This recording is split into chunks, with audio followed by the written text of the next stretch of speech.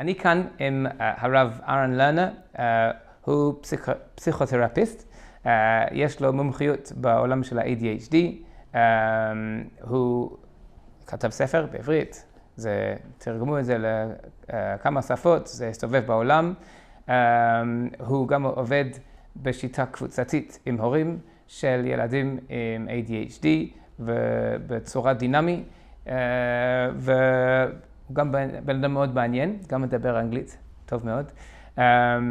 ויש לנו, זה כבוד בשבילנו לפגוש אותו כאן בשביל הקשיבה.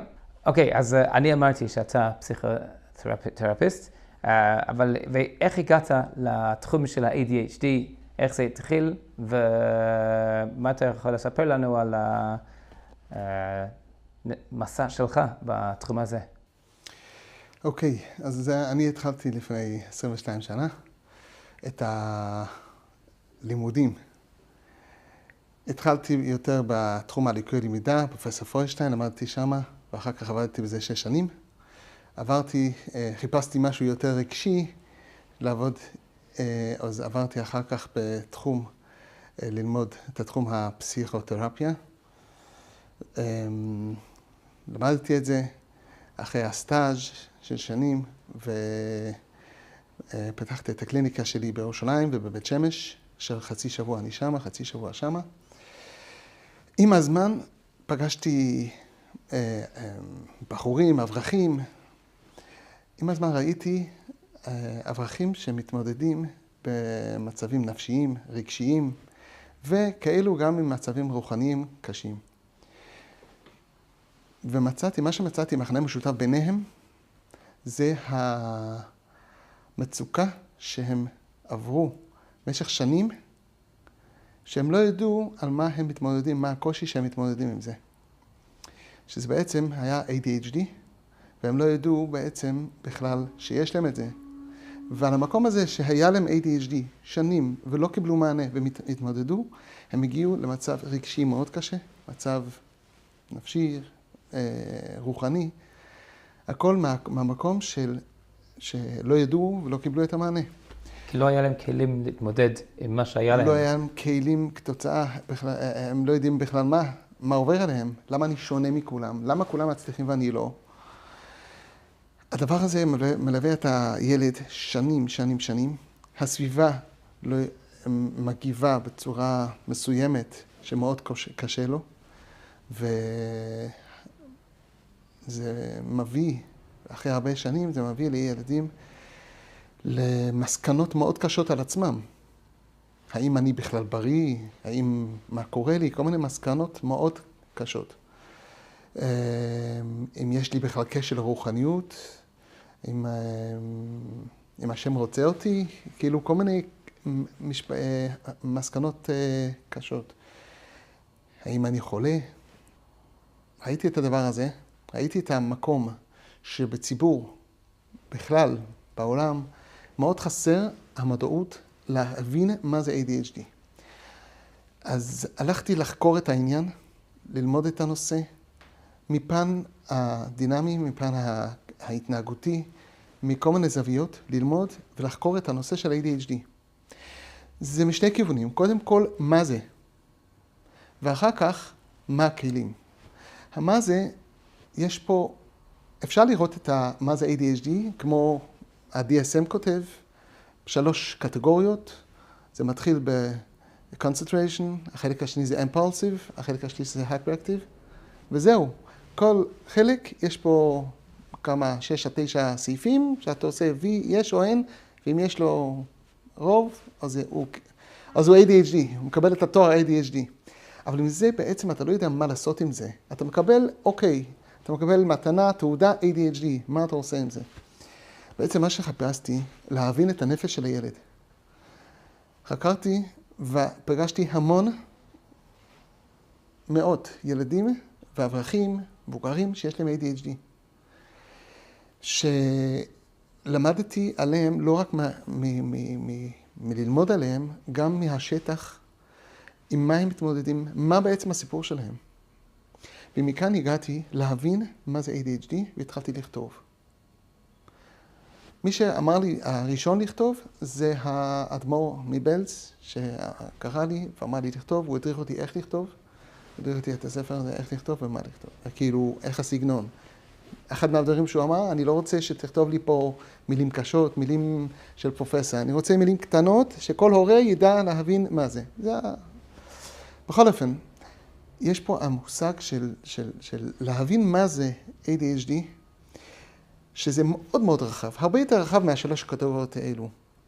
ומה החשיבות להבין מה זה ADHD? החשיבות הוא, כשאתה מבין מה זה, אתה מבין למה הילד עושה מה שהוא עושה. מה מביא אותו לעשות? כשאתה לא מבין, זה נראה רוע, זה נורא משהו מאוד מוזר, מאוד... ואתה לא יודע איך לקבל את זה, איך לאכול את זה. וואו, עם איזה ילד נפלתי פה. בעצם כשאתה מבין מה זה ADHD, לעומק, אתה מבין מה קורה לו. בכל התנהגות אתה מבין, וואו, אני יודע למה הוא עושה את זה. זה חלק ראשון. חלק שני, אתה גם מבין איך אתה צריך לפעול במקום כזה. אם הילד בעצם עושה משהו, אתה מבין מאיפה זה מגיע, אתה מבין מה הצורך שלו, ומה אתה צריך לפעול במקום כזה. במקום כזה זה מאוד מעניין. רק כשאני נותן הרצאה, מה זה ADHD, זה הרצאה של 2 זה המון לדבר, זה עולם. אבל כשההורה מבין מה זה ADHD, הוא כבר מבין, אז אני אעשה ככה, אני עושה ככה. זה כבר נותן לה וואו. להבין את ה-ADHD רק, אוקיי, יש impulsive ו-concentration, אוקיי, אז מה אני עושה עם זה? זה מביא את ההורה למקום של helpless, חוסר אונים. מה אני עושה עם זה? מה אני הולך לעשות מחר עם זה? מה אני הולך לעשות כשהילד עושה 1, 2, 3? אז זה הנקודה החשובה, להבין מה זה. מבחינת הזה, אתה הגעת לזה בעצם לא בכוונה להגיע לזה. אתה טיפלת באנשים בתור פסיכותרפיסט, ועם הזמן ראית שדברים חוזרים על עצמם עד כדי כך שאתה ראית צורך להיכנס לעולם של ה-ADHD כדי שאתה תבין את זה יותר טוב, ותוך כדי זה, כן, אני צודק, תוך כדי זה אתה הצבת שיטה שייתן גם להורים, ואני מניח מחנכים גם כן, כלים לתת מענה לאנשים עם ADHD. מצוין. אמרת עכשיו שיש כמה צורות או כמה אפשרויות, איך שה-ADHD מבטא את עצמו בתוך הילד, ויש כל מיני תחומים בתוך התחומים הגדולים. אז אם תוכל לפרט עוד קצת בשבילנו? אוקיי. בעצם, איך שאני רואה את הנושא של ADHD, זה... אני חושב שהמילה ADHD זה מילה מאוד מאוד ישנה, שהיום אנחנו כבר הרבה התקדמנו להבין הרבה יותר לעומק מה זה, והרבה יותר רחב. אם דיברנו לפני 90-100 שנה, ידענו על concentration, אחר כך ראינו גם את ה-hyperactive. היום אנחנו רואים את המקום של ADHD, אני אגיד את זה, המילה הנכונה זה קושי בוויסות, regulation problem. אוקיי. קושי בוויסות זה בעצם שהאדם, הילד או האדם, לא משנה, זה מתנה לכל החיים, שהוא לא מנהל את עצמו, כשהוא רוצה לעשות משהו, הוא לא מנהל את עצמו לעשות את מה שהוא צריך לעשות, מה שהוא רוצה לעשות, רק הוא מנוהל מהגירוי שעומד מולו. אם הדבר מגרה אותו, אז הוא שמה. אם זה לא מגרה אותו, יהיה לו קושי להביא את עצמו לעשות את הדבר. אני לא אכנס לתיאוריה, למה, בשביל כל יום יש תיאוריות חדשות, ולא נסיים, וזה לא למעשה, זה לא משנה. אבל זה התוצאה, בואו נלך למעשה. למעשה זה, מי שמנהל אותו זה הגירוי שעומד מולו. והדבר הזה, זה הכותרת של ה-ADHD. הוא לא מנהל את עצמו, הוא מנהל מהגירוי. הדבר הזה מביא להמון branches. נתחיל עם 5 חלקים שזה משפיע על הנפש. לפני שאני אומר את 5 חלקים, חשוב לי לומר שלא כל אחד יש לו את כל 5. כל אחד יש לו 2, 3, יש כאלו 5, יש כאלו 2. תלוי. כל אחד עם האיזון שלו. במקום שלו, איפה שזה תופס אותו. ובכל אחד מה5 יש המון תת-סעיפים, איפה זה יוצא. אז כשאנחנו מדברים על ADHD, על המקום הזה, זה בעצם מתפרס ל5 חלקים, מוחי, גופני, תגובתי מעשי חושי ורגשי.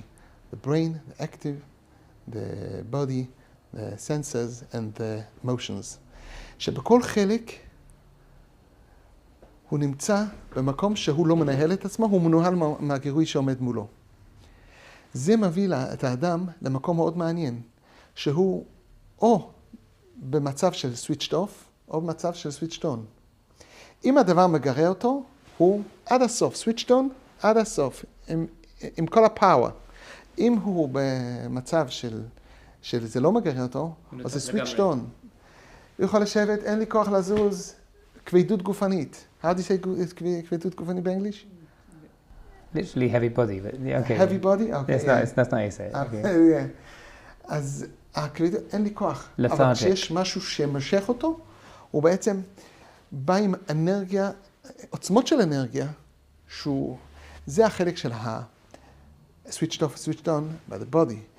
אותו דבר. זה יכול לקרות בן רגע?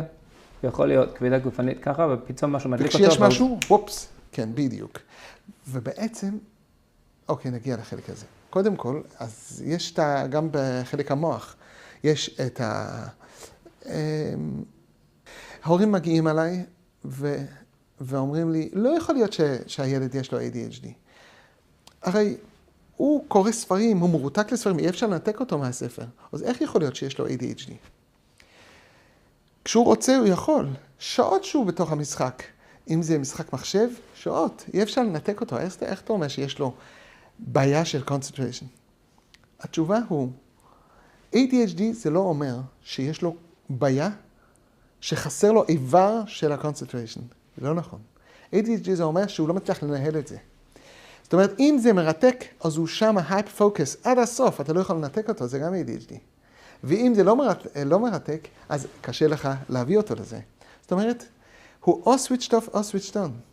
כי בזה שהוא מרוכז במשהו, זה לא אומר שאין ADHD. יש הרבה חלקים, אם אתם רוצים, זה דוגמאות, שתי דוגמאות, אבל זה מתפרס להמון חלקים. אז בעצם אני מבין מה שאתה אומר, שה-ADHD זה לא בעיה בריכוז, זה בעיה בלהגיע לריכוז. כי ריכוז, לכל אחד יש לו, גם מישהו מ-ADHD יש לו את האפשרות להיות בריכוז. אבל בדרך כלל אנחנו צריכים להביא את עצמנו לריכוז. אז יש אנשים שאין להם את ה-ADHD נגיד, שהחיים משעממים לפעמים, אבל עושים את זה בכל זאת, כי צריכים לעשות משהו עד הסוף, כי ככה עושים. אבל מישהו שהוא רק חי על מה שתופס אותו, אז אם משהו לא תופס אותו, אין לו מצב ביניים. או שהוא באון, או שהוא באוף, וזה כל ה... וזה מלווה גם במוח, שזה ריכוז. לפעמים יש לזה גם סעיף של short memory, זה עוד נושא. זה גם במה שהוא רוצה לעשות. אם הוא רוצה לעשות משהו, אז הוא חייב לעשות את זה עכשיו, ולכן יש קושי בתחיית סיפוקים, קושי בגבולות. הוא רוצה את זה, הוא רוצה לעשות את זה. הוא עכשיו באון. הוא עכשיו בסוויץ' און, אז הוא חייב את זה עכשיו. זה לעבור ממצב למצב. אם הוא עכשיו במצב שעושה משהו מרתק באמצע גיים, ואתה רוצה שהוא עכשיו בוא לאכול ארוחת ערב. לא מרתק. המצב השני פחות מרתק, אז יהיה לו מאוד קשה לעזוב. אבל אם המצב השני יותר מרתק, אז הוא יעבור בקלות. בזה שיש... תמיד זה... לפעמים יש מישהו שהוא עושה משהו, הוא משחק משחק, ילד, ואתה קורא לו, והוא כאילו לא שומע אותך. אבל זה לא חייב להיות ADHD. כל אחד יש לו, הוא יכול להיות דבוק למשהו והוא לא שומע אנשים, או זה גם סימן שזה קשור ל... שתי דברים. קודם כל, אי אפשר לקבוע ADHD מסימפטום אחד. תמיד זה מכלול של קושי בהתנהלות, תפקודי ניהול. נכון שכל דבר יכול לבוא מגורמים נוספים. דבר שני, בדרך כלל כשאני נותן את ההרצאות, יש את ההורים שאומרים, אבל לכולם יש את זה. בדרך כלל אני אומר, מי שאומר את זה, זה בדרך כלל ADHD לא מאובחן. אז לכן אני חושב שכולם. נכון שכל אחד, כשיש משהו מרתק, אז הוא יותר שמה. אבל זה לא בקיצוניות כזאת. ADHD הרבה יותר קשה להתנהל כשאין את הגירוי. הרבה יותר קשה. זה לא אומר שהוא לא יכול, אבל זה נורא קשה. אם נבין את הקושי שעובר עליו, נבין מה עובר עליו. אמרתי לפני כמה דקות שזה גם נוגע לחלק הרגשי. זה יכול להיות מצב, אתה תסביר את זה, אבל יכול להיות שיש מצב שמישהו, אם הוא באון, אז הוא מתרגש ממשהו, ואם הוא בעוף, הוא לא מתייחס למישהו בצורת, או משהו בצורת רגשי, כאילו אין לו רגש באותו שנייה.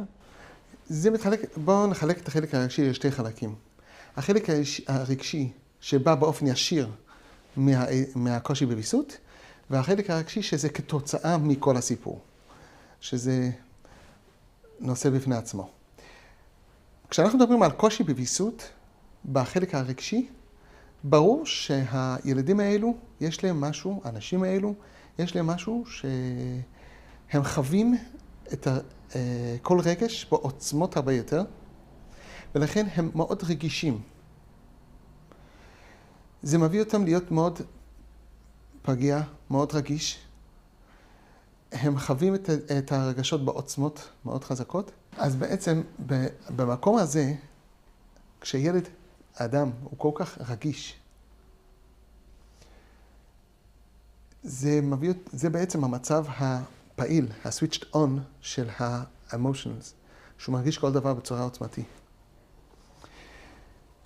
כתוצאה מזה, ילד יכול לחוות, האדם, הילד יכול לחוות שכל דבר קטן מפריע לו. אם יש מישהו שיש לו, אמר לו משהו ברמה 1, הוא מרגיש את זה 5. כל דבר קטן מציף אותו. כל אחד פוגע בו, כאילו... כל דבר פוגע, כל דבר כואב, וכואב נורא. עם הזמן, הילד מרגיש שהוא שונה, שהוא יותר רגיש. יש כאלו, בפרט אלו שיש להם ביקורת עצמית או ביקורת מהסביבה, למה אתה כזה רגיש? או אומר את זה לעצמו. יש כאלו שקשה להם את הדבר הזה, והם נכנסים בכוח למצב של switched off. ואז סוגרים את הברז, אדישות, שכלי. אז תשאל מה הבעיה? יופי, פועל שכלי, הכל...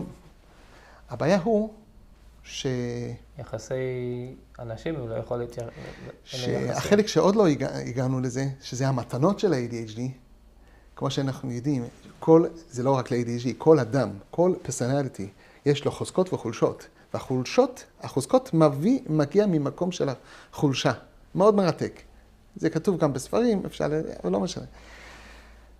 ובפרט ה-ADHD רואים את זה מאוד מאוד ברור, שיש להם חוזקות, מתנות יותר מאנשים אחרים.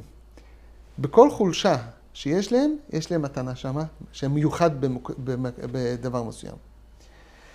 ולמשל, אם הם לוקחים את עצמם בכוח לסוויץ' אוף, אין לי כוח להצפה רגשית שעולה לי בכל מקום, או כשאני נכנס למקום, כל דבר מגרר אותי רגש אחר, אז הוא נכנס לכבוי, אז הוא מכבה גם את החלק הטוב. לדוגמה, אם ניקח את החלק של הרגשי, כמו שדיברנו על המקום שהוא רגיש, אז הוא גם רגיש לזולת. היכולת אמפתיה, הכלה, הזדהות לזולת, האינטואיציה, הוא מאוד חזק, מאוד מאוד טוב. אפשר לפתח את זה למקום מאוד מאוד טוב. כשהוא מכניס את עצמו למקום של לסגור את הברז, כאילו לא להרגיש, אז בעצם הוא מאבד את המתנה הזאת. אני אומר שדווקא ADHD, שהם מגג'ירים ADHD, מלמדים ופסיכולוגים, פסיכותרפיסט, ADHD הם הכי מוצלחים. הם מרגישים את הילד, חווים את הילד, הם מרתקים. האם אתה בשנים ראית שככה זה אולי מרגיש לאנשים שעם הזמן פתאום כל אחד יש לו את ה-ADHD. לפני 100 שנה אמרת שאולי יש איזה, קוראים לזה ריכוז, לא יודע מה, ופתאום כל שני וחמישי עוד אחד עם ADHD, עוד אחד עם ADHD, כאילו, האם זה אומר קודם כל שלהמון המון המון אנשים שלא ידענו מזה, פתאום יש להם ADHD, או לא ידענו לזהות את זה מקודם, ואם לא ידענו לזהות את זה מקודם, אז איך אנשים הסתדרו? רואים שאנשים הסתדרו. אתה הראשון שראיינו אותו, שלא אמרת דבר ראשון, איך אני מכיר ADHD? כי לי יש לי ADHD. כל אחד אמר כבר על עצמו שהוא יש לו ADHD. גם אמרו עליי שיש לי ADHD, אז גם כן. אז בסדר. ומי שלא טיפלו בו ולא זה, כמו שאמרת בהתחלה, יש אנשים שהסתדרו בחיים איכשהו. אז א', מה השתנה אם משהו השתנה?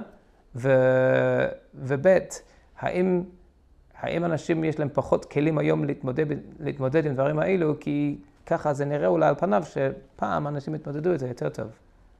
אוקיי, אז זו שאלה חשובה. אז קודם כל, מה שזרקת באמצע, איזה משפט, אני חייב להתייחס לזה. אמרת, כל האנשים התחילו שלי יש ADHD. אז קודם כל אני רוצה להגיד, כל מי שמתעסק עם ADHD ורוצה להצליח, חייב להרגיש את זה או להיות שם. מאוד קשה לעבוד אם אתה לא יודע מה זה, אם אתה מרגיש את זה. ואלו שיש להם, הכי מוצלחים. אז קודם כל, יש לי את המתנה הזאת, גם אני. למה לא אמרתי את זה בהתחלה? יש לי סיבה למה אני לא אומר את זה. ראיתי כל מיני מקומות שאמרתי את זה, זה הביא להורים להסתכל, וואו, הוא ADHD? אוקיי. אז הבן שלי גם יכול להגיע כמו הרב לנה, אוקיי. מה זה גורם להורה? להעלות ציפיות מהילד. תסתכל, אתה יכול להצליח. אם אתה רוצה, אתה יכול. זה מגביר את הציפיות. אני מעדיף, לכן, אני נזהר, אני לא יודע מי רואה, למי מגיע המילים שאנחנו מדברים, אז המסר שלי זה תוריד ציפיות. כמה שתוריד ציפיות, הוא יעלה. אם תעלו ציפיות, אני רוצה שאתה תגיע כמו הרב לרנה, אז הוא ירד. אז לכן לא הבאתי את זה. אבל אם אתם מדברים, זה המתנה שלי, וברוך השם שיש לי את זה. זה השליחות שלי בחיים, ובזכות זה אני מצליח בכל התחום הפסיכותרפיה, כמו שדיברנו, האינטואיציה, ההכלה, כל החלקים החשובים שצריך, זה המתנות שיש. החלק השני, שאלת, מה קרה פתאום היום שכולם ADHD, איפה שאתה הולך? אני ADHD, יש תחרות. מישהו בא אליי ושואל אותי, תגיד לי, יש כדור גם להיות ADHD? כאילו, זה הטרנד שרוצים להיות שם. אז בעצם, קודם כל מה? גם את הנושא הזה חקרתי ומאוד מעניין. אני לא חושב שהיום יש יותר ADHD מפעם. יש יותר מודעות, זה כן. היום יש יותר מודעות ל-ADHD. יש יותר מודעים, לומדים את הנושא, ויותר עזרה לילד שמתקשה. אבל יש בכל זאת, יש משהו שרואים היום יותר. מה הדבר הזה? אז קודם כל אני רוצה להגיד שהחיים של היום, התנאים של החיים של היום, גורם שה-ADHD יבלוט מאוד חזק. לעומת החיים של פעם. הסגנון החיים, בפרט במגזרים מסוימים, נגיד, עם החיים של פעם, מה היה החיים? קמו בבוקר, היו צריכים לסחוב מים מהבאר. אז לסחוב מים זה לא קל, זה לסחוב. אתה רוצה לאכול, אתה צריך לטחון חיטים, אתה צריך לשחוט איזה כבש. יש המון עבודה. אז קודם כל, דבר ראשון, הפעילות גופנית מאזן את החלק הזה במוח, ההורמונים, הדופמין והאדרנלין, כמו שהכדור, כל הכדורים שיש היום, שזה גורם לאיזון בדופמין והאדרנלין, הפעילות גופנית עושה את זה בצורה טבעית. והחיים של פעם, שכל הזמן היה, אם זה לא היה רכב, היה הליכות, היה... כל דבר היית צריך לעשות לבד. המון פעילות. הדבר הזה גורם להעלות את הדופמין והאדרנלין, וכמו שאתה עושה היום, ככה אדם ADHD, יעשה פעילות גופנית בבוקר, אז יהיה לה, הוא ירגיש הרבה יותר מאוזן, יכולת ריכוז, הכל מצוין. אז קודם כל, זה חלק ראשון, הפעילות, שהתנאים של פעם, אז אפשרו לתת מענה, ובעצם לא ידעת שיש קושי, שיש משהו שהוא מתמודד. אדרבה, הם היו בולטים לחיובי, הם היו מצליחים בכל תחום. אם הורה היה רוצה להשקיע לימודים שילמד, הוא לקח איזה מלמד, ל5 ילדים, לא קשור לגיל, לא קשור, רק 5 ילדים שרוצים ללמוד באותו רמה, אוקיי, קח 5 ילדים, תלמד אותם. אם יש ילד שלא, אין לו חשק עכשיו, הריכוז שלו לא למקום, אוקיי. לך הביתה, תשחק קצת עם התרנגולים. לחלוב את הפרה, יופי. וכשאתה רוצה, תחזור. ואז הוא חוזר עם חשק. אז קודם כל, יש פה קבוצה קטנה. יש פה אפשרות, אין פה מסגרת שמגביל אותו, ואין פה מסגרת שבעצם, אם אנחנו מדברים על מסגרת, מסגרת בעצם מקשה עוד יותר על הקושי. למה? שמסגרת בעצם, דיברנו על האדם שפועל ממה שמושך אותו. מסגרת זה בדיוק הפוך. אתה צריך לעשות לפי הכללים. לא מושך אותי? לא, אתה חייב. אז כשילד במסגרת, הרבה יותר קשה, לכן אני אומר גם להורים, כשהם רוצים לשחק עם הכדורים. במסגרת, זה הרבה יותר קשה כשהוא מתחתן, יוצא לחיים שלו, גם אברך כולל. הוא יכול ללמוד כל היום עם ADHD, לא סותר. איך? קודם כל הוא בוחר איזה כולל הוא רוצה, איזה לימוד הוא רוצה. אז קודם כל משהו שמושך אותו. דבר שני, אברכים שרוצים לרדת מהכדורים. אני ממליץ להם, בואו נעשה תוכנית פעילות גופנית. יופי. באמצע הכולל אתה מרגיש הראש לעמקים, אוקיי, תעשה ריצה סביב הבלוק, 20 דקות, תחזור, יופי. אתה בידיים שלך. ברגע שיש מסגרת, זה מקשה עוד יותר על כל זה לא אומר שלוותר על מסגרת בשביל, יש בעיות אחרות מהחיים של היום, גם צריך את זה, אבל יש פה קושי. ברגע שפעם לא היה מסגרת, היה יותר גמיש, היה מרחב, שזה מאוד חשוב לאנשים ADHD, אז כל התנאים האלו יצר מציאות שהילד לא מקבל מענה, פחות צובר בעיות רגשיות מכל התנאים, הוא מקבל אלימות בדרך שלו, ולכן היום כשיש מסגרת, והפעילות הגופנית היחידה בחוגים מסוימים, זה לקחת את הקפה מהקומקום עד הכיסא. ולעשות ככה. זהו, אבל... גם ככה לפעמים. מצוין, אבל צריך, הנפש צריך. ולכן היום זה בולט הרבה יותר. יש פה עוד נקודה שאתה בעצם, אתה לא הולך לפי גיל. לפי רמה, לפי היכולת, זה משהו אחר. ומה שמעניין זה, חקרתי את זה לפני זה, כאילו לפני שהצאתי את הספר, כשהצאתי את הספר והרב קסלר ממודיעין עילית כתב לי מכתב, המלצה, ואחר כך הוא רצה להוסיף מכתב.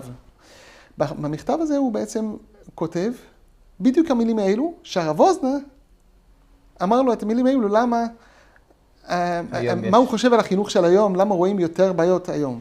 ובדיוק את זה הוא כתב, והבאתי את זה בספר, המכתב הזה. אז יש לנו גם מה שחקרתי, ויש פה גם מה שמישהו שהיה חי פעם, והוא מביא משלו מה הוא ראה פעם והיום. אז כשאומרים הביטוי בעברית, להוציא אנרגיות, זה ממש ככה. כאילו פעם האנרגיות היו יוצאות מעצמם, ופה בדור שלנו הן לא יוצאות באופן אוטומטי, ולפעמים זה מצטבר אצל מישהו מסוים, אז זה מרבה את הקושי. מה זה מצטבר? כאילו שעצם הדבר הוא לא עושה פעילות גופנית, הוא לא מכניס דופמין וכל זה למערכת שלו, כמו שפעם היו עושים. אז הוא יושב שם בלי זה, וזה פתאום לא... אז הקושי בוויסות עולה, הוא לא מצליח. בשביל מה שגורם, משפר את הקושי בוויסות, זה להעלות את הדופמין והאדרנלין. אז לפי מה שאמרת, באופן אידיאלי היום, באופן תיאורטי לפחות, היה אולי צורך לעשות, כי אנחנו גרים כבר בדור של בתי ספר, לא של מלמד עם 5 אנשים, לא יודע מה, מסגרת כזה.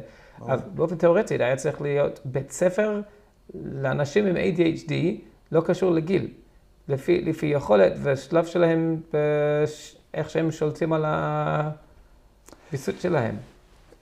תראה, ברור שיש להם את הצרכים, כשהם מקבלים את הצרכים הם פורחים ועוקפים את כולם. אבל לתת להם, אחד מהצרכים הם שהם יהיו מחוברים לעצמם. אם אתה מקטלג אותם בצורה של הם הבעייתיים, אז כבר אתה מגיע ממקום חלש. אבל זה לא מדגיש, זה הפוך. כשיש לך כיתה של 30 ילדים, ו2 מפריעים לכולם, אז הם בין כך בצד, אם היה לך 30 אנשים זה הכיתה. יש אחד בגיל 12, יש אחד בגיל 14, יש אחד בגיל 13, לא משנה. אבל הם בכיתה אחת, והם באותו רמה, אז אף אחד לא המיוחד פה, הם סתם זה כיתה, לא צריכים לקרוא לזה בית ספר לאלה עם ADHD, אבל באופן תיאורטי. בוא לא נתייחס לגיל, אבל בעיקרון, לתת להם את המענה, אני חושב, יש כאלו ישיבות. כשיש את המענה במוסד שנותן את המענה, זה מצוין. אבל המענה הוא לא רק זה. מה שאנחנו מדברים עכשיו זה המענה של כאן ועכשיו, here and now. יש את החלק השני ששאלת מקודם, על החלק הרגשי, שאני רואה עכשיו התוצאה מכל ההתמודדות של הקשב, והילד לא מבין מה יש לו, ההורה לא יודע מה יש לו, מה יש לילד ולמה הוא עושה, ומסתבך ומתעצבן. התוצאה מהחיים של ADHD, שלא יודע מה יש לו, וההורים לא יודעים, ולא מקבל את הצרכים שלו, מייצר בעיה חדשה, שזה בעיה רגשי, שזה בעיה נוסף, כתוצאה מאי קבלת הצרכים, שזה מתחיל עוד פעם בחלק הרגשי, שזה לא קשור לרגשי, קושי בוויסות רגשי, זה קשור לדימוי עצמי של הילד, איך הוא תופס את עצמו. אני רע, אני טוב, אני בסדר, אני מאכזב את ההורים, אני ממרמר את החיים של ההורים שלי. אני נמצא בכלא כל היום, לא יודע מה רוצים ממני. זה משפטים שאני שומע כל הזמן מהבחורים, מהילדים האלו. והדבר הזה מביא אותם למצוקה רגשית מאוד גדול. ואם לא מודעים, הסביבה לא מודעת לצרכים, מסתכלים עליהם בצורה שונה, שלילי, זה מביא אותם למקום מאוד מאוד קשה. מאוד מאוד קשה.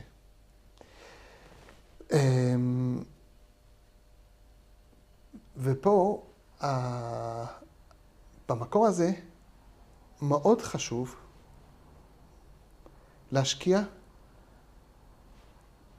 בהורים ובסביבה, שהם ידעו מה זה ואיך למלא את הצרכים.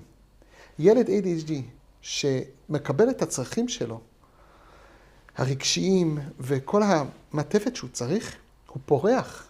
הוא מצליח להתגבר על הקושי, ויש כאלו אפילו בלי כדור. הוא מקבל את הכוח. אני לא נגד הכדור, לפעמים צריך. זה מאוד אינדיבידואלי, רק אני אומר את המושג שמאוד חשוב להשקיע בחלק הרגשי. כשאתה משקיע בצרכים, החלק הרגשי, יש עוד דברים. כשאתה משקיע בצרכים של הילד, מה שהוא צריך, הוא מקבל את הכוח להתגבר על הקושי. וזה הכי חשוב. הוא יכול לשים את עצמו בסוויצ'ד און כזה, אחרי שהוא מתגבר על עצם הדבר שהוא מקבל את המענה, זה מביא אותו, זה כמו שקע, אתה קונה מיקסה. כל זמן שאתה לא מחבר את זה לחשמל, זה פשוט לא עובד. הילד שלא מקבל את הצרכים, הוא פשוט לא מחובר. זה לא יעבוד. ובמקום להתעסק כאן ועכשיו כל הזמן, שזה גם חשוב, אבל רק בזה, אנחנו צריכים לבנות פה אישיות, נפש בריא. כשאתה בונה את הנפש בריאה, אז הילד מקבל חיים, הוא בונה את האישיות שלו לחיים. זה חוסך המון משקעים, ונותן לו כוח להתגבר ולהתנהל נכון. ובמקום הזה, מה שאמרתם מקודם, שאני עושה קבוצות הורים להדרכה דינמי מעשי, זה מה שאני עושה בקבוצות. ללמד את ההורים איך למלא את הצרכים של הילד. וממקום הזה אתה רואה פתאום שהילד, משהו משתנה. פתאום הילד מתפקד, פתאום דברים זזים. מה קרה? לא עשינו שום דבר, אבל ההורים מבינים מה יש, ומקבלים את הכלים איך לתת כוח לילד. והילד לוקח את הכוח הזה ומשקיע בבית ספר, משקיע בכל מה שהוא צריך להשקיע, בהתנהלות, התארגנות, בניהול רגשות, הכל. אבל קודם תנו לו את הצרכים. כל ילד, אפילו לא ADHD, כשאין לו את הצרכים, אוכל, שינה, הוויטמינים, אז הוא לא מתפקד, הוא לא יכול. תנו לילד את הצרכים שלו. ואם נעיז, אם לא נפחד, זה נקודה הכי חשובה שאני רוצה שתצאו מהכותרת הזה, אם תעיזו להכיר את הילד ה-ADHD, הנפש שלו, ולא תפחדו ממנו, שפחד ממנו זה הכי קשה לו, הוא צריך אתכם חזק. ואתם לא מפחדים ממנו. אם תעיזו להכיר אותו, והנפש שלו, ומה יש לו, תוכלו לאחוש כלים, ולהיות שם בשבילו, ולעזור לו, ולמלא את הצרכים שלו, והוא לוקח את המענה הזה, והולך עם זה הלאה, ופורח. יש הורים ויש מחנכים שהם לא יודעים לפעמים לזהות, שאפילו מתחיל להיות בעיה פה. הם פשוט רואה שיש ילד שלא מתנהג טוב, או הוא מתרגש בקלות. אתה יכול לתת כמה טיפים לאנשים איך להתחיל לזהות שיש בעיה שצריכים לחקור אותה? מה צריך לחפש? למה צריך לשים עין? אתה שואל איך ההורה או המלמד, המורה, teacher, ישים לב אם יש ADHD? כן. קודם כל, אי אפשר לקחת סימפטום אחד ולפי זה לקבוע. כמו שראיתם מקודם, הבאנו את הסגנון. הסגנון הוא שהוא לא מנהל את עצמו. ברור שיכול להיות, קודם כל אתה רואה שהריכוז שלו, אבל יש כאלו שהריכוז שלו מצוין, או מצליח לעקוף את הקושי בריכוז בגלל שיש לו תפיסה טובה. אבל אין לו ריכוז, אתה לא מזהה את זה, את הקושי, ואתה רק רואה את זה בהתנהגויות. לדוגמה, מה אתה יכול לראות? אבל זה קושי בתחילת סיפוקים, כשיש שורה הוא צריך תמיד לעקוף, אין לו סבלנות. אבל זה, תראה, זה המון תופעות, ולהגיד תופעה, זה יכול לבוא מכל מיני מקומות. העיקר הוא להבין מה זה, ואז אתה מרגיש את הנפש שהוא כל הזמן לא מנהל את עצמו. הוא כל הזמן, אם זה בהתנהגות, אם זה בלימוד, אם זה ברגש, זה הסגנון. זה לא רק משהו אחד. לא, אבל אני נפלא זה. אני מבין שאחרי שיודעים שיש למישהו ADHD, הוא יכול לבוא למישהו כמוך, ואתה יכול לתת לו הרבה כלים, אתה יכול לעבוד עם ההורים שלו, כל החבילה. אבל אמרת שיש הרבה יותר מודעות היום, ויש הרבה אפשרות להבין את ה-ADHD היום, ויש חלקים. אבל אני שואל שאלה אחרת. יש עדיין המון אנשים, כנראה, שמסתובבים עם ADHD, שהם לא יודעים, גם ההורים שלהם לא יודעים, גם המורים לא יודעים. אז בכללי, האם יש דברים כלליים שהורה או מחנך יכול להסתכל על זה ולהגיד, וואי, אולי כדאי לקחת אותו לאבחון? אתה מדבר על הילד. כן. קודם כל, בדרך כלל, ההורה יראה כל מיני קשיים. אם זה בהתארגנות, אם זה במשמעת, הוא יראה בריכוז, הוויסות הרגשי, הוויסות הגופני, הוא יראה דברים. מה שאני יכול להגיד, אם אתם רואים משהו, תקחו אותו לאבחון. כמובן, אבחון מקצועי. אם זה ילד, נוירולוג, זה עוד נושא, איך להבחן. אם זה מבוגר, זה תשייך לפסיכיאטר. יש פה נקודה מעניינת. קודם כל אני רוצה לקבוע, אם אתה רואה שילד מתמודד במשהו, עוד פעם ועוד פעם ועוד פעם, אתה רואה שהוא, מה שאתה אומר לו זה לא מספיק, זה לא מביא אותו לעצור התנהגות מסוימת, אז תבדוק אם יש לו קושי. להמשיך להתעקש במקום, בדבר, שניסית ואתה כל פעם, עוד פעם נופל, תבדוק. אולי יש פה הבחנה, אולי יש פה הבחנה שלך שאתה צריך לשנות פה משהו. אבל קודם כל לבדוק. If something doesn't work, check what's going on. זה דבר ראשון. אצל מי אני בודק? אני הולך תבדוק את אצל מי? אז קודם כל לבדוק סתם. אם יש לך חשש ל-ADHD, ל-ADHD חשוב מאוד לבדוק את זה בשתי פרמטרים. שזה אומר שלילה וקביעה. מה זה אומר שלילה? הרי ADHD, כשאנחנו מדברים כאן, אנחנו מדברים על הסימפטומים של ADHD. הסימפטומים האלו יכולים להגיע גם מגורמים נוספים, לא רק מ-neurology problem. זה יכול לבוא מרגשי, בספר יש רשימה שלמה שיכול להביא אותם סימפטומים. אז קודם כל אנחנו צריכים לשלול שזה לא א' ב' ג'. אחר כך יש את החלק הקביעה שזה נוירולוגי. אז יש פה שתי חלקים. גם כשאתה יודע שזה נוירולוגי, אז אתה צריך גם לשלול דברים נוספים. אם זה נוירולוגי, אבל אולי יש פה עוד דברים נוספים. ילד שחי במצב שיש הורים שלו רבים והם על סף גירושין. הוא יביא את כל הסימפטומים של ADHD, וזה לא קשור לנוירולוגי. אז אנחנו צריכים לדעת בשביל לתת את המענה לילד. תמיד אנחנו צריכים לראות הרבה יותר רחב, לא רק נוירולוגי כן או לא. אז יש שתי חלקים שצריכים לבדוק. עכשיו, יש פה משהו מעניין מה שאתה שואל, שהורים או מורים אומרים, זה לא סתם הילד. יש פה משהו מעניין, שאני רואה דווקא אצל ADHD, ואני לא רואה את זה לאף קושי, את הדבר הזה. יש שאלה, כשאומרים, לפעמים הורים, לפעמים מורים, שאני רגיל לשמוע את השאלה הזאת רק אצל ילדים שיש להם ADHD.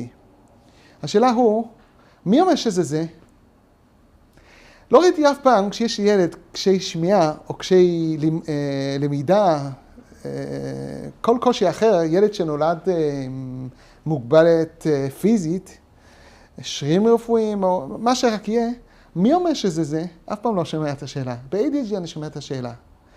זה הביא אותי גם להתבונן, למה ב-ADHD אני שומע תמיד, מי אומר, או אנשים, לא יכול להיות, סתם, סקפטים. הוא מחפש תירוץ. מה זה סקפטים? כאילו, לא ב100% מאמינים.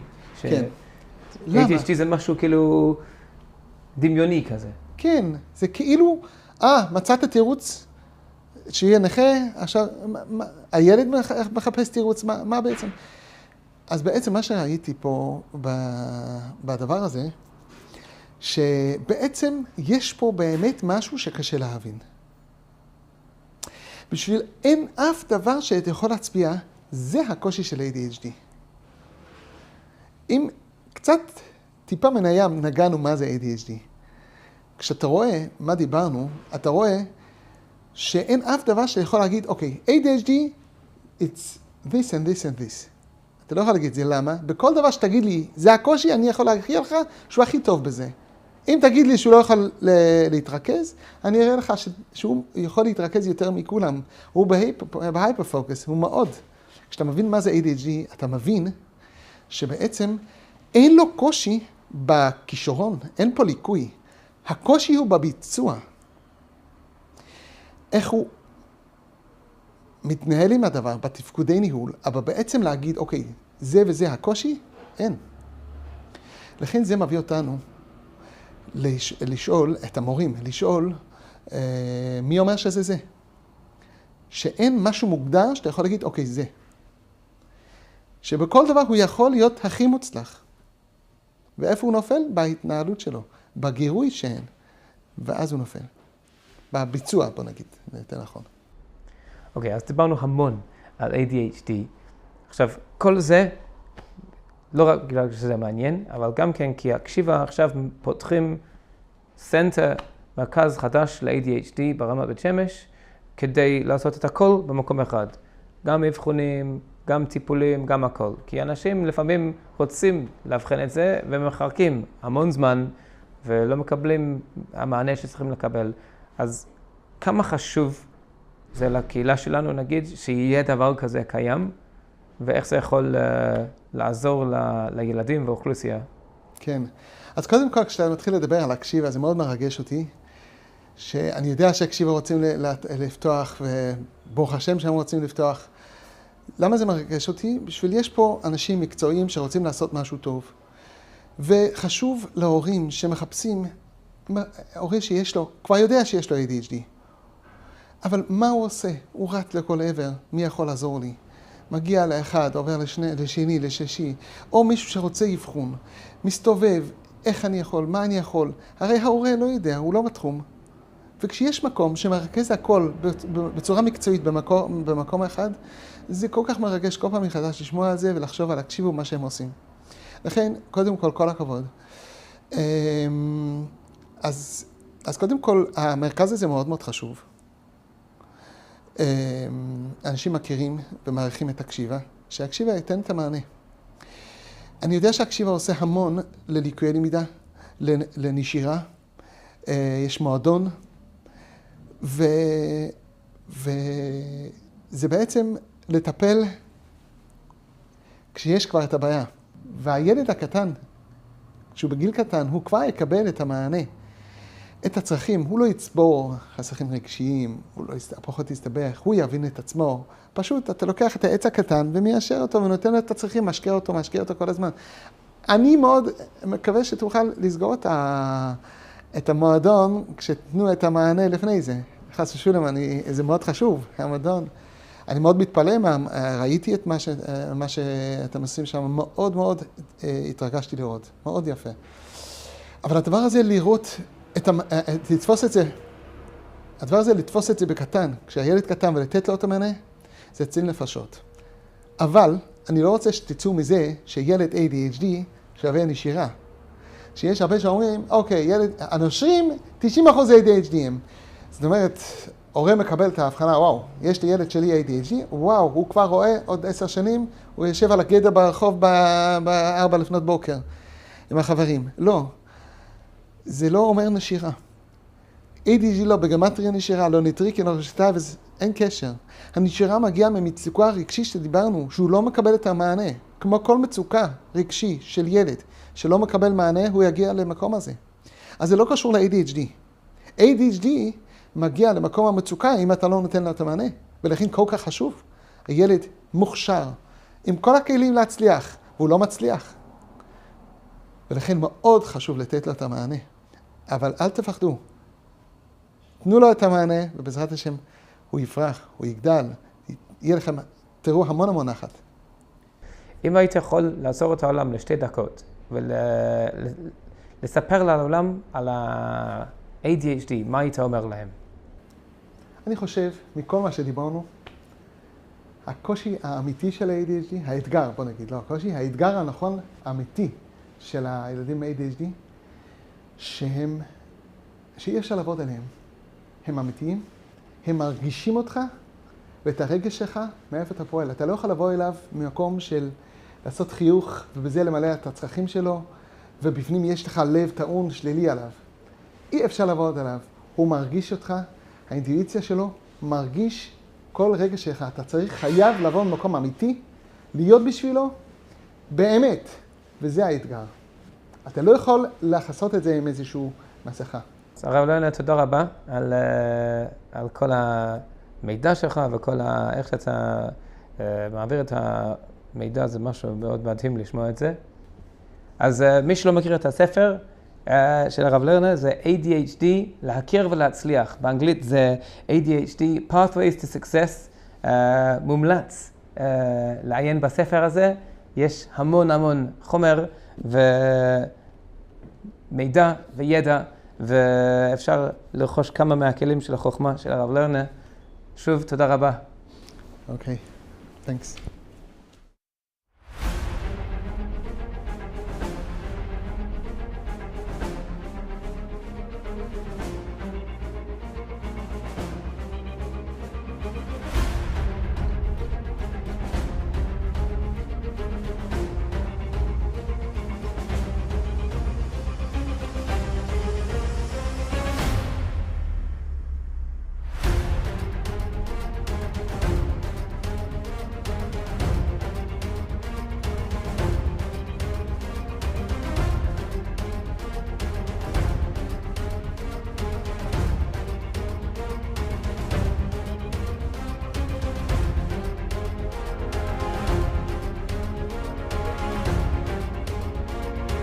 Our broadcast will deal with the realities of ADHD. And really get rid of some of the myths and misconceptions around ADHD. The medicines for ADHD, aren't they addictive? And if you take them long term. So many students that I'll meet, the parents will come in or a teacher will speak with me and say like, I don't know what's wrong with this kid, he's just lazy, he just doesn't want to work. He doesn't want to work. During the broadcast, you will have a tremendous opportunity to learn directly from the experts in the field. Pay attention. Pay attention. Pay attention. Pay attention. There's so much confusion about ADHD. Other people might think that he's spoiled, that he has bad midas. But he wasn't depressed. He had ADHD that was never evaluated. With the right tools, with the right environment and the right support, ADHD can be a gift. Don't say that it's going to go away with time.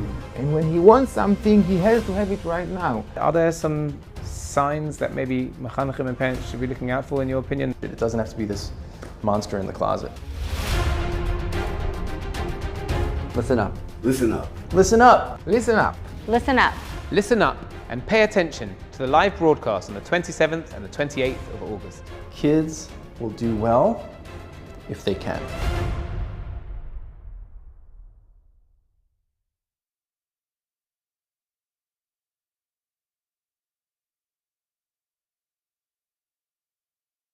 We're here in the house of Rav Rand, who's very kindly allowed us to come and meet with him and interview him about the work that he does.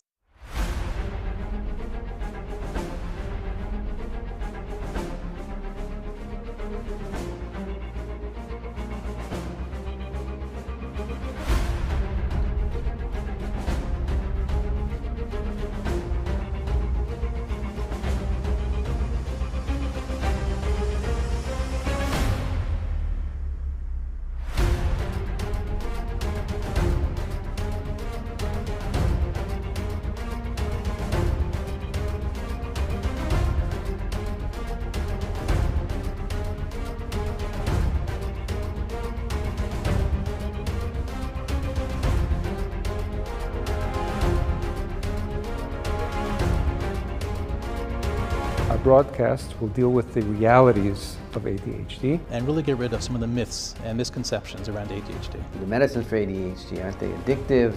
And if you take them long term. So many students that I'll meet, the parents will come in or a teacher will speak with me and say like, I don't know what's wrong with this kid, he's just lazy, he just doesn't want to work. He doesn't want to work. During the broadcast, you will have a tremendous opportunity to learn directly from the experts in the field. Pay attention. Pay attention. Pay attention. Pay attention. There's so much confusion about ADHD. Other people might think that he's spoiled, that he has bad midas. But he wasn't depressed. He had ADHD. It was never evaluated. With the right tools, with the right environment and the right support, ADHD can be a gift.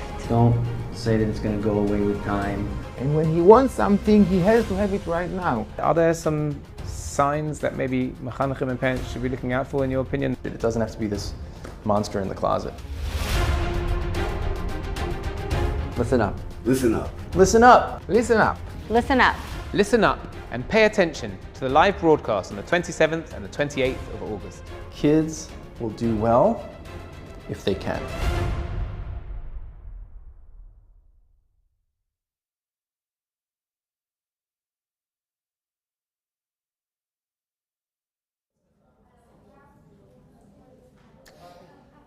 Hello, welcome back to our annual broadcast for the Akshiva fundraiser campaign. This year, as you may have paid attention, it's about paying attention. Pay attention. You may have even seen people on the camera saying pay attention, including myself, saying annoying things like pay attention. Some people even said, if I see that thing one more time and you say pay attention. Anyway, so welcome to the broadcast. The topic this year of pay attention, as you may have guessed, is a play on words. It's about ADHD. Hakshiva have turned their attention to really bringing this into the primary focus. Not only will Hakshiva be doing some of their amazing work that they do all year round, but they'll also be dedicating a lot of their new energies to a brand new ADHD-based center, a one-stop shop for people that are dealing with various elements of ADHD in our community. And it's not one person, it's not two people. It's many hundreds of people, possibly more. Maybe everyone to some extent, and it has wreaked havoc in the lives of many and has held people back in other areas, and Hakshiva said enough's enough. It is time to dedicate energies and resources to this very important topic. People who've tried to get involved in assessing themselves or getting other people assessed will find long waiting lists for doctors, assessments, treatments, therapies. Here it's going to be a one-stop shop where you go to the center, and it's going to really revolutionize, hopefully, in our neighborhood, the way in which we deal with and relate to ADHD, both from the perspective of people who have it, family members, other people, whatever it is. We have a jam-packed lineup for you.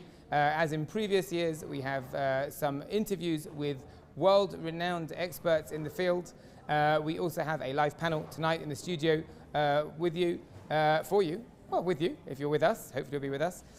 If you want to send in questions, you can contact Hakshiva in the usual channels. No one actually told me what those channels are, but find them out and contact them. You can send in questions for our panel, and we'll hopefully bring them up in your name or anonymously. And we have a target. We have a target to try to help us reach our goal this year, and we'll be letting you know a little bit later more details about what it is and how far along we are. If you want to, well, I guess I was going to say if you want to join us, come to akshivah.org, but if you're watching this, you must have done. If you're watching on the Facebook Live, then make sure that you at some point switch over to akshivah.org. There will be snippets there, but the main broadcast will be running the whole time over here. We have one broadcast tonight, which is Sunday evening, and tomorrow, Monday evening, will be the conclusion, where hopefully we'll bring you good news and good tidings that we've actually reached our goal to help Hakshiva pursue this very, very, very, very, very unusual initiative and very, very special goal that they have. As I said, later on we'll be going to some of our interviews that we've had with some experts. The first up in the lineup is Ravolvi Rand, and we'll also have, as I said, later on a live panel. We'll be hearing from Rav Dan Diomkin, Risa Moore, the ADHD expert that actually helps run programming for Hakshiva. We'll have later on in the program, also tomorrow night, a chance to hear from Uri Schneider, actually lives locally, tremendous insights that he brought to us, and Dr. Rosenblum, which would really stay tuned. You'll see some amazing things. Just before the program began, you might have caught the interview with Rav Aaron Lerner, which was in Hebrew. If you don't speak Hebrew, it's a very, very good chance to practice your Hebrew. So when you watch this back, you can start from the beginning and practice it. If you speak Hebrew, then you may not understand a word I'm saying now. If you speak both languages, then you can enjoy both at your leisure. Dr. Lerner is an amazing personality. He was really very, very interesting. He's got a lot of different qualifications that have brought him along the way. So if you didn't catch it, you can rewatch it. And if you can't be bothered to rewatch it, you can catch it tomorrow night. At the same time, we'll be playing it before we go live in the studio. That will be, again, 5:40 Israel time tomorrow, Monday. So if you didn't pick it up tonight, you can pick it up then. Great. We've got a lot of things on the lineup for you tonight, as I said, and we'll be going shortly to our first interview. If you can see what's going on over here, we've got a slight change in the setup this year, a little bit more relaxed, a little bit more leisurely. Here we are in the I don't know what this is, a breakfast show setup with no guests over here, but we will have guests here. We'll have a panel later on, please God, for you. I'm in a couch. They gave me an armchair. I don't know if that means I've been promoted or they're trying to put me to sleep, which is, if you're a family pet, not such good news. But yes, so this is my armchair. Behind me, you'll be able to, first we'll see here a screen. Okay, fine, yes. Behind me, you'll see, right back here, the screen over here, you'll see this will keep you updated with certain important things. Right now it says donate now. If you don't know what donate or now means, then that might make this difficult. If you only know what donate means, but you don't know when to do it, or if you only know that something has to happen now, but you don't know what it is you're supposed to do, you're in trouble. So let me just explain very briefly. You're on this page, the akshivah.org page, which means that you're also viewing our cause match campaign on the page that you're on. You're seeing interesting pictures of me, but also around you, somewhere over here, I'm guessing. Look around. I'm not sure where exactly. I'm not on the page myself. Denise, where on the page is it relative to me? Where do they donate? Yep. Right over here. Am I doing it right? Here, right here. Yeah. Right. Oh, they've changed the camera now. It's over here. It's over here now. Over there. It's just down here. Click the donate button and make sure you donate. The donations are doubled by our generous is a word that I've just made. I've just generated the word generous. Our generous donors who have stepped forward to graciously back the campaign, as in previous years, generous people have stepped forward to do so. Your donation will be doubled. If you don't know what doubling is, then you get another problem. Basically, everything's turned into two. So if you give $1, it turns to $2. If you $20, $40, etc. So that's the donate bit. And now means like achshav, like now. Do it now. Because you might think, I'll watch first and I'll do it later. You won't. You know why? If you have ADHD. All right. So donate now while you're doing it. It won't stop you enjoying me rambling on, as enjoyable as that is. And you'll be able to be part of our campaign. The screen will change sometimes. It just did now. It just changed. Coming up next. All right, coming up next. I think that's my cue to tell you what's coming up next. No, it's not coming next. Oh yes, Ravolvi Rand. He looks like this. He'll be the one that looks like this. If he doesn't look like this, you get your money back. you don't actually get your money back. So if he doesn't look like that, that's it. But yeah, this is Ravolvi Rand. This is a picture of, this is not him. He's not alive here, he's alive there. But he's been videoed, he looks exactly like that. And he is a therapist, well, you'll hear on the interview itself, but he's a therapist and has dealt extensively with people who have had ADHD and some of the fallout that they've had and the way it's knocked on in their own lives. And he was interviewed, very, very interesting. And to stop you hearing me rabbiting on about it, you can hear it straight from the horse's mouth. There'll be someone else there who looks a little bit like me interviewing him, but he's doing most of the talking. So without further ado, I hand you over to Ravolvi Rand. Take it away. We're here in the house of Rav Rand, who's very kindly allowed us to come and meet with him and interview him about the work that he does. I don't want to give too much away, so we're just going to go straight in. So Rav Rand, thank you very much for having us. My pleasure. Thank you for coming. I know now that you're dealing in a more therapeutic setting.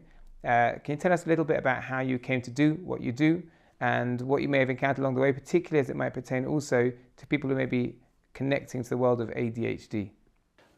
So I was a mashgiach in Yeshivat Migdash Melech in Yerushalayim for about 30 years till Corona.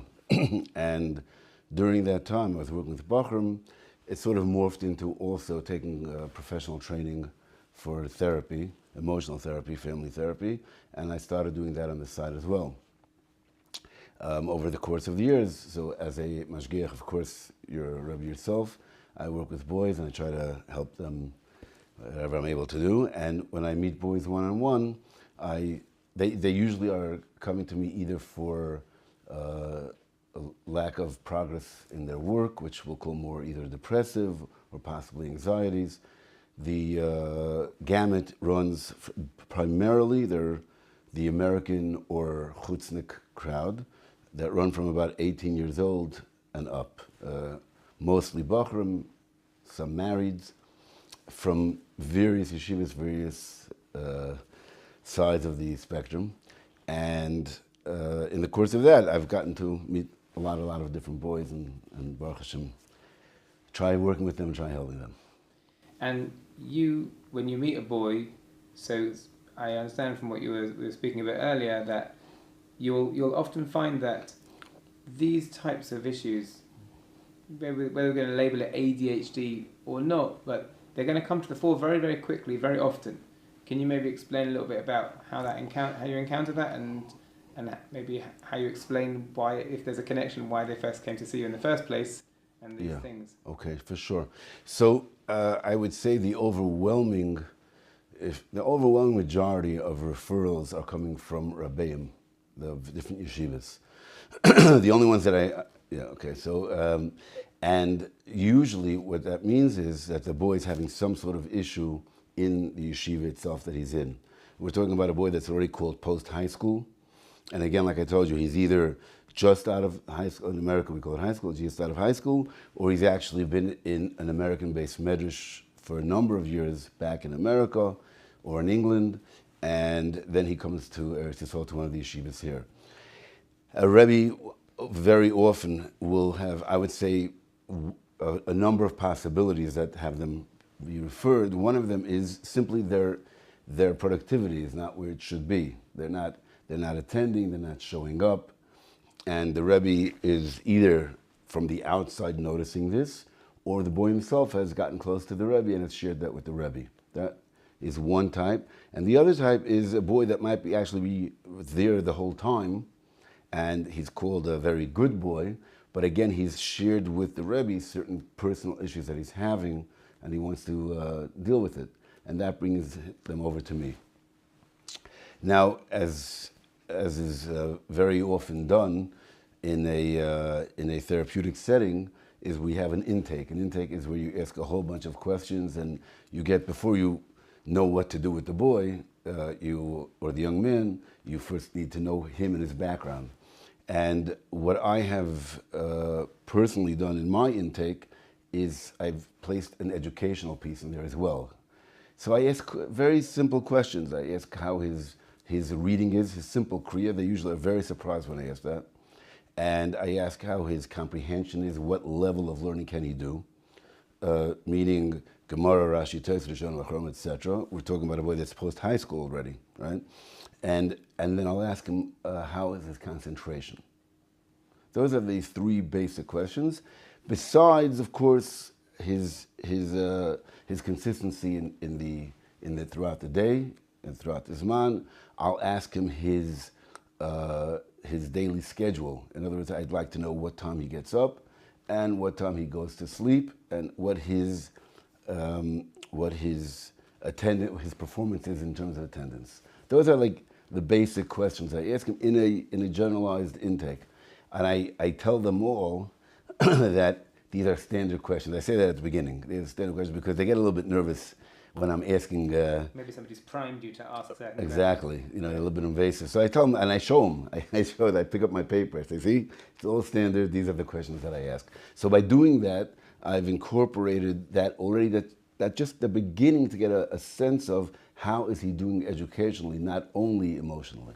Do you see then a very strong connection between people that are maybe suffering in the educational piece and people who are suffering in an emotional piece? Do you see a strong link between those two? Exactly, yes. So can you tell us a little bit about how the emotional piece is going to affect someone in a learning environment? Maybe, I guess, the reverse as well. Sure. It's really very clear, very clear. Now, of course, we have two possibilities, okay? Let's say there's an emotional piece which can affect the educational. Let's talk about the educational that affects the emotional, okay? So we have a boy, if we're talking about ADHD, for example, as an example, that usually begins at a very young age, very young age.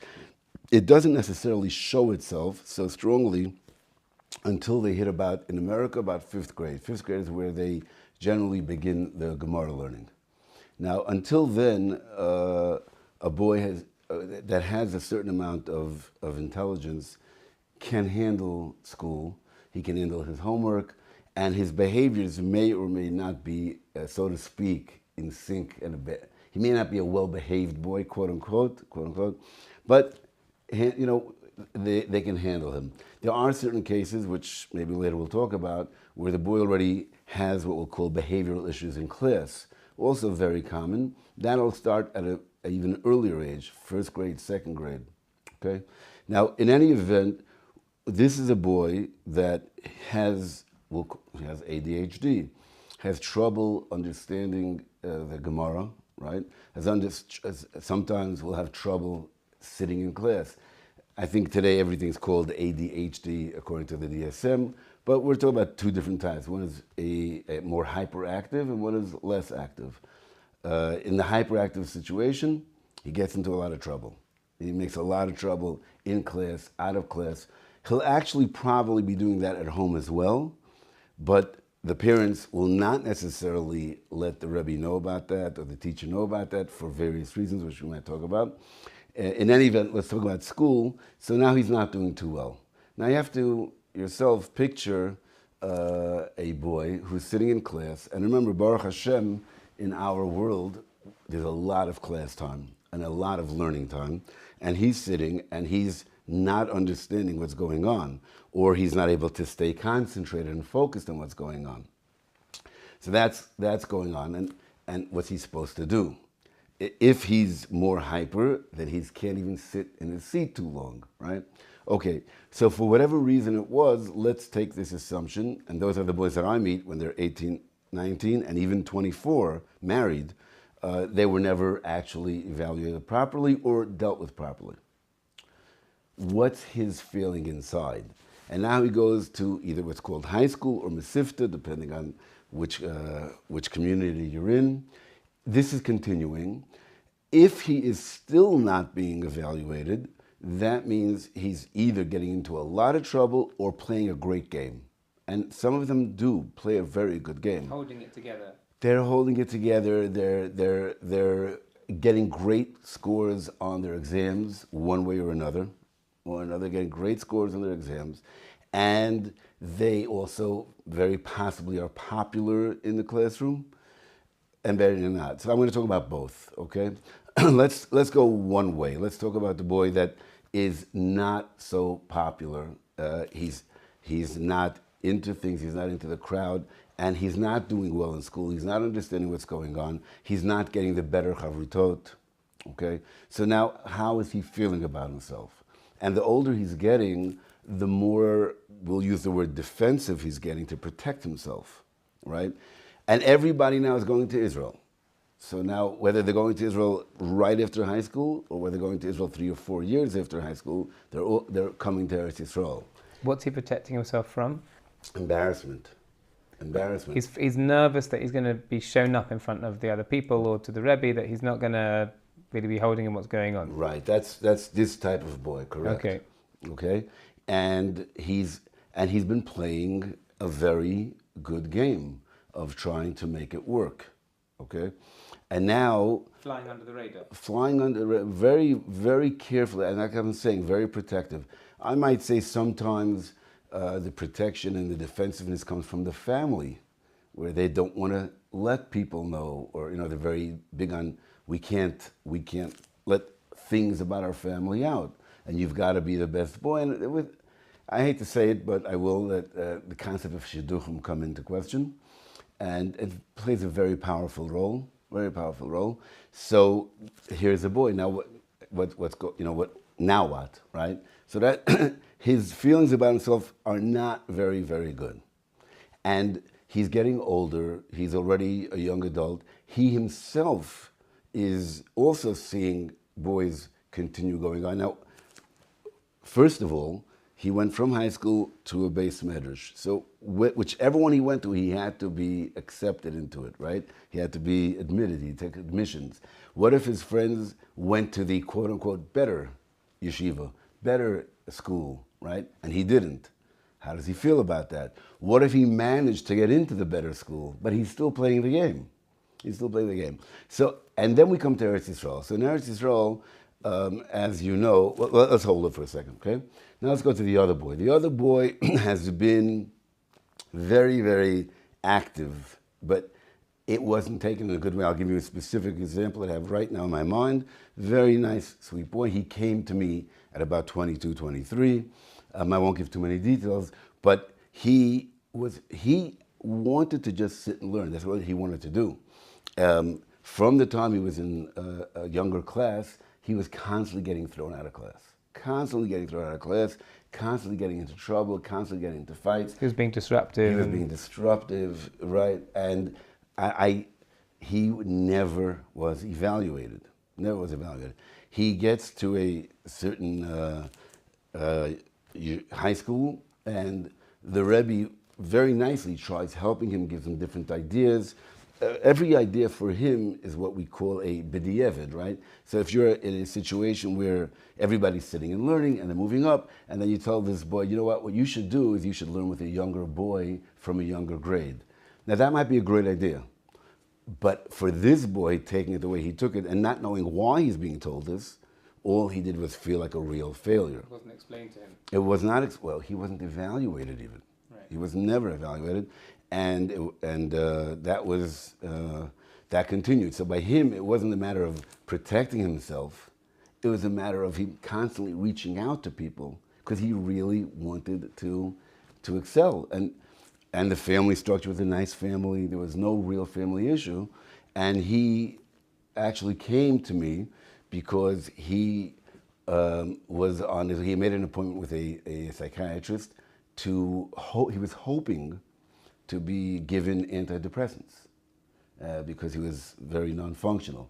And the Rebbe that he spoke to said, before that, why don't you just go to speak to someone else and see what the story is? And after the intake, it was obvious that that he wasn't depressed at all. He was feeling very down, but he wasn't depressed. He had ADHD that was never evaluated. So these are these guys, and they're coming here. So you could see what either of those examples do to a person's self-image. So that makes a lot of sense, what you said just now. And while you were saying it, I'm wondering, how do people manage to fly so low under the radar? Is it because they're just so good at playing the game? Or is there maybe an increased awareness that maybe mechanchim and parents should have to know that, because obviously if there's an issue that needs to be addressed that happens much earlier, it'd be better if it was addressed earlier. Are there some signs that maybe mechanechim and parents should be looking out for, in your opinion, that you've seen that maybe could have been caught earlier? Yeah, that's a great. First of all, it's a great question. It's a great question, and the answer is all of the above. The answer is all of the above. I have a friend of mine. I guess I won't mention, but a friend of mine is a really top professional back in the States, and he gave me a great piece of advice. Which is what he himself does when he evaluates. And what he says is, he asks me to get hold of the child's report cards in elementary school, and he tells me, don't look at the grades, look at the comments. Look at the comments. And what that means is that there are boys, like I said, you have some where they're quite intelligent, and they really know their stuff, okay? But they're not behaving well, they're not able to sit well, which means that their attention is not being held long enough, okay?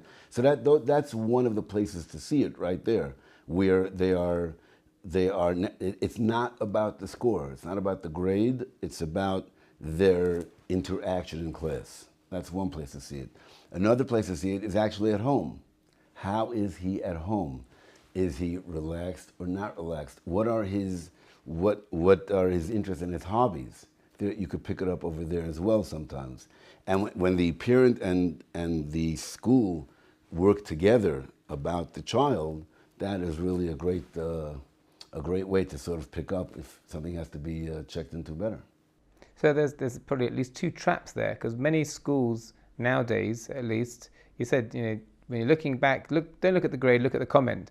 But unfortunately, for better or for worse, in many schools, and maybe there may be very important reasons why that's the case, people do look at the grades. The students look at the grades, the teacher looks at the grades, the principal looks at the grades, other high schools look at the grades of the elementary school, whatever it might be. And even in local tests, people, oh, you got this and I got that. There's a certain make a fuss of the people who got the better grade. It's going to be a system that lends itself to making people be impacted negatively, emotionally. That's a good point. I think that as a parent, I was told to make sure to have a regular connection with the Rebbe of the child. So even though what's called PTA is once, maybe twice a year, if a parent has a regular connection, even once a month or more or less, whatever you want, then you can pick up. It's not about the grade, because you're talking to the Rebbe about how is he in recess, how is he doing with the studies. So I think that if a parent and a Rebbe work to have certain contact, then you could avoid that problem of going under the radar. Right, as you said before, also it's important for the Rebbe to hear what happens at home, and the same way that it is for the therapist to hear. If you hear what happens at home, it builds a bigger picture. And instead of saying this child clearly doesn't behave nicely, there might be a much bigger thing. Saying, okay, very important. So you've mentioned that you meet boys in a therapeutic setting. Maybe just to give us an idea, how bad can things get if a boy has been suffering from this, not such healthy cocktail of what happens in the classroom, what happens at home, whatever it might be, and they're acting out in a certain way, and it does impact them emotionally. How bad can it get? Where can these things lead? Okay, that's a great question. So first of all, I do want to share with you, I try to be a quite optimistic fellow. That's first of all. Second of all... You'll never be British. I work with British. Second of all, the how bad can it get, I don't work with. In other words, just to, as they say, Dai Hakima Beramiza, I am not trained in addictions, and I make that clear to the Rebbeim and to the boy. So how bad could it get? Let's talk about what I deal with, how bad it gets, okay? And I think it's important because on the one hand, it doesn't raise major bells, I'm not talking about major addictions. And yet on the other hand, it's very common. And when I say very common, I don't mean 55%, but I mean common enough that they're out, that boys are like that, okay? So I'm answering a very specific question. How bad can it get if we're not going all the way down, okay? And the answer is, one of the things that can happen, this is what we wanted to get to later, by the way, is when you get to Eretz Yisrael. Because once you get to Eretz Yisrael, you're Rebbe as well, correct? And we know that as beautiful as Eretz Yisrael is, and as much as boys really can grow beautifully, there's a lot of freedom, a lot more freedom once you're in Eretz Yisrael, right? Just the idea that you're 6,000 miles away, the idea that you're post-high school, I mean, there's a lot, and there really is a lot to do. And there are many hours that the yeshiva, as good as any yeshiva can be, has no idea what's going on, okay? So we take that concept, and we don't want to talk about really, really, quote-unquote, really bad things. So one possibility is a boy that is extremely non-productive, and he can actually not show up to a large part of the day. We can have boys that are awake till 2 or 3 in the morning, and that's quite common in almost any setting, whether it's a dorm, whether it's a dira. There is the concept of boys being, again, I'm talking about boys because that's what I work with. They're up very late. They're up very late. If you're up very late, most boys cannot get up on time in the morning. Okay, we had one boy in the yeshiva years ago. He was able to do it. I was quite impressed. Generally speaking, most boys can't do it. If they do get up on time, they're sleeping another part of the day. But they can't make it, right? So that's one thing, a lot of non-productivity. They can be going to different internet places. If we're talking about a yeshiva that's on top of the boys that do not have any internet access, do not have any smartphones, there are unfortunately a lot of internet places in Yerushalayim that they can spend a lot of time. And if it's a school which either allows smartphones or the boy gets away with having the smartphone, we're talking about hours over there. So one group is a lot of non-functionality. Then you have the other group, which is quite functional. They're making it through the day, but they're just making it through the day. So again, what are we talking about? What are they feeling about themselves? They cannot stay with a chavrusa for any long amount of time unless the chavrusa is okay with having such a boy, pardon. There's a lot of boys that will have parents pay for a chavrusa, okay? Like a private one-on-one. A private one-on-one. Yeah. Number one is, what does it do to the boy's self-esteem? Number two is, now the boy's costing even more because the possibility of the Avreich is doing the learning, he's trying to be with the boy. He's not the boy's mashkiach, he's not the boy's rebbe, so if the boy's not really into it, okay. If the boy doesn't show up all the time, okay. So we can have boys that really are extremely non-functional, number one. Number two, of how bad it can get, spending a lot of money. Even if we're talking about kosher activities, they spend a lot of money. And even if we're not talking about addictions, I will say that they could drink a lot without being called alcoholics because they do it at only specific times and they quote unquote do it carefully. So how bad can it get? Where are they Thursday night? Where are they Sunday morning? Even if the rest of the week they're performing. So in my terms, which is I'm dealing with boys in Eretz Yisrael, how bad can it get is that they're literally wasting their year. So would you say that those issues that arise, the boys not sleeping enough at night, going out to town, they're wasting their year effectively, as you said, are those things related to the fact that maybe they don't feel so at home in the learning environment? Or is it just a product of, it's like a kid in a candy shop. You put a kid here with lots of time on his hands, potentially, lots of freedoms that he may not have experienced before, potentially access to funds that, may also allow him to, get involved in activities. Are we connecting that to the world of ADHD, or are we just going to say that there are a number of reasons why students won't be productive in yeshiva, and for a person who's suffering with those things, it's only going to exacerbate things more? Right. So again, excellent question, and again, all of the above. So since I know that we're focusing on ADHD, so let me say as follows: why a boy might enjoy himself, so to speak, in the free world of Eretz Yisrael, there's a variety of reasons. But let's take a boy who has ADHD, and again, we're talking about a boy who has ADHD that has not treated it, because once you're treating it, you're not ADHD anymore. Let's get that. If it's properly managed, then you're going to He's be managing. I'm not saying I'm not a diagnostician. I'm not saying we're not going to diagnose him, quote unquote. But it's just like literally in my experience and in my training, it's a boy that needs glasses, right? So yes, he might be short-sighted, but when he's wearing glasses, we don't say he's short-sighted. He can see. A boy who has ADHD and is taking care of himself properly is taking care of himself properly. So we're talking about a boy that has not been evaluated. And those boys, we know that the yeshiva system is usually a 3 Seder day, a lot of book time, a lot of learning time. And if it's not learning time, there's class time with shiurim, which also need concentration. Those boys, what are they supposed to do? And that's why in the focus of ADHD, in other words, relating to your question, there could be so many reasons why boys are doing this, but we know a couple of things. One is that if a boy is going through a whole day and probably years of not feeling successful, he's going to be looking to do other things.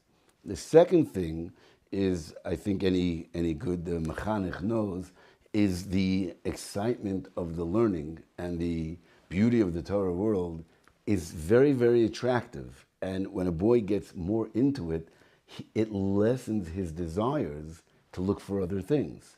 So I'm saying 2 things. But if he's not getting it, then he's going to be looking for those. That's right. Right, maybe we're calling Hebrew sipuk. He wants to feel fulfilled. Correct. Everyone wants to feel fulfilled. Or at least, if not fulfilled, at least not bored, right? Right. Okay, so that may very often exacerbate the issue. Okay, so we are talking about, as you mentioned, we are talking about ADHD, and Hakshiva have this new centre. I know you don't live in Rabbi Shemesh, but I'm sure you've heard about some of the work that Hakshiva does, and getting, the time down from diagnosis to therapy is over. How important is a centre like Hakshiva's ADHD centre going to be for I guess in Rabbi Shemesh, for the Rabbi Shemesh community? Fundamentally important. The saying is an ounce of prevention is worth a pound of cure. And from any angle that you're looking at it, that will be true. For example, in terms of the most important point is the child, again, I'm talking about a boy, his own self-image, who he is, his self-value, how he can handle life and its challenges, his desire to want to learn, and his love to education. And again, I'm saying Torah, but any education, we as Jewish people look very highly at education in all aspects. It's hard to enjoy something that you are not understanding or getting involved with. That's one thing. The second thing is in terms of emotionally. I mean, I'm talking about the boys that I'm seeing because of their learning issues, whether it's ADHD or any other learning issues, I would probably not be seeing had they been taken care of, properly evaluated when they were younger. Financially, I don't know Akshiva's charges, but the older you get, the more work has to be done. It's also and also and also. So, and finally, for what we call the quote unquote, the finished product of what we're looking for our children to be able to do as they go on in life, was really what I said earlier, is it's all going to be taken, into account when you have an institution like this, and a program like this, that will look at the kids, help them, evaluate them. From what I know of Akshiva, it's a very safe and warm environment, which helps a lot when you're doing this type of evaluation. They're very interactive with parents as well as school. So we're talking about a fantastic idea that can have tremendous, reap a lot of fruits for the future. Okay, finally, you said before, an ounce of prevention is worth a pound of cure. I know that you have so much of a broad experience. ADHD is only one of the segments of the things that you deal with. But if you could stop the world for 2 minutes and have everyone's, I guess, attention, if you pardon the pun, and tell them something about the importance of what you were saying before, identifying or the kind of work that Shiva is going to do, what would you say to the universe? We're living in a very, very, how should I say it? It's a world with a lot, I'll use the word static. We're living in a world with a lot of static. There's so many things that are going on that grab our attention. And without getting into the discussion of technology and the internet and smartphones, the bottom line is that there's so much going on. A child grows up today in the most, quote unquote, the most protected environment. Is not so, he's open and he's faced and learns and hears about so many different things. The ability to help a child understand himself, or even the parents understand the child, the ability to notice at the beginning, at the onset, where a possible issue of ADHD is coming up, is so important, because the earlier we can help him, the more equipped he is to handle his learning and also his challenges in life and his maturation. Rav Rand, thank you so much for sitting with us today and sharing your wisdom and your chokhmah and your insights over the years that you've managed to gain. I think it's amazing. Thank you very much. William.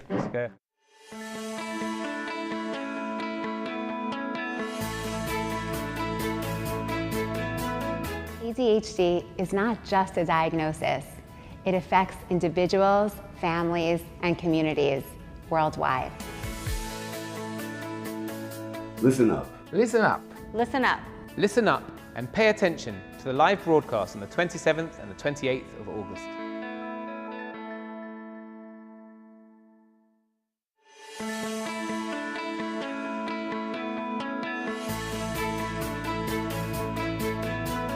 During the broadcast, you will have a tremendous opportunity to learn directly from the experts in the field. This is not just about facts, but it's about deepening your knowledge and perspective.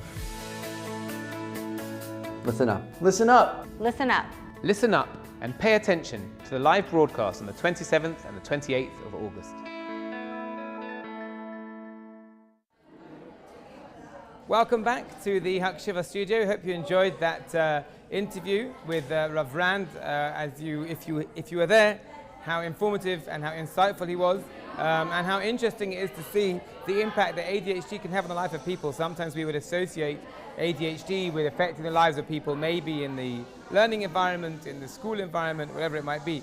But here you see that often the knock-on effects of some of those things can have such an emotional impact on the lives of other people that often only when they're a little bit later on in their teen years and they would have met somebody like Rav Rand, they're able to start to begin to unpick that puzzle.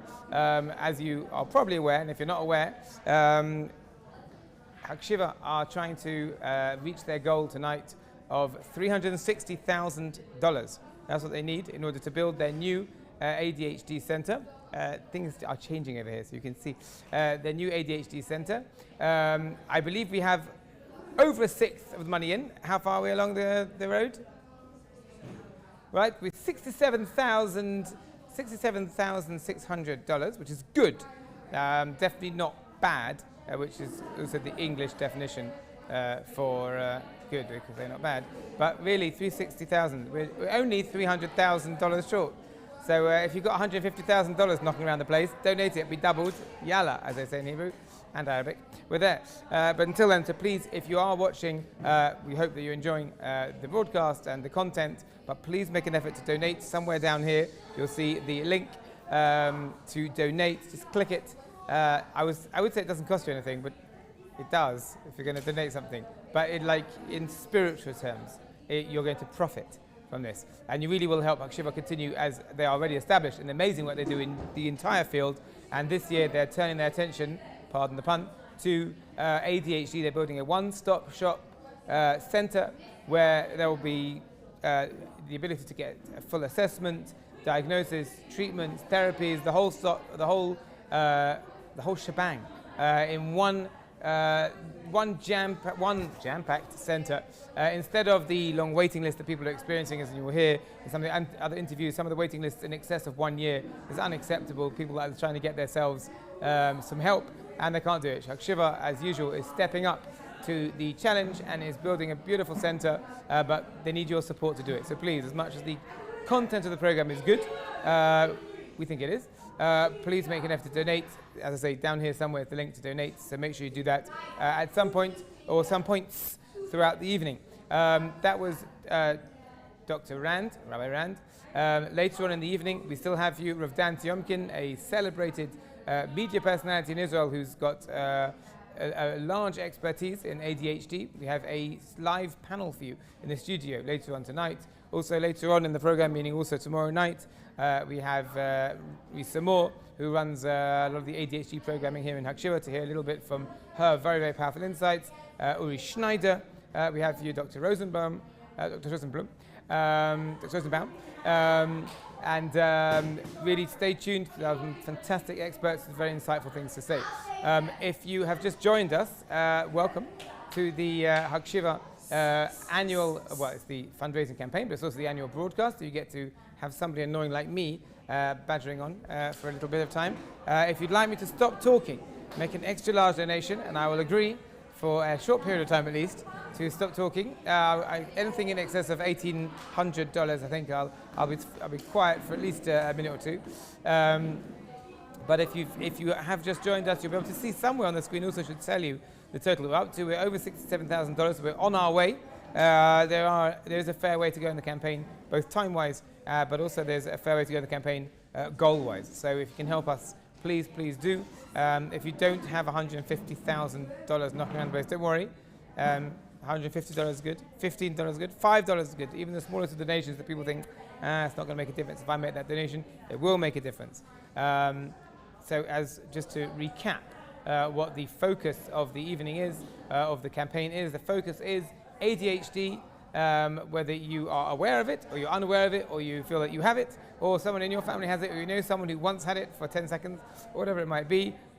You'll know that in addition to people who might be more or less aware of it or take it more or less seriously, for the people that it affects very seriously, it can be not just a little bit impactful on their lives, it can affect their lives in its totality, not just their learning experience or their school experience.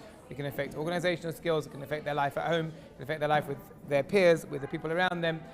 It can affect their lives really eventually to an emotional extent, as you just heard now from Rabbi Rand. If you do miss any of the interviews that we show you here on the program, in addition to being able to watch it back and find your way along on the Hakshiva YouTube channel, you will be able to find the videos will be uploaded there, so you'll be able to go back and look at them. And if you did miss before the broadcast began in the studio, we already had Rabbi Lerner, an interview in Hebrew. So if you like Hebrew, if you understand Hebrew, if you like Hebrew, then you can tune in and catch it over there. In the meantime, enjoy. We'll cut to this, and we'll be back soon. Enjoy.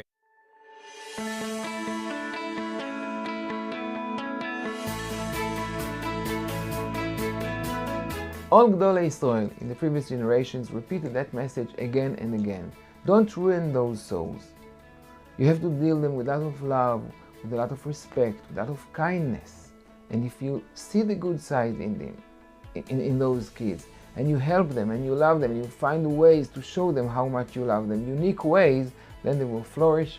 And this is our biggest challenge today as a generation. Listen up. Listen up. Listen up. Listen up. Listen up. Listen up and pay attention to the live broadcast on the 27th and the 28th of August.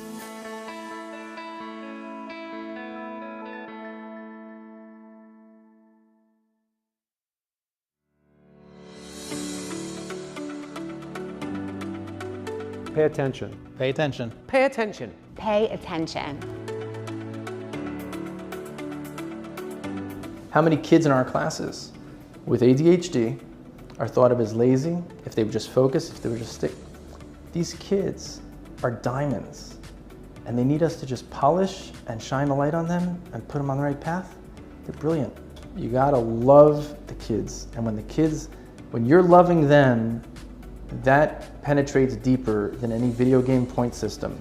But if they're not getting the love, they're gonna look for the points in other places. Listen up and pay attention to the live broadcast on the 27th and the 28th of August.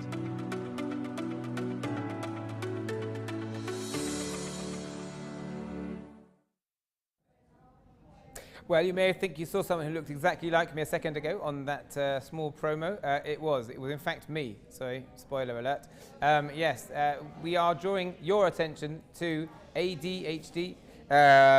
Tonight, Hakshiva are building a new center. In addition to all the wonderful work that Shiva, as you already know, I'm sure, do, we are also having the privilege, hopefully in our community, to build a brand new ADHD focus center. One of the most amazing elements of what they're trying to do is that currently people who are trying to find a diagnosis for ADHD, they're noticing things aren't working out for them, whatever is so well, they often get advised they should get assessed. So they go off and they book an appointment with someone who's an expert assessor. So they go and they find out that their next available appointment is in a year's time, which of course is, apart from a ridiculously long amount of time in time, is also a lot of amount of time in the context of a school year or in the context of what's going on right now at home, whatever it is, and people who are looking for something a little bit more immediate can't find it. So Akshiva are going to be revolutionizing this in our neighborhood by making a one-stop shop center which will provide for everything from assessment and diagnosis all under one roof, therapies, treatments, different things, and they already have some programming, but this is going to bring it all under one roof. That's really going to try to revolutionize what's going on in the neighborhood. Of course, these things, as usual, are wonderful, and they also require support, not just professional support from the people that Akshiva bring in, but also the financial support that it takes to make something wonderful like this happen. And that financial support comes from people like you. Yes, if you're watching this now, you'll have a look around here, you'll see a little link over here. The aim here is, apart from informing and bringing awareness, and you'll hear from us tonight, please God, we already heard from two big experts in this field, more tonight, including a live panel, and tomorrow night also other experts such as Dan Tiomkin and Dr. Rosenbaum and Risa Moore, and also tonight to come still, I said before, Dan Tiomkin, Uri Schneider tomorrow night, and we have a live panel of experts tonight in the studio as well. In addition to that, it's also here to draw attention so that you can also help us with the support. Every donation made is doubled. We are on our way. The goal is $360,000, which you may not think that you have in your back or front pocket. But that's okay. It's a group effort. All of the little small donations and bigger donations are made to count. We're currently at $68,500, which is excellent. It's definitely $68,500 more than no dollars, which is fantastic. If you take it towards the goal of $360,000, of course, it's about $351,500 short. So that's so if you can help us achieve it. No, I got that sum wrong. It's about $290 something. Whatever. Donate. That's the bottom line. I think it says here to donate now, in case I'm saying it's not impacting you enough, or maybe you have a little bit of attention deficit and you're like looking around the place, so you can look over here. Here, you can see donate at the moment. Donate now. Yes, donate again. Yes, donate now. Yes. So donate. Yeah, enjoy the program that we have for you tonight. Coming up shortly, I believe, we're going to have the first part of Rav Dan Tiomkin, is that right? No, first we're going to have a little, our version of a commercial break. With some promotional material. And then we're back here in the live studio, so I can be what they call in Hebrew a nudnik for you, just badgering on you. If we have a good donation, anything $1,800 or above, with a little message saying, please be quiet, I'm willing for at least a few seconds to go, just to give you some peace and quiet. But if you don't, I'm going to keep talking until you can't bear it any longer, and then you'll end up making a larger donation than before. In fact, some of you might even drive over here and just muzzle me, at which point you'll say muzzle tov. That's just a little pun. Thank you. So fine. Just to remind you, $360,000 is the goal. We're currently on about $68,500. Keep those donations coming in. We do have a jam-packed program with, in addition to my prattling on, some actual content for you. Just now, tonight, if you missed it before the live in the studio part of the broadcast began, we did have Rav Aaron Lerner, Rav Dr. I think Aaron Lerner is a very, very interesting person, multiple qualifications as he's got more and more expertise over the couple of decades into ADHD. If you missed it tonight, you have a few options. You can never look at it again in your entire lives, option one. Option two, you can try and fiddle around with the video thing after the live stream's finished and try and work out where it was. It was at the beginning, by the way. Or you can tune in tomorrow and catch it again. We have it for you to get again tomorrow night, 5:40 p.m. Israel time, before we go live in the studio at the same time we did tonight, at 6:30 p.m. Israel time. So it's definitely worth checking that out. A disclaimer or a warning. Ramat Bet Shemesh is where we live. It's one of the closest places in the world to the land of Israel, where they speak a language called Hebrew. His interview was conducted in Hebrew. So if you don't know Hebrew, you might not find it as easy to understand. But if you do know Hebrew, then you'll find it easy to understand, but you might find what I just told you just now difficult to understand. If you're bilingual and you know Hebrew and English, then you'll be able to understand both what I'm saying and what he's saying. If you speak American and Hebrew, you'll probably be able to approximate more or less. In the meantime, we will be back with you very shortly after this.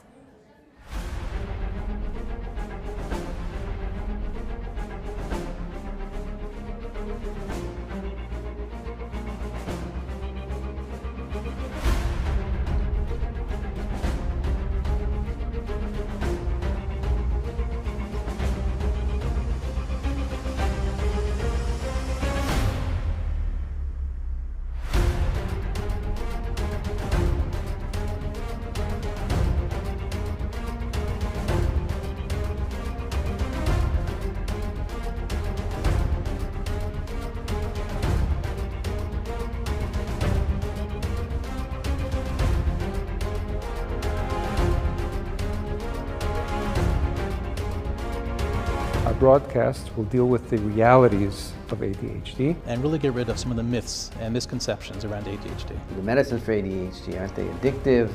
And if you take them long term. So many students that I'll meet, the parents will come in or a teacher will speak with me and say like, I don't know what's wrong with this kid, he's just lazy, he just doesn't want to work. He doesn't want to work. During the broadcast, you will have a tremendous opportunity to learn directly from the experts in the field. Pay attention. Pay attention. Pay attention. Pay attention. There's so much confusion about ADHD. Other people might think that he's spoiled, that he has bad midas. But he wasn't depressed. He had ADHD. It was never evaluated. With the right tools, with the right environment and the right support, ADHD can be a gift. Don't say that it's going to go away with time. And when he wants something, he has to have it right now. Are there some signs that maybe mechanechim and parents should be looking out for, in your opinion? It doesn't have to be this monster in the closet. Listen up. Listen up. Listen up. Listen up. Listen up. Listen up and pay attention to the live broadcast on the 27th and the 28th of August. Kids will do well if they can.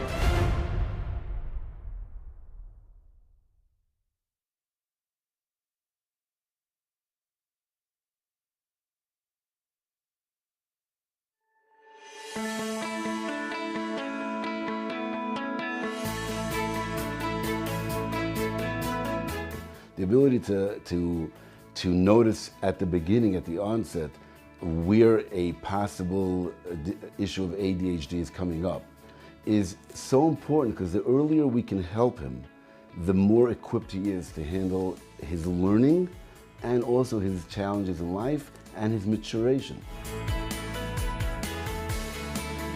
Listen up. Listen up. Listen up. Listen up. Listen up. Listen up and pay attention to the live broadcast on the 27th and the 28th of August.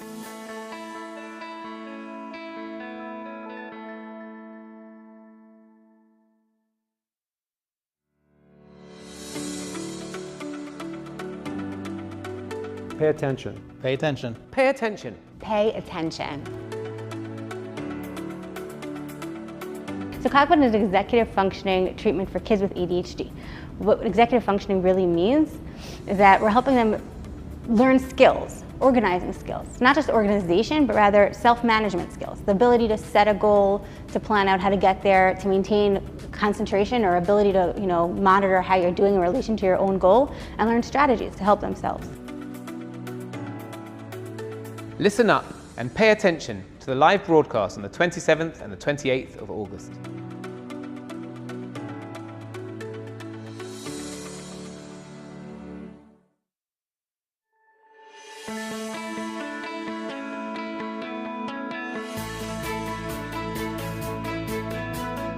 A kid with ADHD has the engine like a big truck, but the brakes of a bicycle. So he can't control himself. And when he wants something, he has to have it right now. And when he feels attacked, then in this moment he has to fight for his life. And therefore it causes so many bad side effects that other people might think that he is spoiled, that his parents didn't treat him and taught him well enough, that he's a vicious man, but it's not true. It's a disability. Listen up. Listen up. Listen up. Listen up. Listen up. Listen up and pay attention to the live broadcast on the 27th and the 28th of August.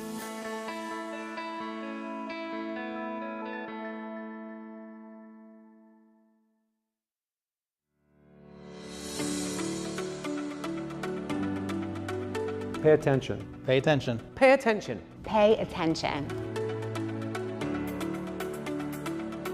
So we know that relationships with spouses and relationships with employers and accidents are much, much higher in people with ADHD who aren't treated, meaning divorce or other types of spousal issues, getting fired from jobs. Listen up and pay attention to the live broadcast on the 27th and the 28th of August.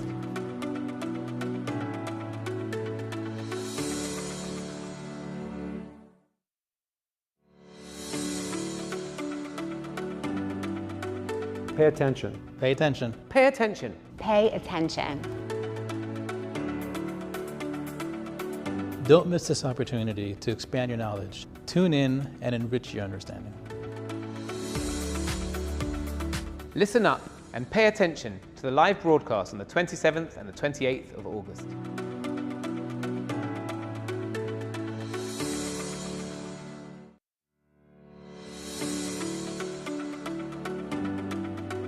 Pay attention. Pay attention. Pay attention. Pay attention.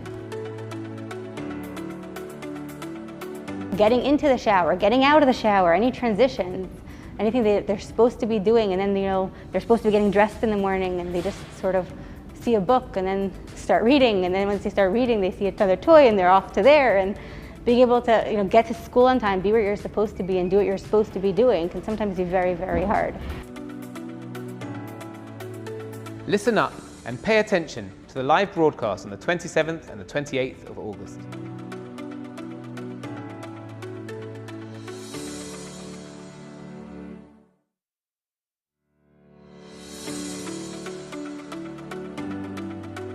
Pay attention. Pay attention. Pay attention. Pay attention.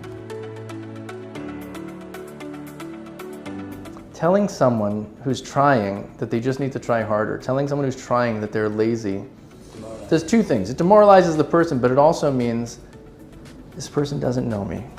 I don't want to have what to do with this person. I got you, but I got you. I got that you don't get me.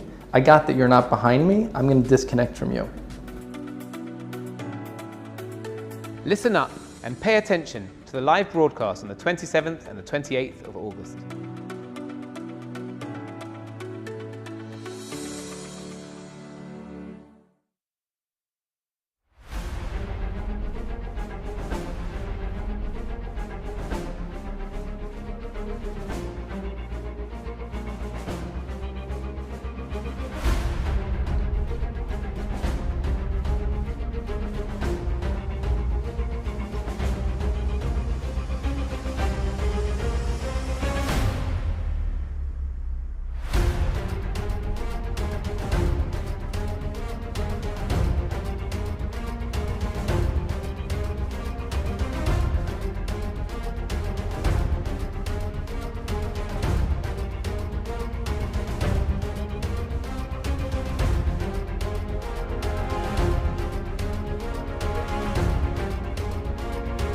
Our broadcast will deal with the realities of ADHD. And really get rid of some of the myths and misconceptions around ADHD. The medicines for ADHD, aren't they addictive? And if you take them long term. So many students that I'll meet, the parents will come in or a teacher will speak with me and say, like, I don't know what's wrong with this kid, he's just lazy, he just doesn't want to work. He doesn't want to work. During the broadcast, you will have a tremendous opportunity to learn directly from the experts in the field. Pay attention. Pay attention. Pay attention. Pay attention. There's so much confusion about ADHD. Other people might think that he's spoiled, that he has bad midas. But he wasn't depressed. He had ADHD that was never evaluated. With the right tools, with the right environment and the right support, ADHD can be a gift. Don't say that it's going to go away with time. And when he wants something, he has to have it right now. Are there some signs that maybe mechanechim and parents should be looking out for, in your opinion? It doesn't have to be this monster in the closet. Listen up. Listen up. Listen up! Listen up. Listen up. Listen up and pay attention to the live broadcast on the 27th and the 28th of August. Kids will do well if they can.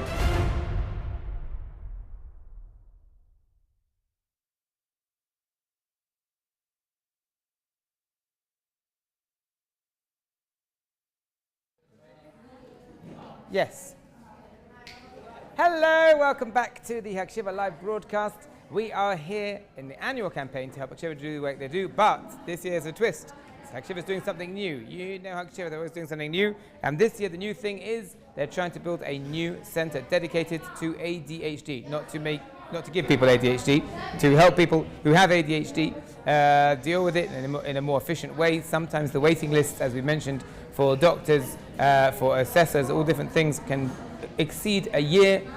People are often left with either no options, or they end up going down the medicated route for no real kind of trial and error, and it's really a very imprecise and very difficult situation. Hakshiva, of course, are coming to try to remedy this, and they're going to be building a brand new center, a one-stop shop with everything under one roof, ranging from assessment and diagnosis to therapies, treatments, all different things. It's amazing, amazing, amazing, an amazing, amazing innovation that Hakshiva are trying to do to revolutionize what's going on in our neighborhood. However, this comes at a cost, and that cost is going to be shared by our generous donors. And please God, many of you, the donors have stepped forward to give matching funds to make sure that everything that you donate tonight is doubled.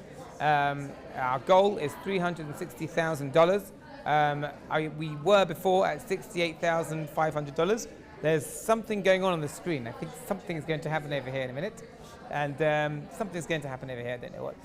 But look on the screen below you and you'll see the figure that we're at the moment. Also, while you're looking at the screen below you, have a look at the link, the button to click on to donate. Make sure that you make your donation. Every donation from $1 upwards has significance. Obviously, if you can make it from $2 upwards, or even $10 upwards, or even $100 upwards, at this juncture, would be I'd like to draw attention to the fact that I've just drawn to my attention. We have something called Team Maze. That's my team. We were on $0 a minute ago, but a very kind person just donated. We're now on $360, so we're towards our own personal goal, but certainly towards the bigger goal of $360,000. Please, we're up to where are we up to now on the figure? Currently, all right, $69,446. So almost $70,000. It's fantastic, which means there's only about $290,000 to go. So we're almost there, like relative to things that are not almost happening. Yes, so make sure that you also make your donation and allow us to reach this fantastic, fantastic goal for this amazing and brilliant new initiative of Hakshiva. Earlier tonight, you would have caught, if you joined if you're really avid and you were there from the very beginning, you'd have noticed that at 5:40 p.m. Israel time, it was Rav Aaron Lerner, a very interesting expert in the world of ADHD, speaking in Hebrew. He is actually from England, I'd like to point out. He's from England, but he's from Stamford Hill. I'm not sure that's England, but he's from England, but he speaks Hebrew much better than he speaks English. If you missed it, you can rewatch it, but if you want to watch it as it happens, as it's put on our broadcast, and tomorrow at 5:40 p.m. we'll be showing it again before we go live in the studio at 6:30 p.m. Both tonight we went live at 6:30 p.m. in the studio, and tomorrow night, please God, all the way until 10 p.m. Israel time. During the course of the program, we will have live live segments in the studio, and we'll also have some interesting interviews with renowned experts. Speaking of which, coming up now, we have part one of our interview with Dan Tiomkin, a celebrated media personality who is an expert in the world of ADHD, a very interesting person, and I think you'll find that out for yourselves. So check out Dan Tiomkin now. I'm here with Rav Dan Tiomkin, which is a big privilege. I got to meet him for the first time last year. He is a celebrated expert in the world of ADD, ADHD, chinuch. He's a celebrated media personality, and he's here with us to talk about this year's topic of ADHD, of all topics. So it gives me great pleasure to welcome myself to his house. We're here with Dan Tiomkin. Hey Mark, nice to meet you. Great having you here again. Well, thank you. It's good to be here. Okay, so Ravdan, for those people that don't know, or maybe just to give it a little bit more clarity, could you explain a bit what line of work you're in and how you connect maybe with the universe of ADHD? Well, first, I have ADHD. So I'm in the club, and I have 3 kids with diagnosed ADHD. Thanks to them, I realized that I have it myself, because I always used to think that ADHD is about attention and distraction, but it's not. It's a whole different thing. Attention is only one side effect of ADHD. Delaying things and so many other phenomena with self-management are involved in this fascinating and remarkable phenomenon of ADHD. So once I got to know it and I realized I have it myself, it explained so many things about myself. Looking back And forward. And at the present. It's not only something for students. Right. It's with you the whole time, for your whole life. But when you get to know it, you can manage it much better. So you have it personally, you've seen it, but then I guess in your professional life, you've encountered it in even a more developed way. Yeah. Because ADHD kids, if it's managed properly and you know how to deal with it, and it's not only a question about yes or no Ritalin cure. No, it's not only about that. It's a whole different parsha, and when you know it and deal with it in the right ways, then those kids can be amazing, awesome. But if it's managed in the wrong way, then they're on the bad side of the charts, and therefore, I think today one of the missions of my life, I think my professional life especially, is to help to aware more, to raise the awareness for this and to teach people. And on the way I'm learning myself how to deal with it much better. Is it fair to say that some people have ADHD and some people don't, and that's just the end of it, or is it more like a spectrum of ways of dealing with life that maybe a lot more people that we're not aware of maybe have what we might call ADHD without ever having been referred to as such? Well, today we know it's a whole wide spectrum, and it's not only a spectrum of ADHD yes or no. There are different types and different kinds of ADHD. The thing with ADHD is there's a part of the brain somewhere here. This part is responsible for all the executive function parts whenever you're preparing things, delaying gratifications, organizing things. This part of the brain is active. It's also active in the marshmallow test. It's always active when you're... What's the marshmallow test? Yeah? What's the marshmallow test? You don't know the marshmallow test? No, I don't know what it is. It's amazing. It's a well-known research. They took kids, 5 or 6 or 7 years old, and they offered them, if they want one marshmallow right now, or if they can hold it together for 10 minutes, they're going to get 2 marshmallows. Now there's a video of those cute kids. Some of them, the one who's doing the test doesn't even finish talking about it, and the marshmallow is already in. And some of the kids are looking at the marshmallow, I'm not going to eat you, or sitting on their hands, or smelling, or licking, or looking the other way. You're strong, you can do it, you can do it, you can do it. And some of the kids eventually fold, and they... Yeah, and they found out that the kids who hold it together and could resist the temptation are much more successful in their lives. So I didn't know it was called the marshmallow test, but okay, I have heard of that concept. Yeah. And so a child with ADHD, for example, would not really find it easy to pass such a test. Yeah, because the part of the brain, today they did this research again with fMRI connected to the brain, and they saw that the part in the brain that's active when you're trying to delay gratification is around here, the executive function part. Now this part with ADHD kids is not functioning well. Something in the wires doesn't really connect. So it's not easy to be in an education system when you have to manage yourself and come on time and not forgetting notebooks and personal organization and social connections. They are prisoners of the present. They don't stop and see the past experiences and future consequences. They're prisoners of the present, And it's not easy because a regular person has to always remember his past experiences and calculate what are the side effects of what I'm going to do right now. But when that part of the brain is not functioning well, then all the time they are distracted. There are so many issues about self-management and organization and delaying things. And it causes a lot of pain. But, and this is the good part here, like a blind man can hear much better because he comprehends. Compensates. Compensates. Yeah. So people with ADHD, they have to, in order to survive, to develop skills like creativity, thinking out of the box, improvising, charisma, charm, all kind of humor, sense of humor, all kind of skills in order to survive. And those skills, as a student, you don't have them on your resume. Yeah, on your resume. You don't really measure those skills. What do you measure? The ability to learn, the ability to study well, and to repeat your studies. And be quiet. Sit still and be quiet. And those kids are very poor because it's not easy years for them. But later on in their lives, if their self-esteem is not crushed, then those skills can make them be such a fruitful, happy, successful person, human being. But you have to be aware that ADHD causes pain because those skills, the self-management skills, are not so accurate, and they're causing a lot of difficulties in the systems.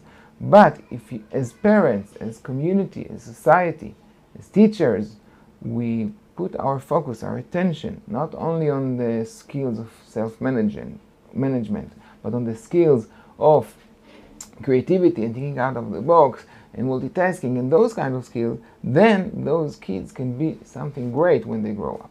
So they shouldn't just be recognized, maybe they should be encouraged, or there should be parts of the curriculum that focus on creativity or whatever it might be to bring out success in different... Yeah. Some people even call it a present, the ADHD. I wouldn't say it's a present because it's hard. It's not easy to raise a kid, it's not a gift.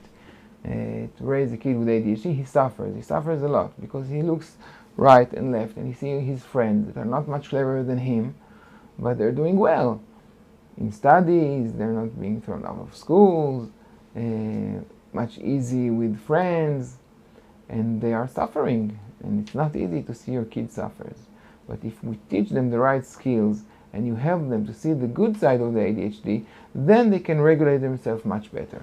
And then they have more patience to do the ordinary, boring skills that most kids do very successfully, and for them it's very, very hard. That's a mental step, as opposed they have to if they can learn to be more self-aware, they'll be able to develop the skills to be able to still do those, for them, extra difficult tasks. They'll be able to do them.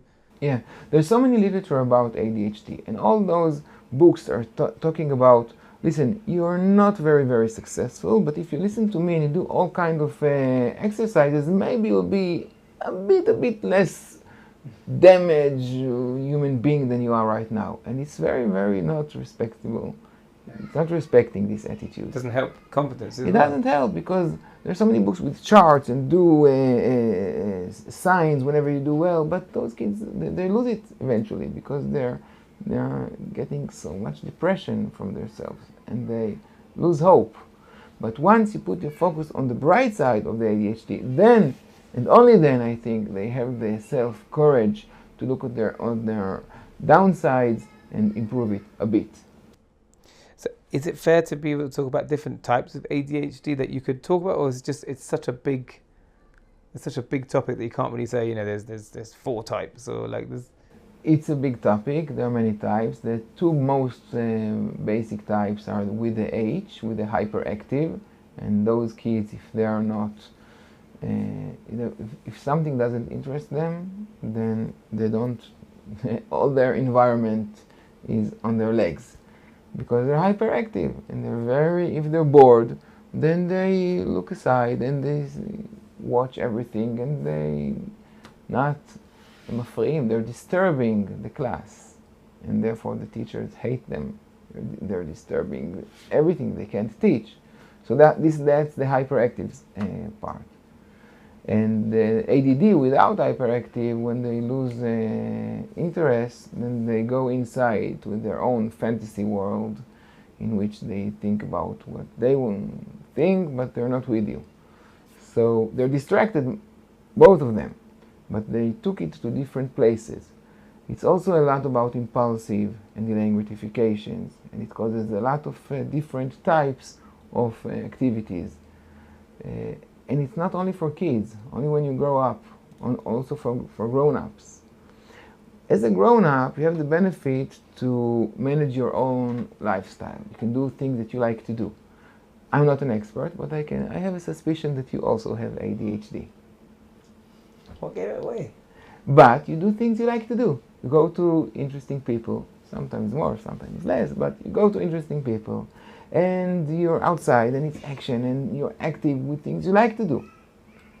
But if I would lock you in a box with a fluorescent light and force you to learn something that you don't like for 8 or 10 hours a day, I'm sure... Start bouncing off the walls pretty quickly. Yeah.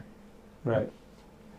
And therefore grown-ups they have the liberty to manage their own lifestyle, and therefore they go to activities that it's their interest. So the child has to be in school, so it's going to be they're locked, you're saying, into a certain system that's not healthy for them. And yet there are difficulties also with grown-ups. When I learned that I have ADHD, I could talk with my wife and I could tell her, listen, when I'm telling you I'm coming home in 5 minutes, I mean it. But I know that I need a reminder. I know that it's going to be hard for me. So many small things that when you know it and you can deliver it in the right ways, I'm not taking off responsibility. It's not only my wife's fault, the responsibility to call me and remind me, but I'm giving small reminders to myself, and she helps me with it. I could deliver it to my bosses where I work, and I work better with deadlines. If you tell me to do something, I would probably forget. But if you give me a reminder, a deadline, I'll write it in my diary, I'll do something about it, it would help me be more productive. When I was in university, they said if you have a problem with the deadline, ask the lecturer for an extension. So whenever we got homework, or like an essay or anything we had to do, the first thing I did was I need an extension. Without thinking. People with ADHD are always on the borders and always somewhere there, and it's true, sometimes they need extension, and again, No, but some people wait and then they get the extension. I used to go after 1 minute and say, I need an extension, and okay, straight away it looks like we need an extension. You said that it creates a lot of impulsivity. Yeah. How does that affect maybe someone socially as well? Because, okay, educationally you're locked in a box. Socially you can do more what you want to do because you're with your friends, whatever it is. But if you're very impulsive, can that also lead you down a bit of a dangerous road of impulsive behaviors? I'll give an example. A regular student go on his school and someone goes across him and they bang. Bumps into him. So a regular student will look, why did he bump into me? Is he my enemy? No. So why did he bump into me? It's probably a mistake. Nothing happened. Okay, we can move on. Everything's okay. Someone with ADHD goes along and someone bumps into him. In that minute, he is his enemy, because right now he declared the war.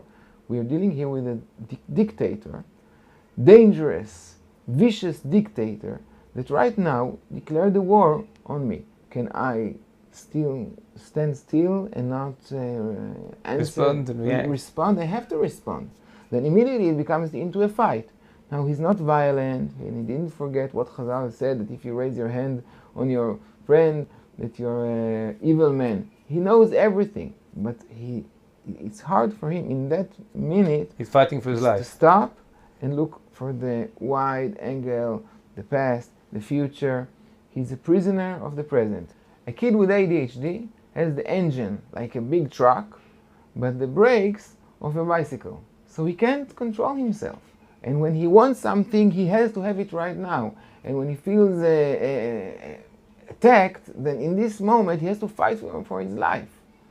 And therefore it causes so many bad side effects that other people might think that he is spoiled, that he has bad midas, that his parents didn't treat him and taught him well enough, that he's a vicious man, but it's not true.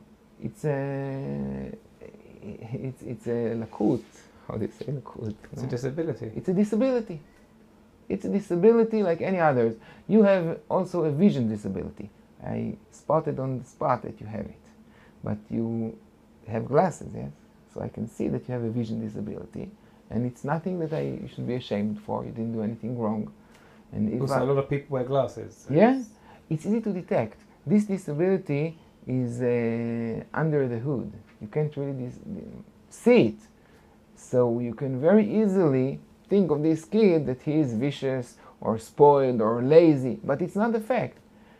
It's a disability. And if you treat him right and understand him more and give him more environments where he can succeed and try to understand him more, then he will flower and light the world.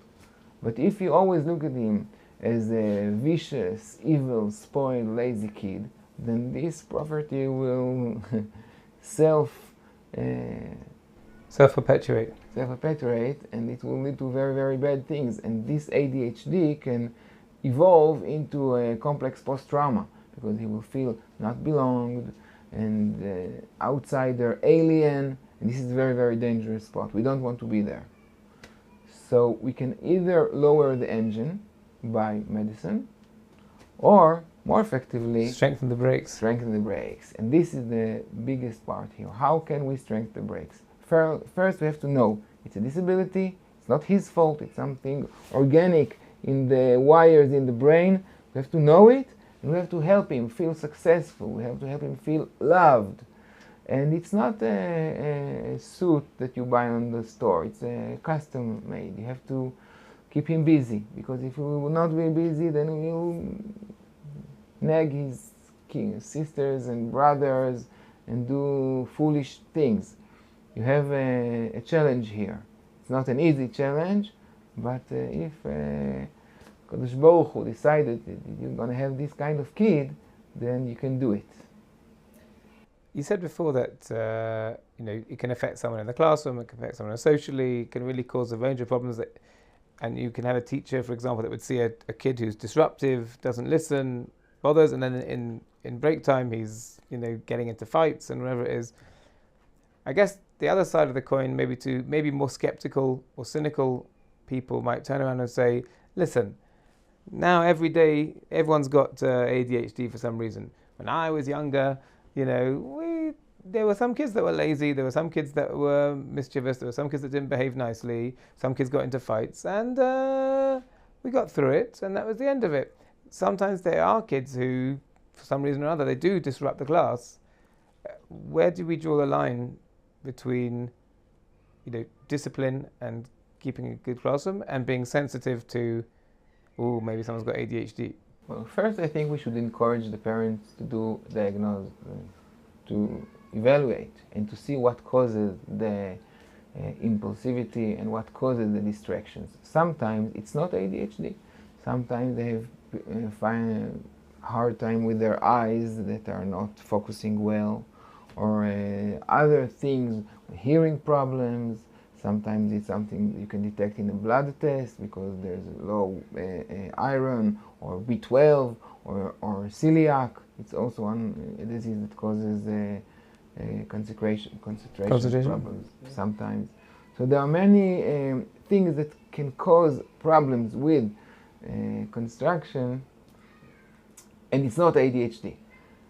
So first you have to go to a doctor that knows about ADHD, not the kind of doctor that immediately writes the medicine, but the one who can really evaluate and see and diagnose it and see what causes the problem. Now, if it is ADHD, then he's not just trying to make you feel bad. He is in pain. And just like he is having a hard time functioning in your class, probably he has the same problems with other classes. So you can be one of those teachers with a beard who can tell him how bad he is. And it's not very good for his education. He will probably be anti everything you stand for. He will hate you, but he will also hate religion. He will also hate functioning world. you're making this kid, who is a good kid, who has a disability, functioning disability, to become kid in risk. I think in our generation, when the street is so tempting and so close, it's a risk we don't want to take. Not as parents, not as teachers. But with more understanding, there are more and more tools today how to help those kids, how to teach them in better ways. They have upsides also. If they understand and they love it, they can concentrate and they can succeed much more than regular kids. Find the right ways. I can tell you an example. I know a teacher. He had an ADHD kid, and that kid wasn't really there. Playing ball. No, he was trying to sleep, and the teacher tried everything. He tried good ways, bad ways, everything. Nothing worked. His father, the kid's father called the teacher, and the teacher asked him, "What does your kid like? What are his hobbies? What does he like to do in his spare time?" So the father said, "No, I'm disappointed with him. Nothing at all. Just talking anything with wisdom, he's not there." So the teacher said, "Okay, I understand, but what does he pay attention for? What does interest him?" He said, "Nothing, I'm telling you, nothing." "What?" "He likes cars. You can talk about the difference between Kia and Toyota, he's there. But who cares?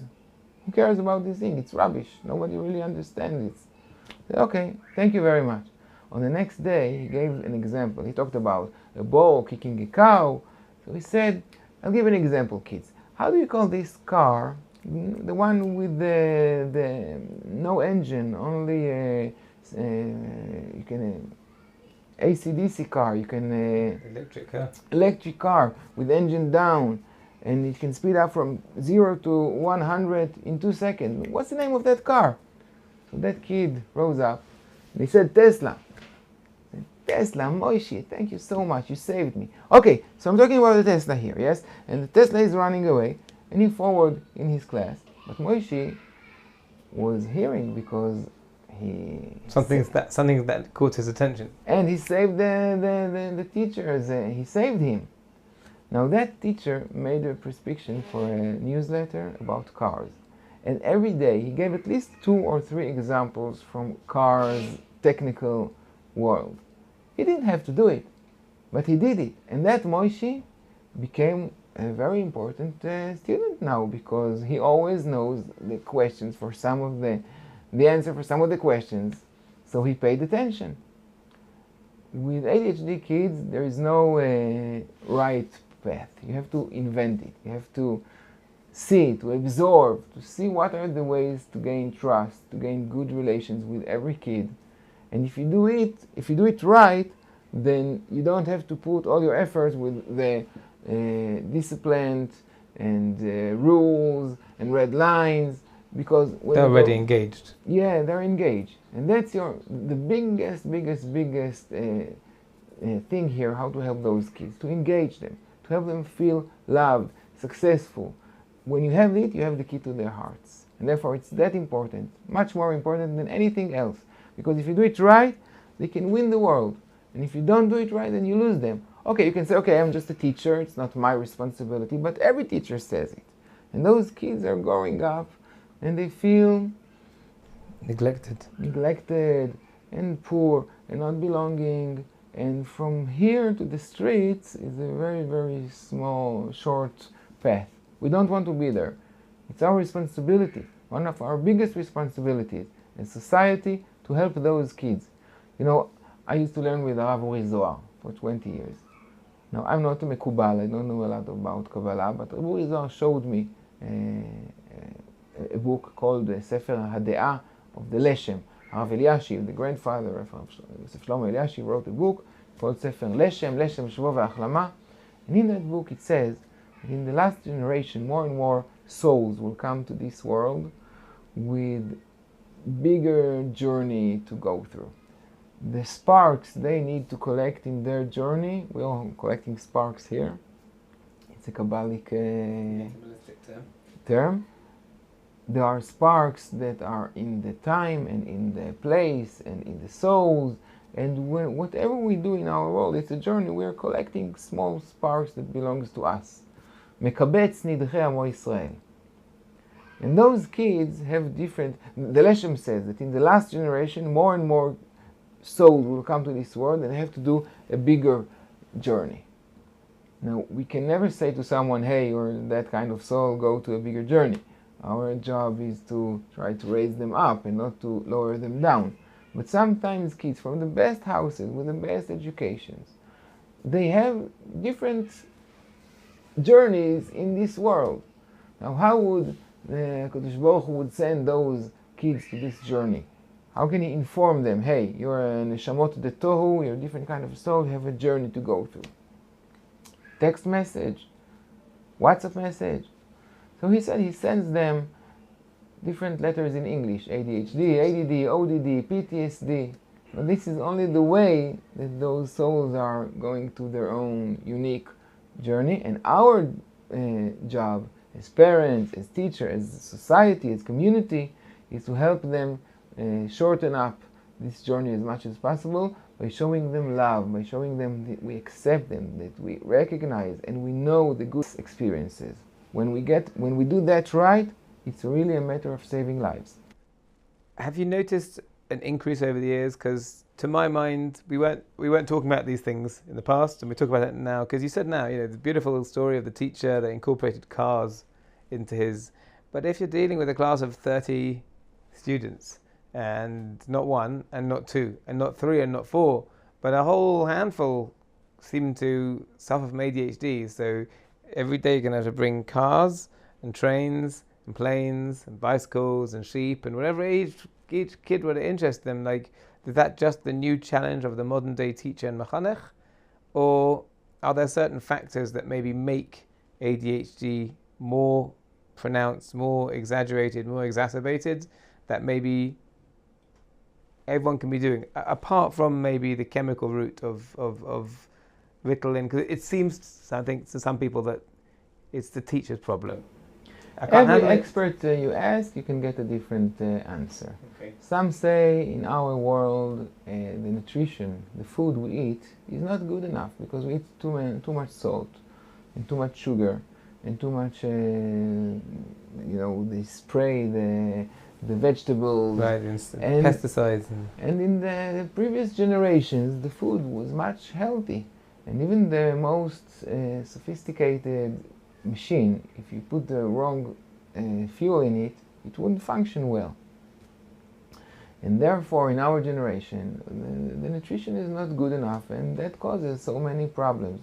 It's a good story, it's a good answer, but I gave lectures and workshops in places, up in the north, next to Rab Shimon Bar Yochai, in Meron. There are a few villages that they don't accept people unless they are vegetarian and they only eat organic food. So I thought to myself that in those they'll have a lower level of ADHD. No, they have the same level, even more. So it's not it. Some say it's all a matter of exposing to screens. Our generation kids see screens much more than previous generations, and therefore it makes the wires go off. I gave again lectures and workshops in Kiryat Sefer and in Mea Shearim and in different places where the kids never saw a screen in their lives, and again, same percentage, same problems, even more.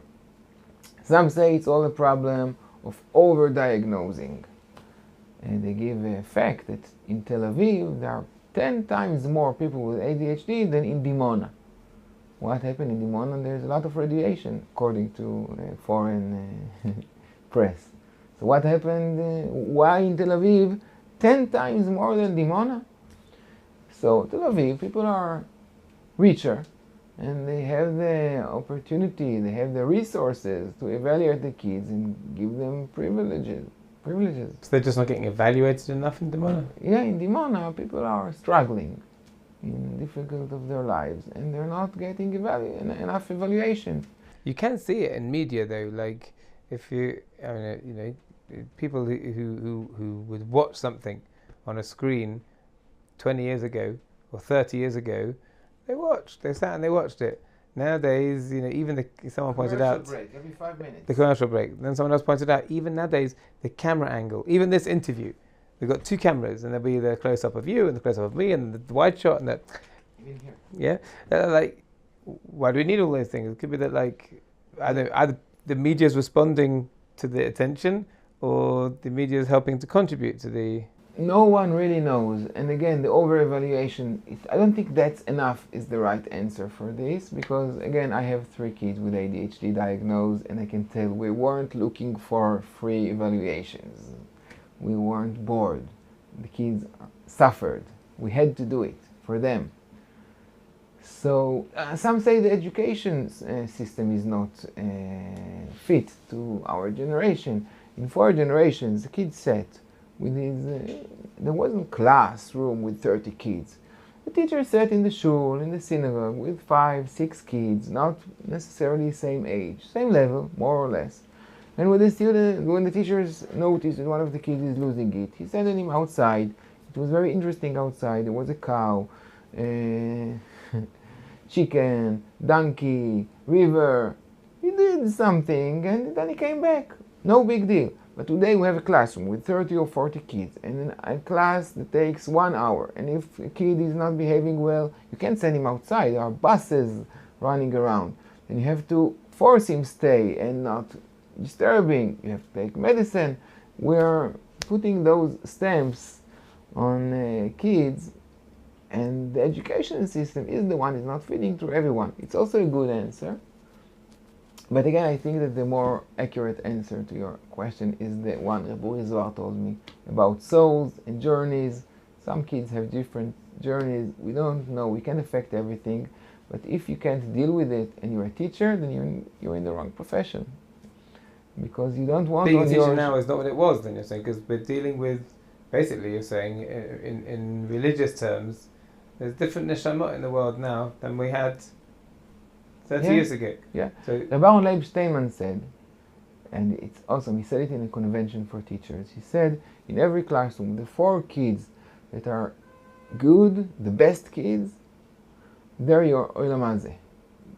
Those kids are their teachers this world, because they give him satisfaction. They ask the right questions, and they write everything, and they nod. All the satisfaction is from those 4 kids. He said the 4 bad kids, the worst kids in the class, are the teacher's next world. They're his Olam Hazeh. And all the kids in between, that's why he's getting paid for. Now I want to focus on the 4 challenging kids.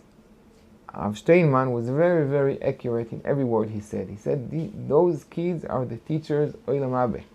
The next world, the heaven this teacher can get, or the other way around. The other way around is depending on those kids, because the other kids will get along.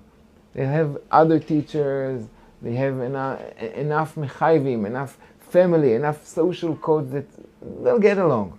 But those 4 kids who are struggling, if you see the good in them and you get to talk with them, yes, about their success experiences, and yes,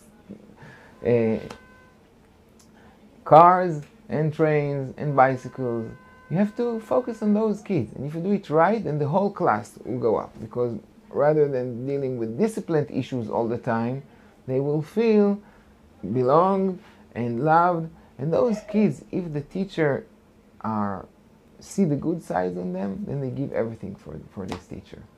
And it's a challenge. And if a teacher feels like he doesn't have enough patience, it's okay. There are so many other professions he can do well in. But don't ruin souls, because your success is not evaluated only by the good kids. It's evaluated by the kids who are struggling and they need your special attention. And that's a message all Gedolei Israel in the previous generations always talked about it. Gershon Edelstein always talked about it. Kavod ve'ididut. You have to find a way to show them respect, to show them love, to show them kindness. You have to be kind to those kids. And if you can't, you're in the wrong profession. It's that easy.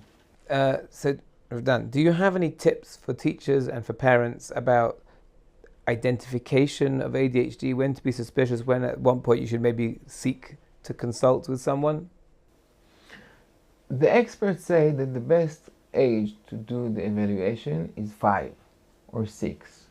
Because in this age you can detect what's the real source of the distraction problems or the behavior problems, and the self-esteem is not ruined yet. But even if if the kid is not 6, 7, 8, 9, 10, in any age, if you can detect, sometimes the real source is different. And when you know what the source is, you can handle it. It's not only a question about medicine. Ritalin, yes or no. There are so many other solutions. Involve the brakes, encouraging mechanism. Many different kind of coaching for those kids. Or teaching the parents and the teachers the right attitude. What should they be looking out for? Excuse me? I'm a teacher, I'm a parent, what should I be looking out for? I see a kid, at what point do I say, wait, maybe this kid is not misbehaving, maybe this kid actually has a disability of some sort, so this part of their brain, like, what should I be looking out for? I'll tell you a story. I love stories.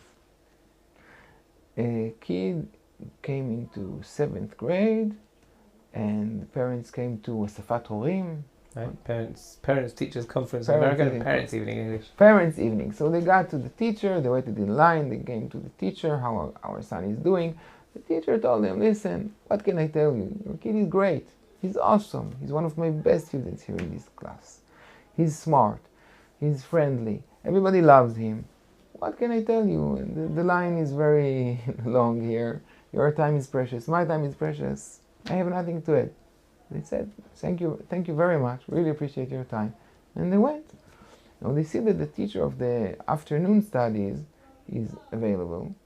So he said, since we gained so much nachat from the teacher of the morning, let's go pop up and make a visit to the teacher of the afternoon. I think I know where this is going. Yeah.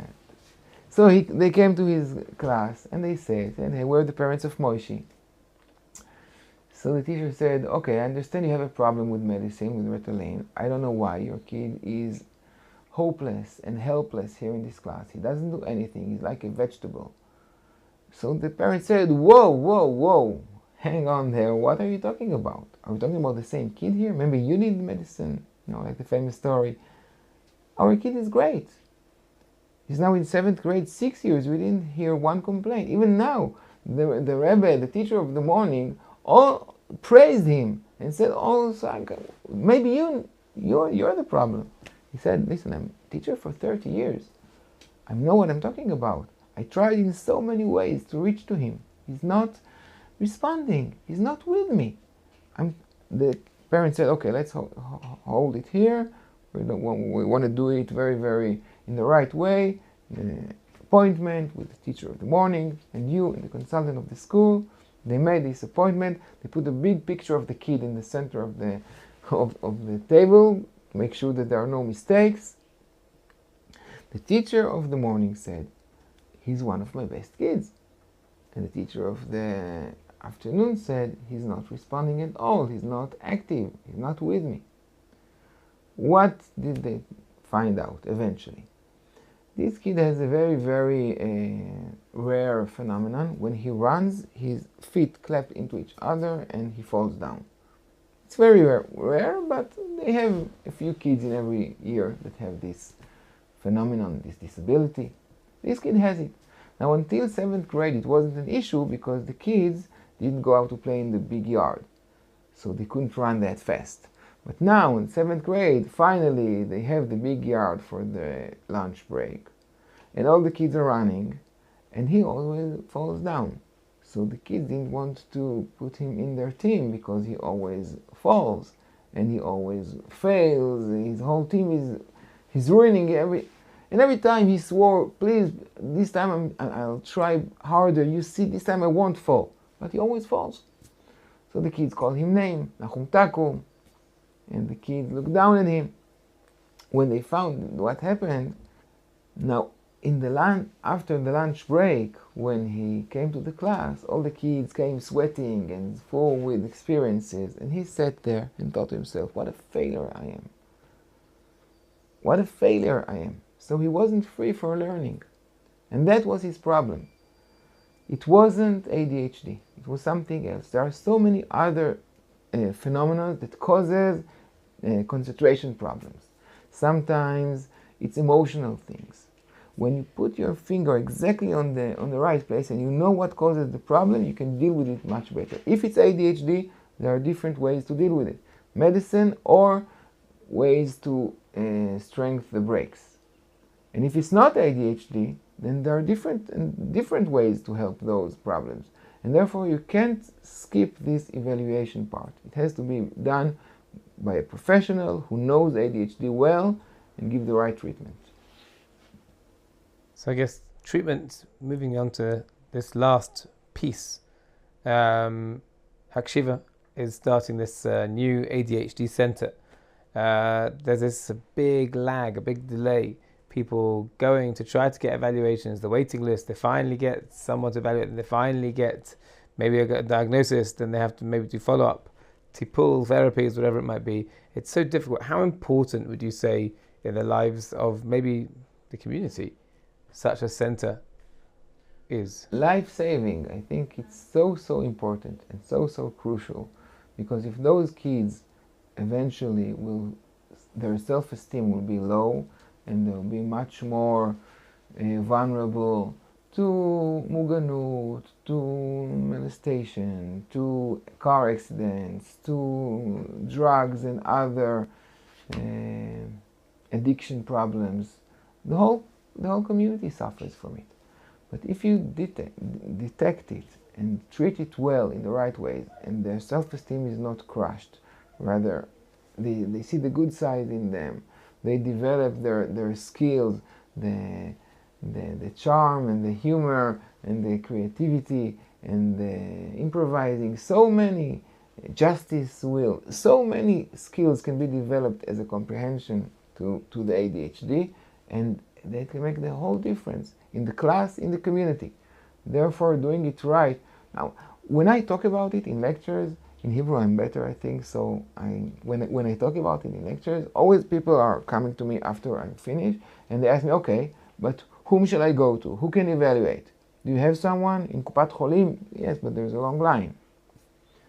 And even if it's evaluated, who can be the treatment persons afterwards? I need a therapist. I need someone who can help me with this. Like you said before, sometimes evaluating it might just tell you there's an issue, and then if it's a doctor evaluating, they might recommend medication, and that's the end of it. They're going to deal with the breaks. No, nothing is the end of it. It's a whole... No, I'm saying what might happen sometimes is people are going to go, they're going to get this medication or whatever it is, and they're going to go away and say, okay, we dealt with it. And it's not a tool tube. They have to deal with the breaks that you were talking about. And strength the breaks, see the upside, the ADHD superpowers. That's the name of my book. I hope it will be in English too soon. ADHD superpowers. It's a whole environment awareness project. And when you know it, and you have the right evaluation and therapy people, and this is what Akshiva does, so I think it's the most important thing in the world. If you could stop the world for 2 minutes and speak about ADHD, what would you say to them? ADHD is a disability. It's not lazy kids, spoiled kids, rude kids, evil kids. It's a disability. And if you evaluate and see what's the source, and you give them the right treatment, the right ways to succeed, you help them see the good side that this disability causes, the improvising, and creativity, and humor, and leadership, and justice skills, and so many other skills that those kids can develop as a comprehension to this disability, then those kids can flourish and save the world. I call it ADHD superpowers. They have those strengths. And if we are blind to those strengths, then those kids are in a very, very bad path. But if we see it and we help them, they can make the whole difference and make our world, who doesn't need workers. They need the Jewish spirit, the Jewish mind, the Jewish creativity, the Jewish thinking outside of the box. And those kids are expert in this. So we should help them do their purpose or why those souls came to do this journey in this world. And it's not something, we have to be a big tzaddik or have to learn to be a doctor to do it. No, we can all do it. If we put our focus and our minds to it, if we tune into it, I think we can all do it. get ADHD people to become the next generation of teachers because they understand these concepts better than everyone else. Yes, definitely. Rav Dan, it's been a big pleasure talking to you again and to hear your amazing insights and expertise. People can look you up online, I assume, and they can make contact with you, and Sure. you meet with people as well. I hope, I try. I'm busy, but I'm Right. trying. And you're not doing interviews and other Yeah. things and things. All right. Well, thank you very, very much. Thank you. And all right, onwards and upwards.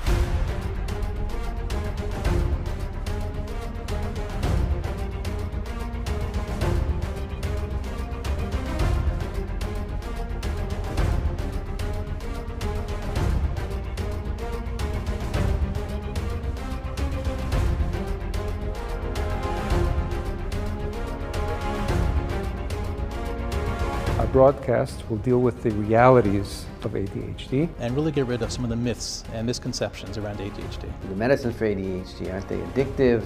And if you take them long term. So many students that I'll meet, the parents will come in or a teacher will speak with me and say like, I don't know what's wrong with this kid, he's just lazy, he just doesn't want to work. He doesn't want to work. During the broadcast, you will have a tremendous opportunity to learn directly from the experts in the field.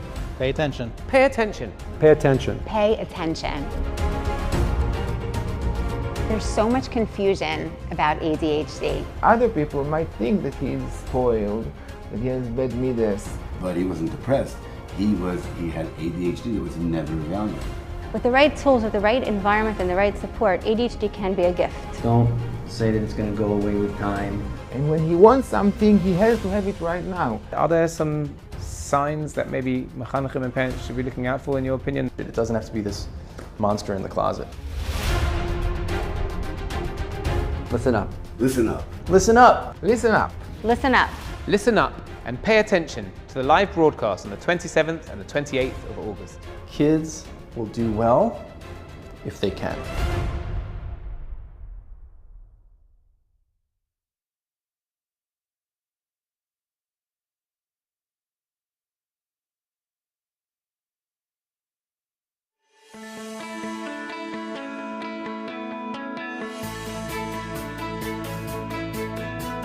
ADHD is not just a diagnosis. It affects individuals, families, and communities worldwide. Listen up. Listen up. Listen up. Listen up and pay attention to the live broadcast on the 27th and the 28th of August.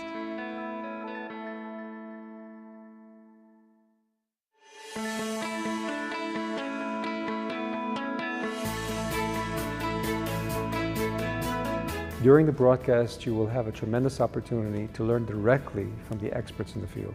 This is not just about facts, but it's about deepening your knowledge and perspective.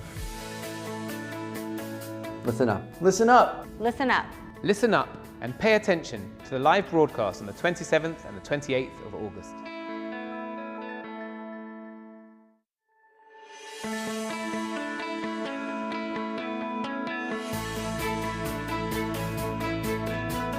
All Gdolei Israel in the previous generations repeated that message again and again. Don't ruin those souls.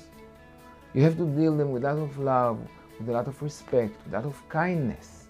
And if you see the good side in them, in those kids, and you help them and you love them, and you find ways to show them how much you love them, unique ways, then they will flourish. And this is our biggest challenge today as a generation. Listen up. Listen up. Listen up. Listen up. Listen up. Listen up and pay attention to the live broadcast on the 27th and the 28th of August.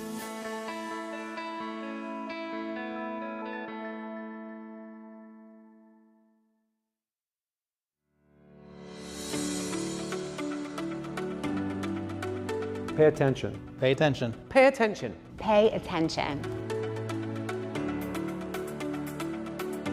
How many kids in our classes with ADHD are thought of as lazy if they would just focus, if they would just stick? These kids are diamonds, and they need us to just polish and shine a light on them and put them on the right path. They're brilliant. You gotta love the kids, and when you're loving them, that penetrates deeper than any video game point system. But if they're not getting the love, they're gonna look for the points in other places. Listen up and pay attention to the live broadcast on the 27th and the 28th of August.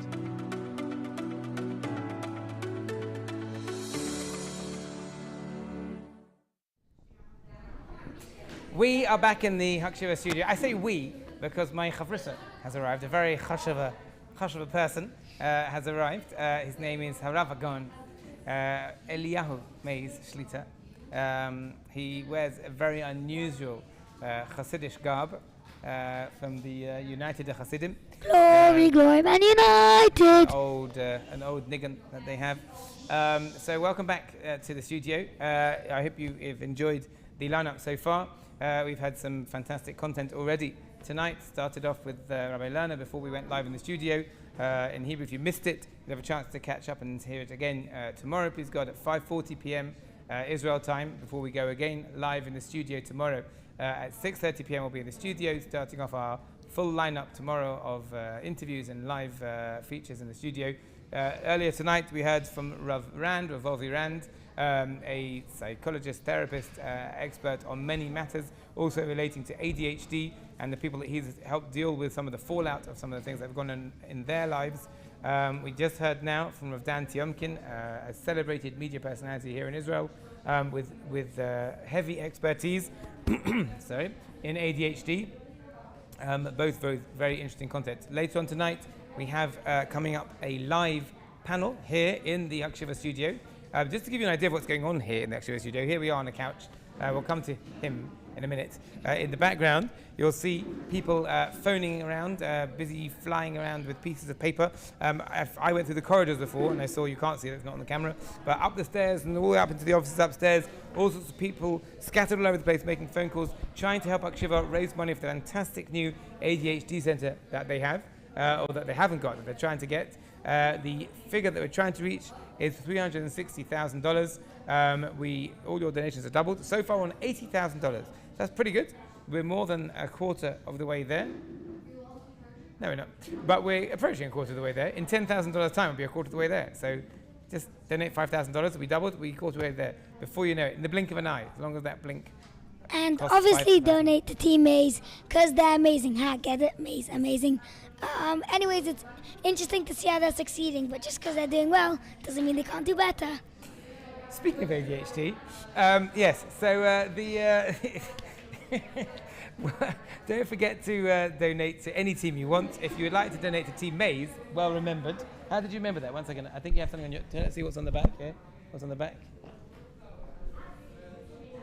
There we go. Bit of free advertising there for Team Maze. And obviously Manchester United. Yeah, can't mention them by name. Can't be biased to any one team more than another, particularly that one. Yes, so if you donate to Team Maze, you can check us out. We are on a personal goal to get to tonight, so if you would like, but you can donate to any of the teams because it all goes to the same place. It goes to Hakshiva to help. But obviously donate to Team Maze. Obviously donate to Team Maze or any team you want. Team Maze. That's cool, Team Maze. Yes, it all goes to the same goal, to help Hakshiva build a new centre. So speaking of ADHD, Eliyahu, you are the ripe old age of 12, just started Kita Zayin, 7th grade, if you speak that language. Do you find that sometimes it's difficult to focus on what's going on in school? Not sometimes, always. Well, it depends on always, that's the A in ADHD. But anyways, depends on the teachers. If they're good teachers, then you could obviously concentrate more. But if they're less teachers and less interesting, it's a lot harder to concentrate. So there's the more interesting teachers idea, that's true. But that would suggest that if someone is engaged, if the teacher's interesting, then you can focus. Some people, even when the teacher is interesting, will find it difficult to focus because their attention is, for example, I'll give you a good example. You're my chavrusa, right? Remember? Hello? Yeah, good. So tonight we had actually tried to have a chavrusa here. It was more difficult than usual. Why was it more difficult than usual? Because they're noise. Noise and people, and it's such interesting. And our attention was split between all different. I've got this in my ear, so I can hear. In addition to all the normal voices I hear in my head, I can also hear extra voices in my head tonight. So that's more distracting. So, what would you say? Do you think that teachers are very good at dealing with ADHD? Not good at dealing with ADHD? Could improve? I don't know if it's not 100% the teachers. You also have a choice. You could also either choose if you want to concentrate. Even if it's harder, you could still try and concentrate. So maybe that's someone who doesn't have ADHD, but someone who does have ADHD is, even if they choose to concentrate, they might find it that they're not able to concentrate. No, but some people, when they see that they're not concentrating, then they just don't concentrate. But if you continue trying to concentrate... Okay, so part of it for some people is the way they think about it, and they can make an effort. But for some people, we know, it's like saying someone who's got a bad leg, make an effort, you can run fast. It's like, even I make an effort, my leg is not allowing me to run. So those people will struggle. So maybe, because you said interesting teachers, do you think that there are some teachers that they teach in different ways, like they move around a bit, or they give you like something that's not in the book the whole time and do other things? Yeah, they do that, but they also they see when people aren't concentrating, and then they try and get their attention. So teachers, is that how they do it? Like this? Yeah. They go like that? Yeah. Does that help? Do you think it helps? Yeah. Okay, so you heard it here. One of the ways that ADHD can be addressed is through clicking fingers. How was here? You heard Doing a noise. Any noise, but particularly clicking fingers. You heard it here. Particularly if you sing Glory, Glory, Man United. Anyways. Sorry about this. Yes, particularly if you do that, that's good to help people concentrate, is it? Right, a known way of concentrating. And that, what would you say though if you said, if you know that Akashiva was trying to build a brand new centre dedicated to ADHD. They're going to have, for some people have to wait a year to get assessed for ADHD. A year. We asked one of the doctors, he said his waiting list is a year long. So if you realise that you've got an issue with ADHD, maybe, and you want to get assessed, you try and book an appointment, we can see you in 1 year. What would you say about that? Good or bad? Well, obviously it's better than nothing, but you can try look for other people that are less busy. That's what Akshiva's trying to do, all under one roof. Isn't that amazing? Yeah. Fantastic. All right, we're going to take a small break. We'll be back after this.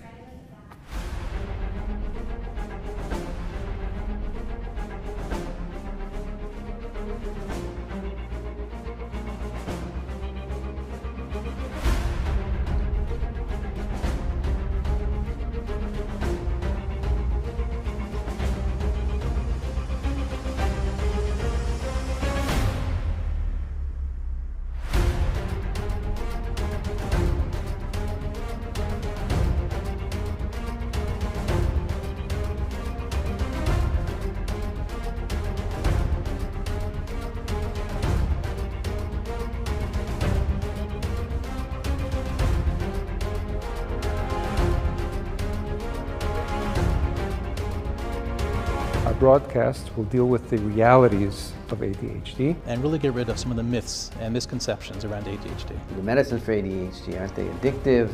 And if you take them long term. So many students that I'll meet, the parents will come in or a teacher will speak with me and say like, I don't know what's wrong with this kid, he's just lazy, he just doesn't want to work. He doesn't want to work. During the broadcast, you will have a tremendous opportunity to learn directly from the experts in the field. Pay attention. Pay attention. Pay attention. Pay attention. There's so much confusion about ADHD. Other people might think that he's spoiled, that he has bad midas. But he wasn't depressed. He had ADHD. It was never evaluated. With the right tools, with the right environment and the right support, ADHD can be a gift. Don't say that it's going to go away with time. And when he wants something, he has to have it right now. Are there some signs that maybe mechanechim and parents should be looking out for, in your opinion? It doesn't have to be this monster in the closet.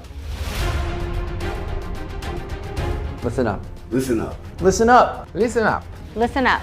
Listen up and pay attention to the live broadcast on the 27th and the 28th of August. Kids will do well if they can.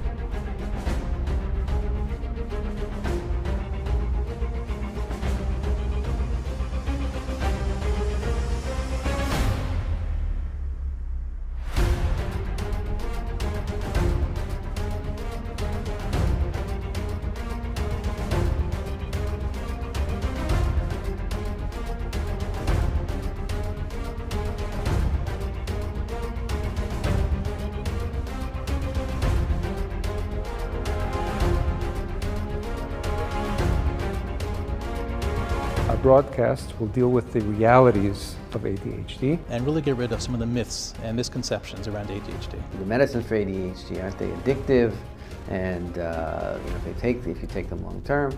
So many students that I'll meet, the parents will come in or a teacher will speak with me and say like, I don't know what's wrong with this kid, he's just lazy, he just doesn't want to work.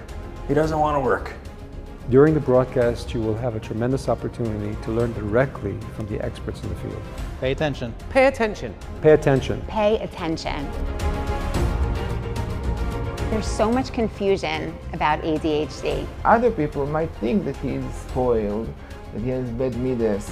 But he wasn't depressed. He had ADHD. It was never evaluated. With the right tools, with the right environment and the right support, ADHD can be a gift. Don't say that it's going to go away with time. And when he wants something, he has to have it right now. Are there some signs that maybe mechanechim and parents should be looking out for, in your opinion? It doesn't have to be this monster in the closet. Listen up. Listen up. Listen up. Listen up. Listen up. Listen up and pay attention to the live broadcast on the 27th and the 28th of August. Kids will do well if they can.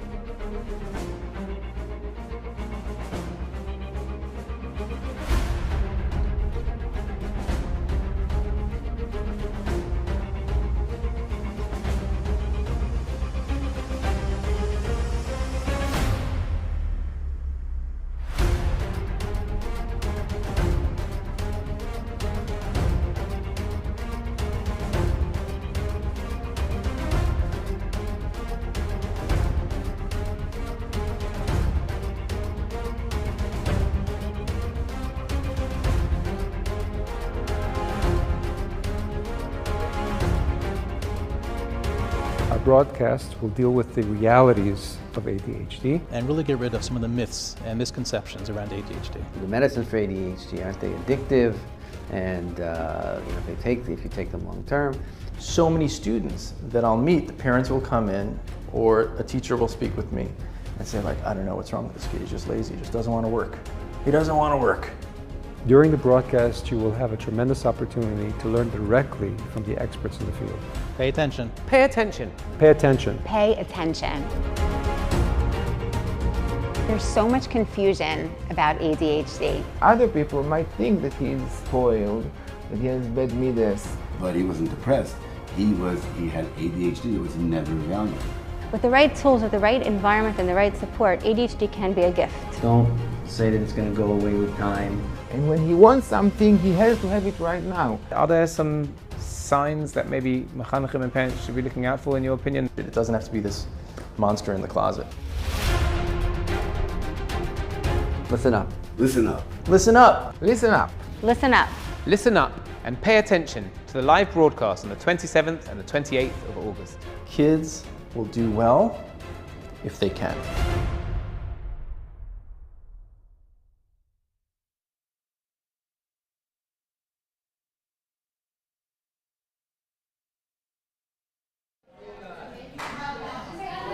Welcome back to the Hakshiva studio. We have been riveted tonight by the content of the broadcast and the numbers that we're trying to reach. We're trying to get to $360,000. All donations are doubled. We're trying to help Hakshiva reach their goal of building a dedicated center to ADHD. The number that we've raised so far is 81,500, which is good. I would describe that as good. I wouldn't describe it as what we need, because it isn't. We need to get to $360,000. That's why it isn't. It's only, though, just under $280,000 short. So you've got $140,000 handy. Just quickly donate it. Yalla, we'll be there. In the meantime, we're not there. So if you've seen some of the programming tonight, you won't need this recap. But if you haven't, so let me just remind you that before we went live in the studio tonight, we had a chance to hear from Rav Aaron Lerner, a very interesting expert in the world of ADHD. He's picked up numerous accolades and qualifications over the years, and is a very interesting person. That was in Hebrew. And if you missed it, you can pick it up again tomorrow at 5:40 p.m. Israel time. Before we go live again in the studio tomorrow, at the same time we went live tonight, 6:30 p.m. Tomorrow night we have more people on the lineup. Coming up soon, or very shortly, we have a live panel in the studio of experts. But right now in the studio we have a live panel of other experts whose names and qualifications I don't know.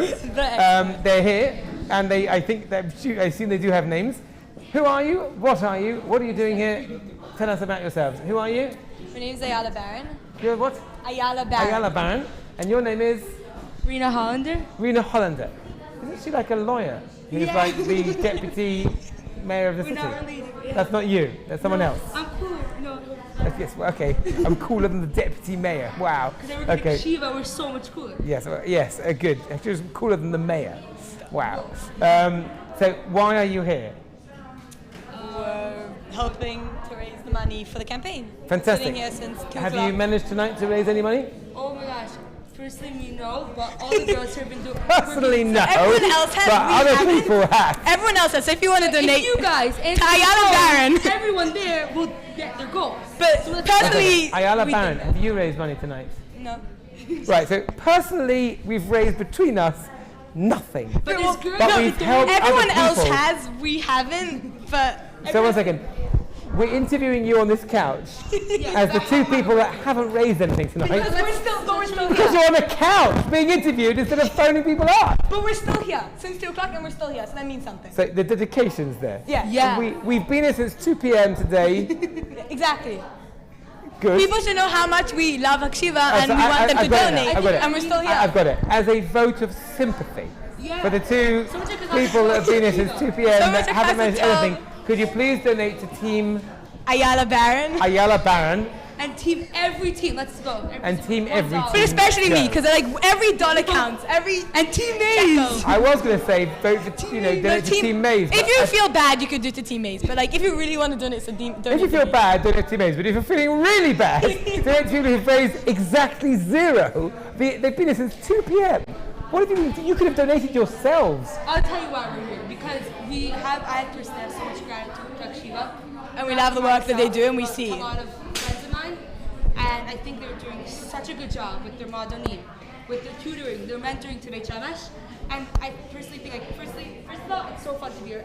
Every single girl here is giving so much good energy, and it's really, really fun. The staff are amazing. So when you're trying to raise $306,000, the most important thing is at least it's fun. Yeah, at least we're enjoying ourselves. And not only that, also, we're also, I feel like it's just like, again, Akšiva helps so much of Beit Shemesh. They do. Why can't I help them? Why not be part of it? So look at this. They've been here since 2 in the afternoon. They've raised nothing. Ordinary people would be like, ugh. But these people are weird. I mean, they're not weird. They're not ordinary. They're very special. They're not ordinary. And they're not deterred because they have a karas hatov. They have appreciation for the work that Akšiva does in the community for lots of people that we all know. Many, many, many years ago when Akšiva first started, it was helping those people.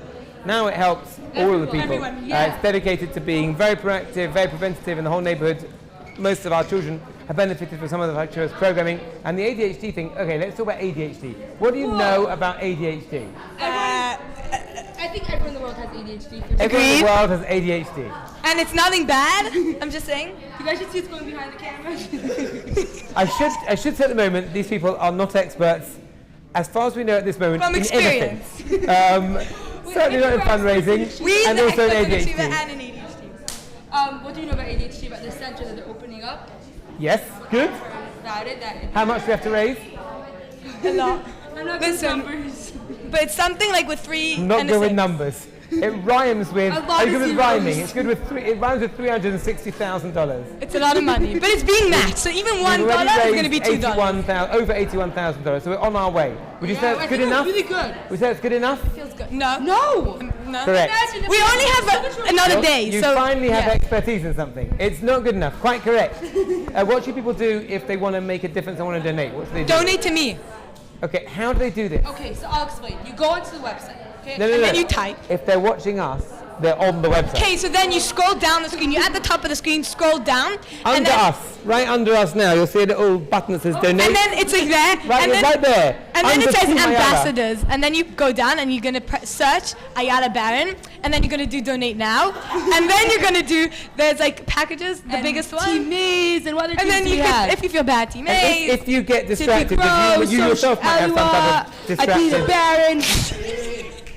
If you yourself get distracted, you see other teams, you can donate to them as well, because it all ultimately It's all to goes to Shiva, the but same like, thing. it's going to motivate me.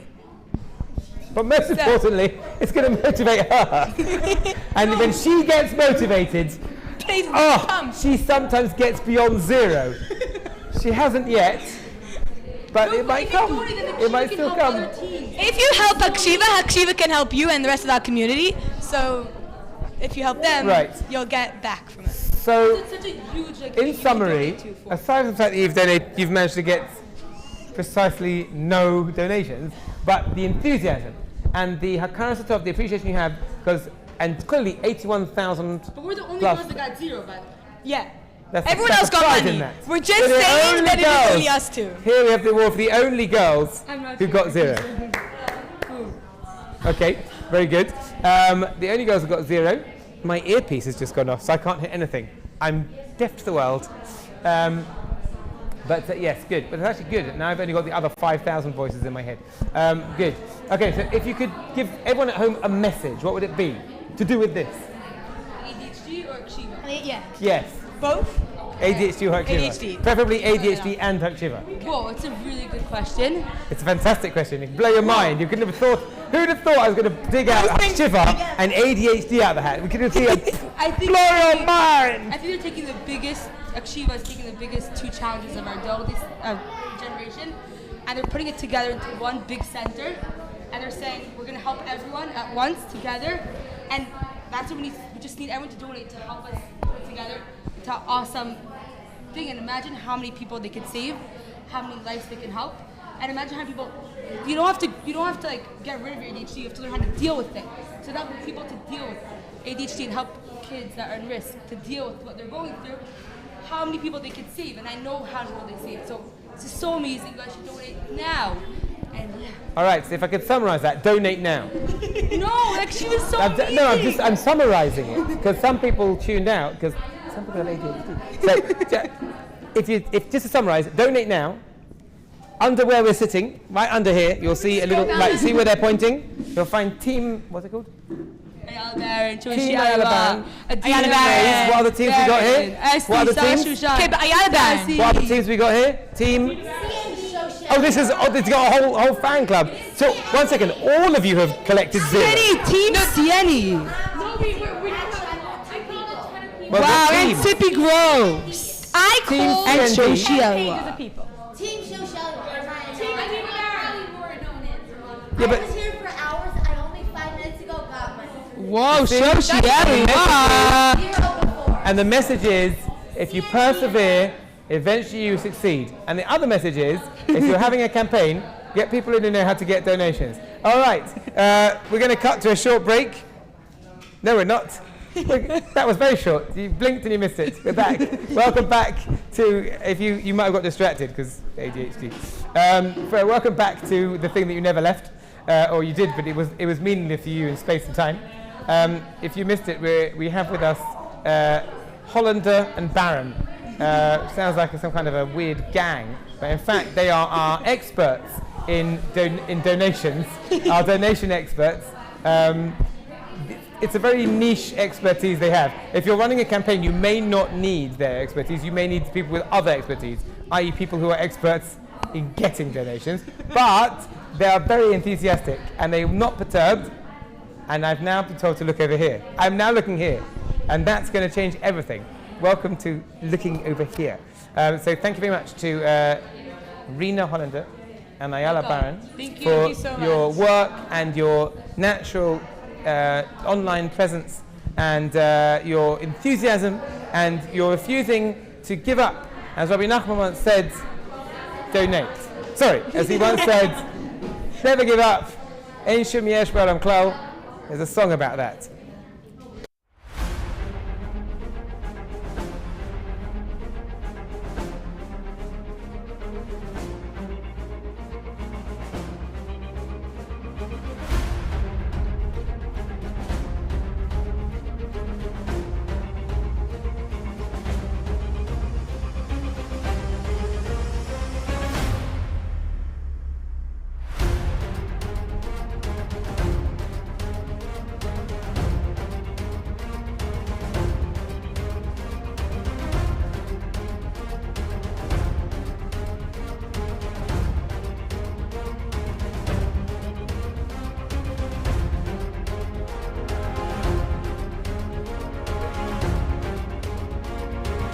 broadcast will deal with the realities of ADHD and really get rid of some of the myths and misconceptions around ADHD. The medicines for ADHD, aren't they addictive? And if you take them long term. So many students that I'll meet, the parents will come in or a teacher will speak with me and say like, I don't know what's wrong with this kid, he's just lazy, he just doesn't want to work. He doesn't want to work. During the broadcast, you will have a tremendous opportunity to learn directly from the experts in the field. Pay attention. Pay attention. Pay attention. Pay attention. There's so much confusion about ADHD. Other people might think that he's spoiled, that he has bad midas. But he wasn't depressed. He had ADHD. It was never evaluated. With the right tools, with the right environment and the right support, ADHD can be a gift. Don't say that it's going to go away with time. And when he wants something, he has to have it right now. Are there some signs that maybe mechanechim and parents should be looking out for, in your opinion? It doesn't have to be this monster in the closet. Listen up. Listen up. Listen up. Listen up. Listen up. Listen up and pay attention to the live broadcast on the 27th and the 28th of August. Kids will do well if they can.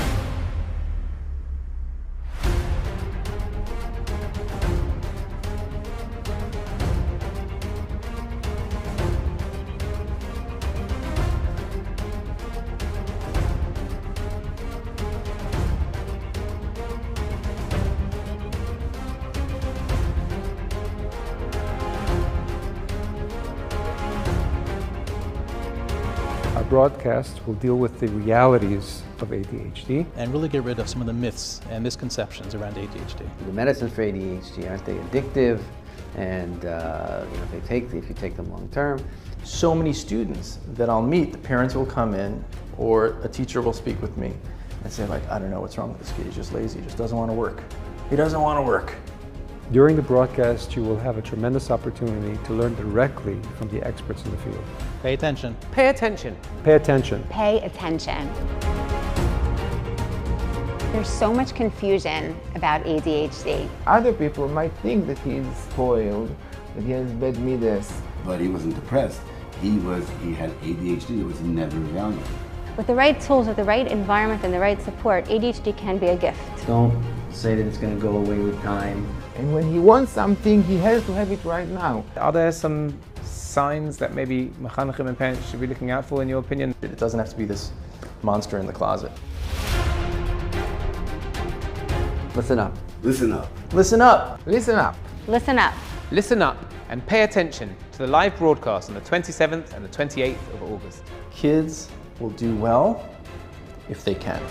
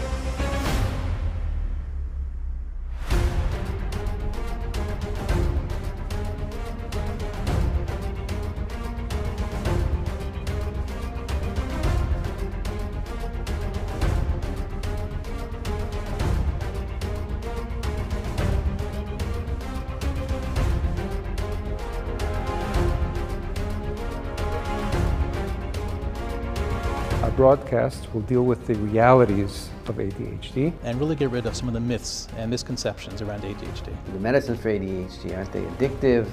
And if you take them long term. So many students that I'll meet, the parents will come in or a teacher will speak with me and say like, I don't know what's wrong with this kid, he's just lazy, he just doesn't want to work. He doesn't want to work. During the broadcast, you will have a tremendous opportunity to learn directly from the experts in the field.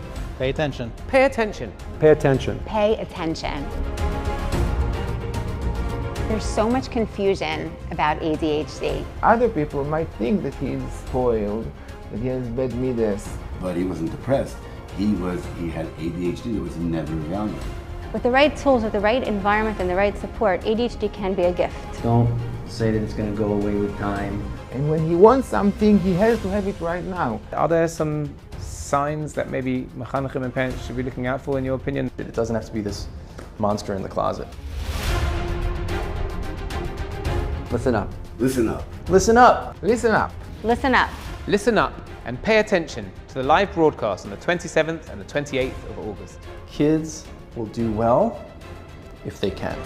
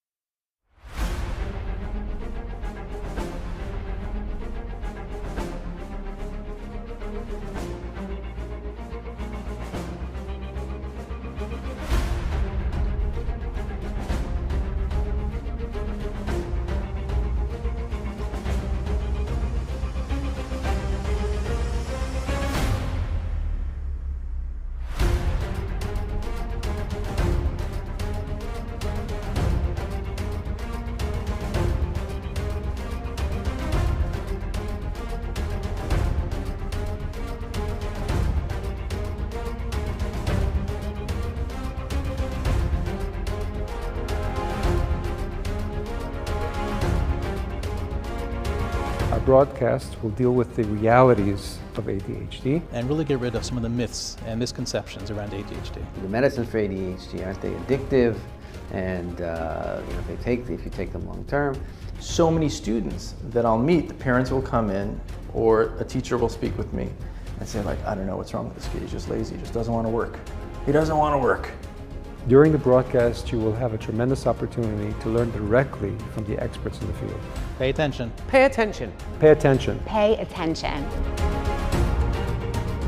There's so much confusion about ADHD. Other people might think that he's spoiled, that he has bad midas. But he wasn't depressed. He had ADHD that was never evaluated.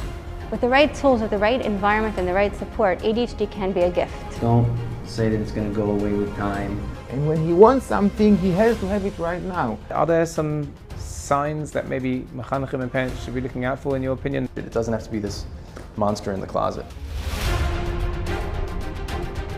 Listen up. Listen up. Listen up. Listen up. Listen up. Listen up and pay attention to the live broadcast on the 27th and the 28th of August. Kids will do well if they can.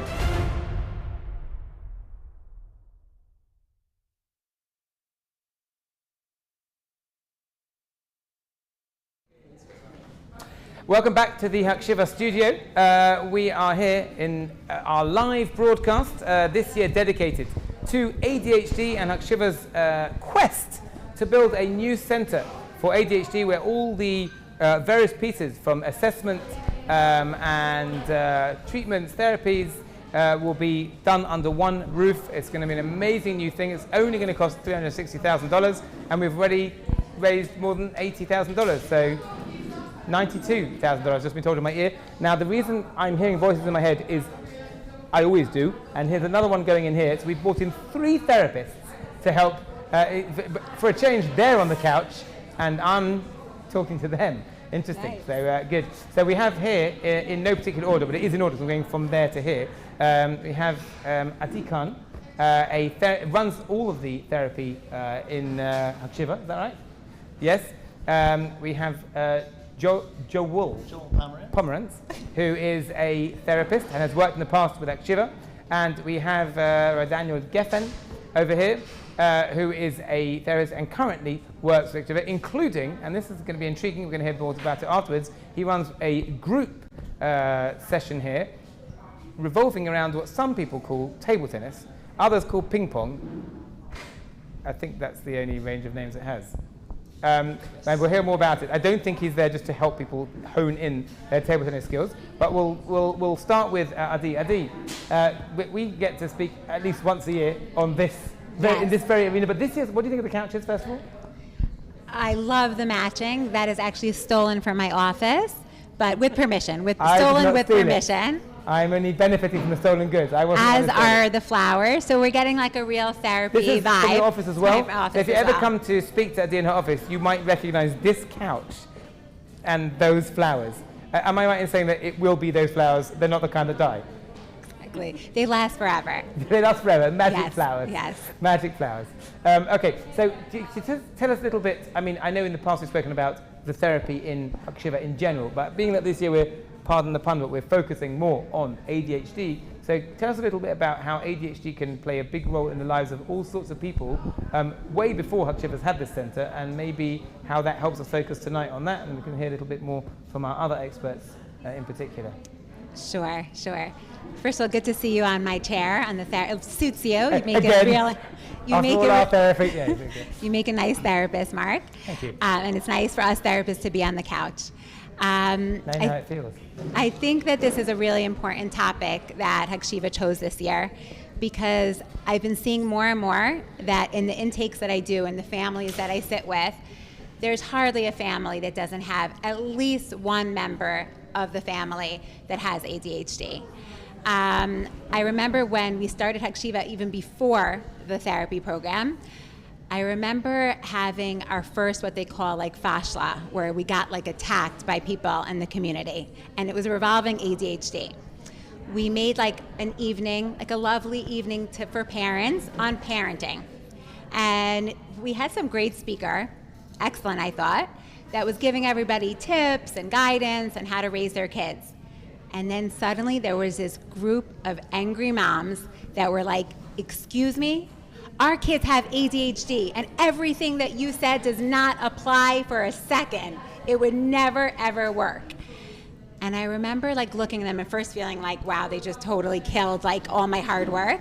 But I remember then like switching and feeling that compassion and that empathy, that here they are, like parents who want to help their kids, but it's different. It's not that it's like, God forbid, a death sentence, but it is different. And I feel like that was almost 20 years ago, and there still hasn't been enough movement in this community, in the world at large, and really understanding the special needs of a kid with ADHD. And at the clinic that we have in Akshiva, which is mostly teens, I'm seeing a lot of teens that weren't really given the treatment necessary when they were younger with their ADHD.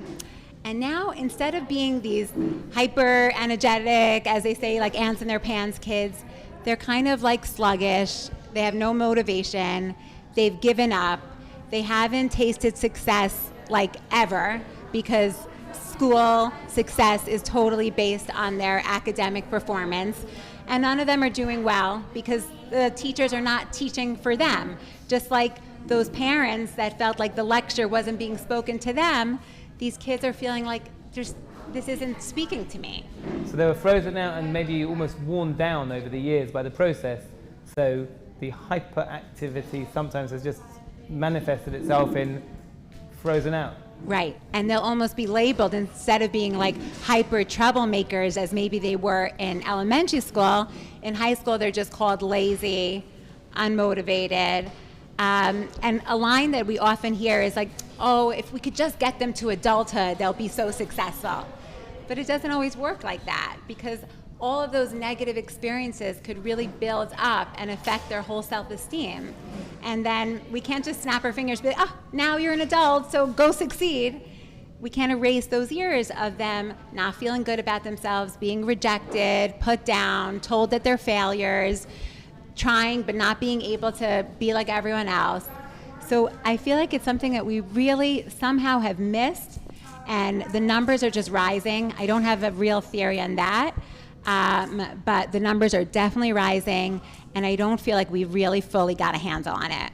So I think that's probably a very good segue to bring in also the other therapists, because sometimes when you spoke to some therapists about coming on the program or being interviewed, they're like, I don't have expertise in ADHD. And I think what you're describing is there's one world called expertise in ADHD, whether it's assessment or diagnosis or even therapies directly to do with ADHD. And then there's dealing with the fallout of all sorts of life negative experiences, which for some reason or another, with people with ADHD, is probably more manifest, or there's a higher instance of being manifest because of those feelings of maybe either perceptions or actual expectations laid on them by school, peers, teachers, parents, whatever it is, and falling short of those expectations, and then resulting negative experiences can lead to a much bigger emotional fallout and much wider issues. I think maybe we can segue into Dr. Pomerantz, Rabbi Pomerantz, Genius Pomerantz. Tell us a little bit maybe about some of your experiences, I guess working with Akshiva in the past, but also in general, like in therapy. I'm assuming that what Adi just said resonates with absolutely. Your experience. Yeah, first of all, thank you very much for having me, for inviting me to this wonderful couch. It's the first time I think I'm on a couch in a long time, and it's wonderful, really, to be here. Yeah, I mean, ADHD is a disorder that's kind of unique in the sense that many times when people have psychiatric disorders, it's very obvious and they're very limited. And ADHD isn't an exception in that sense, except that sometimes people with ADHD can do things like pay attention, and it's very confusing. And so it tends to be very highly stigmatized because it's instead of a disorder of inability, it's often really manifests as a disorder of inconsistency. Okay, and it's interesting. In the first mention of ADHD in the literature, I think it was 1902 in Britain, they called it Britain. In Great Britain. Yeah. What? Yeah, you do psychiatry in Britain? That's right. Believe it or not. And the term that was used was something like abnormal defect of moral control in children. So literally from the outset of this disorder, even in the scientific literature, it was highly stigmatized as some sort of moral disorder, moral defect. Exactly. They could have changed history. Yeah. And so, and they called it hyperactivity disorder, and then eventually we have the formulation that exists today. But essentially, we have to understand that although folks with ADHD often can perform like other kids, like other people, it can be much harder, And as Jews, one of the things that's so important is this mitzvah of dan l'kav zchus, and it's so important for us to be able to put ourselves in their shoes. And would we be able to live up to what's being demanded if we had that buzzing going on in our brain, or that difficulty? That's probably where some of these definitions come from, because as you said, inconsistency is a very, very important distinction to draw. Because if a person never achieved, you'd say, okay, so this person can't achieve. But when they sometimes do and sometimes don't, it would be very instinctive and intuitive to say, okay, you're being lazy. Mm-hmm. Last time you did it. These are the kids who get on the report card. They get on the report card, if he would only apply himself. No, but that would be maybe. But how would they? He has so much potential. Right. We saw that he did well here. That's right. Right. I mean, it's funny because each of the people that I interviewed, I think very overt. My wife just sent me a text that said, "The guy just said you have ADHD live on air." I'm like, yeah. Like looking back at like life experiences and hearing people defining and those report cards that you just described, if only he could do very well. But I remember my parents saying, the teacher said, if you just apply, I'm like. Didn't bother me, and there were some people, and I was one of those people for sure, that got away with it. There are some people that they're audio learners, whatever it is, like they pick things up anyway, so their distractions don't distract them from picking things up along the way, along the other 1,000 things that they're doing. Yeah. But there are many people that is very difficult for them, or as you said, maybe it's inconsistent for them. Yeah. So tell us a little bit maybe about some of, I mean, I don't want to be too dramatic, but what would be some of the worst case scenarios or some things that you've had to deal with as a therapist when you've dealt with people that have had some negative fallout from ADHD? Well, the absolute worst is when it goes untreated, and in fact, more than untreated, it's like I was saying, highly stigmatized, oftentimes punished, and you end up with people who suffer in adulthood from depression, from demoralization. They often will go from job to job. They'll feel like a failure. It can truly be devastating when it's unrecognized and when it's highly stigmatized. So much of it boils down to how other people look at it, and so how they look at themselves in the wake of being treated like that and looked on by others in that way. If it's untreated, I mean, being that you said that inconsistency, and just playing untreated and misunderstood. It's not only untreated. Is the bedrock of good employment, good relationships. That's right. It's the bedrock of those things. So Yeah. people that have not able to be assisted in that, do they suffer in the longer term with those things, with holding down employment and relationships? And Everything from being able to hold down a job, being able to function adequately in relationships, and even one of the core features of ADHD is impulsivity, and this affects things like driving. You know, one of the differentials that you look at in diagnosing adult ADHD is their driving record. And Dr. Rosenbaum mentioned that. It can literally be dangerous. Also executive function, people able to just That's be able right. to organize themselves and different things. People spoke about that a lot. So I think we're all dying to know the ping pong club, the table tennis club that centers on ADHD. What is it? I have to interrupt for 1 second, Daniel, because we thought of this project of the ping pong workshop or table. I still call it a ping pong, but you know, tomato. Tomato is wrong. This, before I even officially hired you, Daniel, we really thought of this project together, and it really has just skyrocketed since. Why would you come up with that? Would you say, I've got a good idea, table tennis. What's it got to do with anything? It was me. Okay, you can go. Well, explain your strange thinking, seemingly strange thinking. My strange thinking can be explained extremely logically. First of all, thank you for having me on the show. Pleasure. I'm also enjoying sitting on the couch. This is English, by the way, in case you're not. Yeah. The thinking was very straightforward. I was training as a therapist, and I was already a kind of successful table tennis player and trainer, coach. And I felt like we could combine the two things and have some kind of group which combines aspects of therapy. I'm not calling it therapy, completely. It's not. But aspects of therapy together with table tennis. Research backs a lot of the idea that when your body's involved in your work, in your therapy work, then you can achieve, in many cases, more. And how does that be manifest then? I'm coming to this chug. How old are the people that come?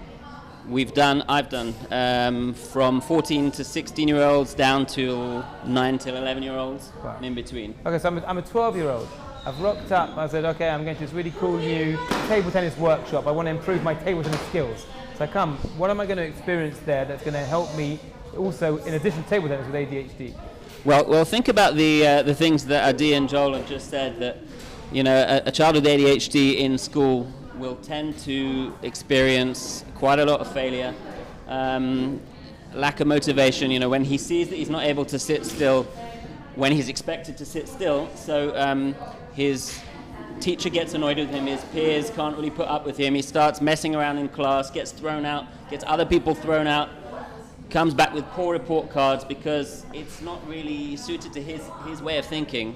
That there's, Joel mentioned inconsistent thinking. And I would just add to that and say, in a different terminology perhaps, imbalanced thinking.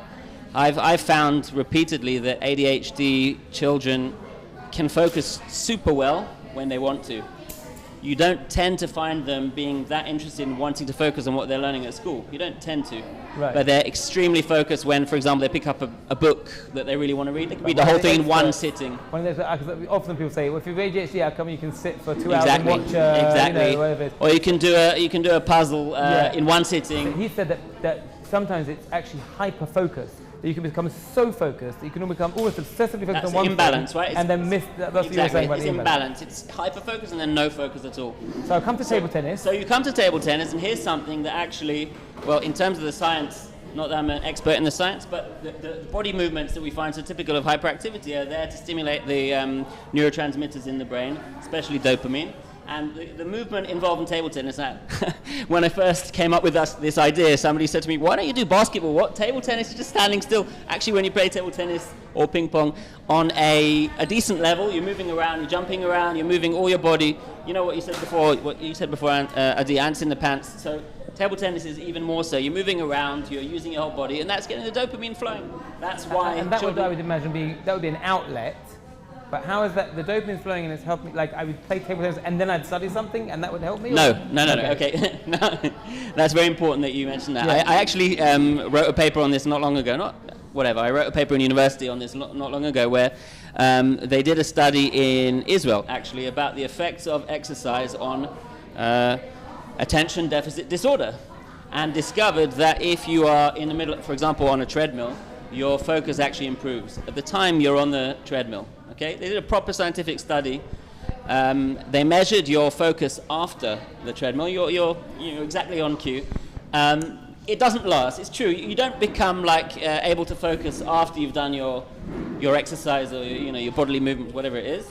But it certainly helps to provide that outlet, to provide the movement that your body's trying to do. And let's think about the other effects that probably are more prominent here.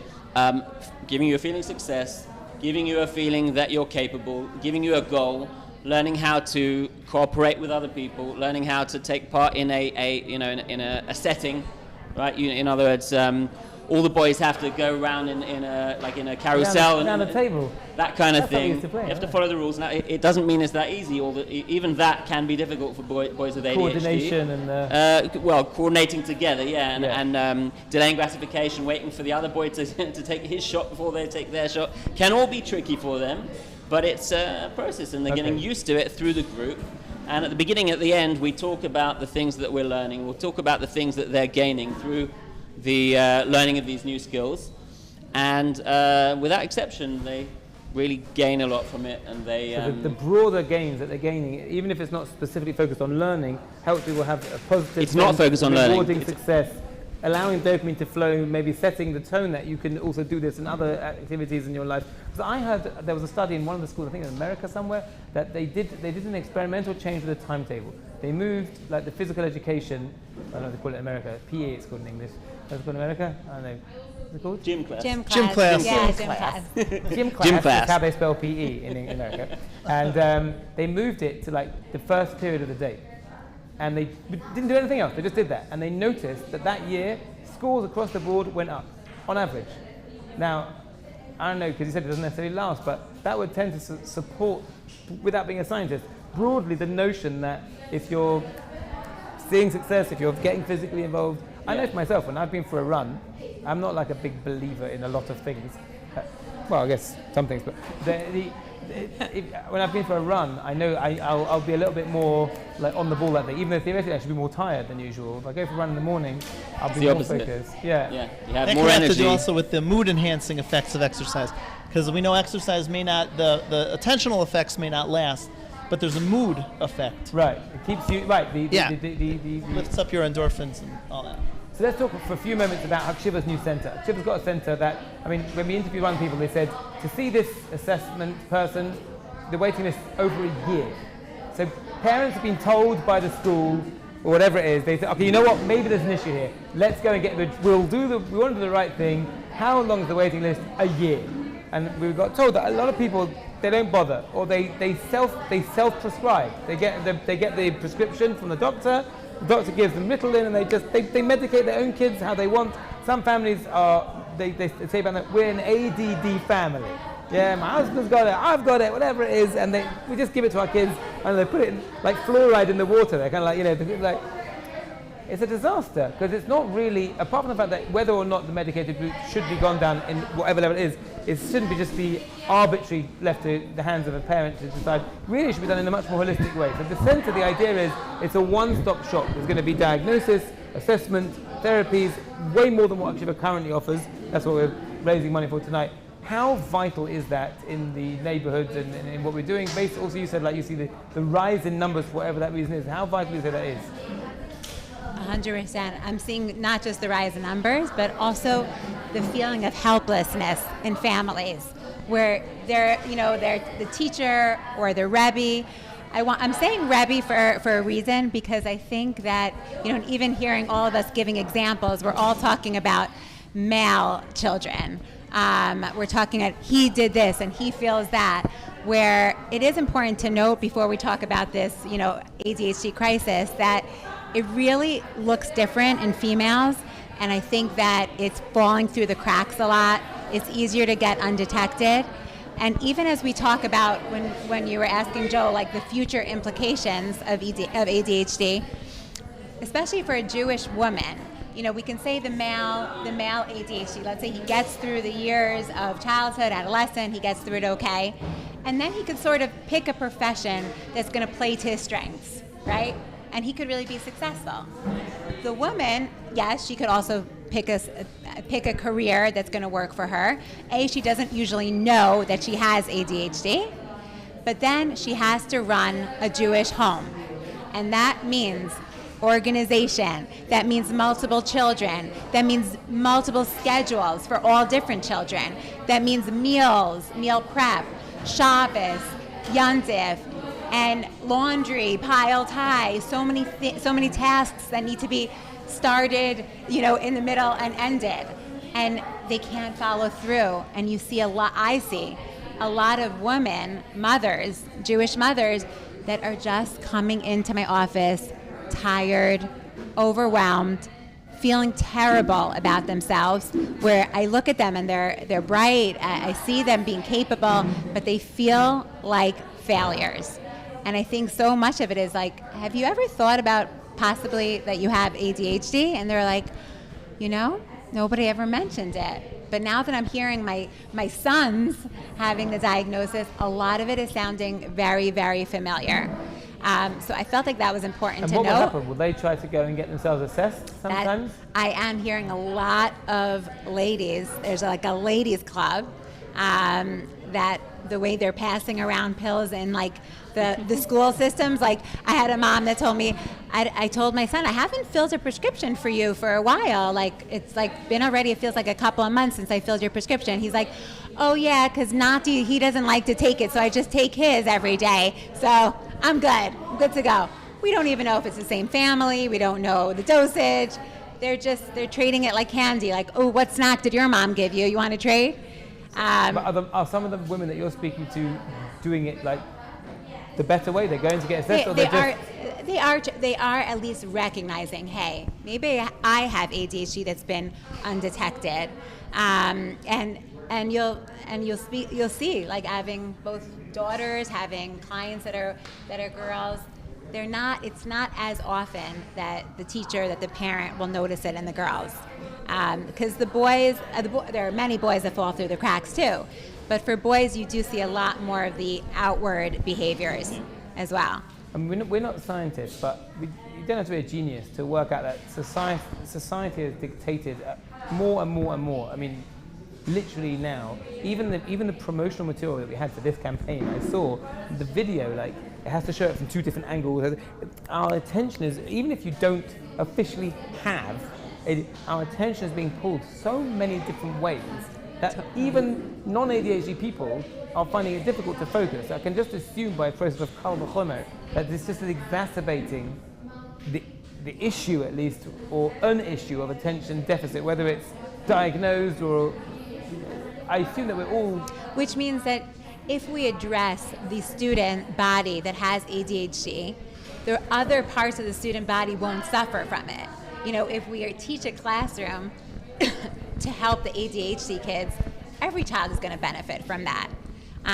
It's sort of like when we had the concept of in Israel, it's very common to have gan safa, which is to help kids, younger kids, like in kindergarten, to help them with language. And I've seen these gan safot in action. Every kindergarten should look like that. That I would imagine if we would create a better learning system for kids with ADHD, many regular mainstream kids would benefit tremendously from that as well. Especially with the rise of what you're talking about, like whether it's technology or just a faster paced world where like stimuli are coming at us like faster than the speed of light. People need tools to deal with that. Yeah. Okay. Technology has actually helped people with ADHD because, depending how you look at it, because it's very engaging, it's fast changing, and people with ADHD find it easier to pay attention to a screen than to a talking head. Right. But even screens, I mean, I know that people are, you're flicking in the screen, you're flicking to, I've got my message and this message and that thing, and then like I'm playing a game, and then I'm watching it, I'm looking at that, I'm playing this, like it's mind-boggling. I mean, it's very talented, but it's also mind-boggling. So let's try and wrap it up. Let's see if we can conduce it like a sentence. Yeah. What would you tell parents at home who maybe they've heard, they don't believe it so much? Everyone's got ADHD nowadays. My bubbler needs a lot of parents need a title for their kid. Oh, that's why I didn't do it on the test. He's got ADHD. What would you tell people about at least taking the concept of ADHD seriously? Anyone can go first. Daniel, want to go first? Sure. I would tell parents that it's better to be safe than sorry, and you should do an assessment if you have any kind of question about the inbuilt capabilities of the child. If you get a negative, if you get a negative reply and there's no ADHD, then fine. And if you do, then you have much more information to work with. It's not a death sentence. It's a guide to work out what you're going to do in the future, how you're going to help this child to achieve his full potential. I would say that you've lost nothing by trying, but it's not true because it is quite expensive, I think, to do an assessment in some places. Perhaps that's one of the benefits of the new centre. The centre, right. It's like we said, it's a one-stop shop, and it makes sense that you can have a place to gain all your resources and you focus them in one place for ADHD, because it's true. It's even though it's common, it's becoming even more common. It's still an incredibly big challenge for a parent and for a child, and it's worth having dedicated resources. Dedicated resources. Okay, maybe it's going to be a flagship for other communities. What do you say, Adi? I definitely agree with what you're saying, Daniel. I would just add that at best, your child who won't get treatment, I feel like he'll coast. He could coast through it, and that's the best case scenario. But if you really want your child to thrive, and I think every parent wants their child to thrive, then do them a favor and look into it. See if they really have it, it could be magical getting the treatment, both the understanding of it and whether it's medication, learning skills, their own understanding of themselves. It could really be life-changing, and you could see your child flourish in the way that he should be. One of the experts, it reminds me just now, said because it often affects executive function, this is not something you're going to see necessarily only in your child's performance in a particular lesson in school. You're going to see it at home. You're going to see the scattiness, the losing of the keys, the whatever it is. I can't remember, they didn't write it down. And you're going to see the effect. You're going to see the fact that it can bring someone down. Not just, if one teacher's got a problem with a child and they're fine in every other subject, you don't notice anything at home without being an expert, it doesn't necessarily mean there's an issue here. There might be an issue maybe more locally in that class. But when you see the multiple things, and I think that's where parents want their children to thrive, not to suffer. You're correct about that. The diagnosis actually requires... The final word to you. Yeah, no, the diagnosis requires that the symptoms happen in multiple settings. But one note I would add here is that there's a famous psychologist by the name of Ross Greene who says that, as a rule, kids do well if they can, and we tend to quickly attribute poor performance to they're not being motivated enough or they don't want, and if they really want to, they can. And the reality is that human beings are inborn, wired, we're built to seek pleasure and avoid pain, and we do what's easiest, and we do what feels good, and to succeed and make your parents and teachers happy with you feels good, and if you can do that, that's what you'll do. And if a kid isn't doing that, right? Our responsibility as parents and as a community is to ask why. Why is it easier for this kid not to succeed? What's going on with that?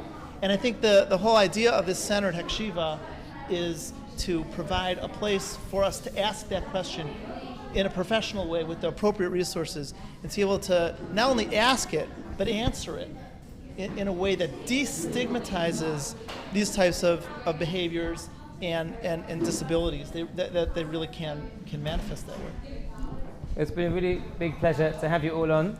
Adi Khan, the head of the therapy in Hakshiva, Joel Pomerantz, a current therapist and has worked in the past with Hakshiva, and Daniel Geffen, who, in addition to other things, runs a ping-pong table tennis workshop focusing on ADHD. Thank you very much for your insights, your input. These people could be looked up and contacted sorry, I'll say it into this camera because you didn't hear what I said. These people could be looked up. You have to start the whole thing all over again. I know. Okay. They can be looked up and contacted privately. They're probably easy to find online and other ways. And just to remind you that tonight we are focusing on building a new center for Akshiva to focus on ADHD. The target is $360,000, which sounds like a lot. It is. But every donation is doubled, and we are now over $100,000, $103,700. So there's only like $250-something thousand to go. So if you've got $120,000 spare, yalla. All right, we'll be back for the rest of the broadcast after this.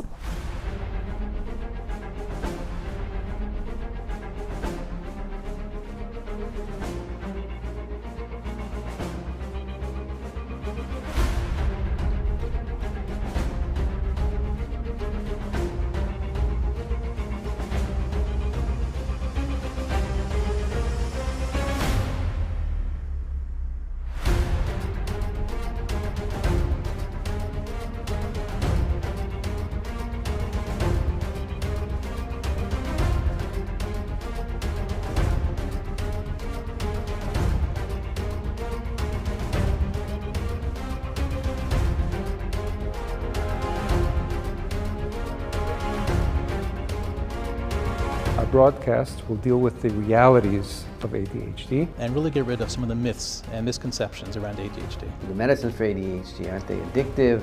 And if you take them long term.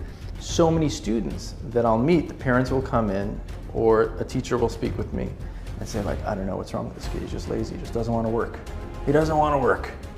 During the broadcast, you will have a tremendous opportunity to learn directly from the experts in the field. Pay attention. Pay attention. Pay attention. Pay attention.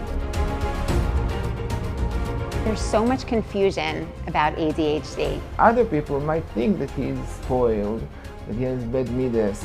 But he wasn't depressed. He had ADHD. It was never evaluated. With the right tools, with the right environment and the right support, ADHD can be a gift. Don't say that it's going to go away with time. And when he wants something, he has to have it right now. Are there some signs that maybe mechanechim and parents should be looking out for, in your opinion? It doesn't have to be this monster in the closet. Listen up. Listen up. Listen up. Listen up. Listen up. Listen up and pay attention to the live broadcast on the 27th and the 28th of August. Kids will do well if they can.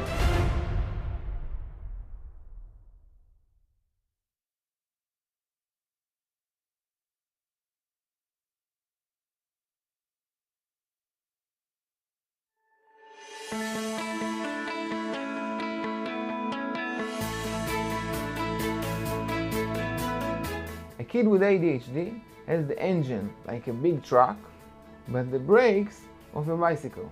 So he can't control himself. And when he wants something, he has to have it right now. And when he feels attacked, then in this moment he has to fight for his life. And therefore it causes so many bad side effects that other people might think that he is spoiled, that his parents didn't treat him and taught him well enough, that he's a vicious man, but it's not true. It's a disability. Listen up. Listen up. Listen up. Listen up. Listen up. Listen up and pay attention to the live broadcast on the 27th and the 28th of August.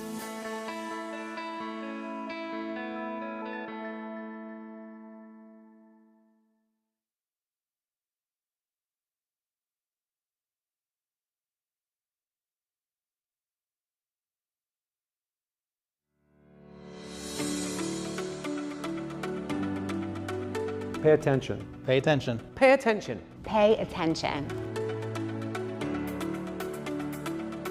So we know that relationships with spouses and relationships with employers and accidents are much, much higher in people with ADHD who aren't treated, meaning divorce or other types of spousal issues, getting fired from jobs. Listen up and pay attention to the live broadcast on the 27th and the 28th of August.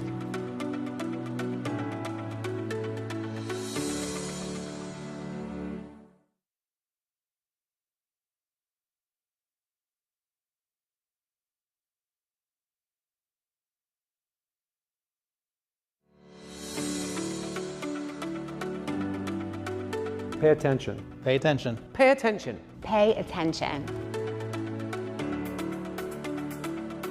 Don't miss this opportunity to expand your knowledge. Tune in and enrich your understanding. Listen up and pay attention to the live broadcast on the 27th and the 28th of August.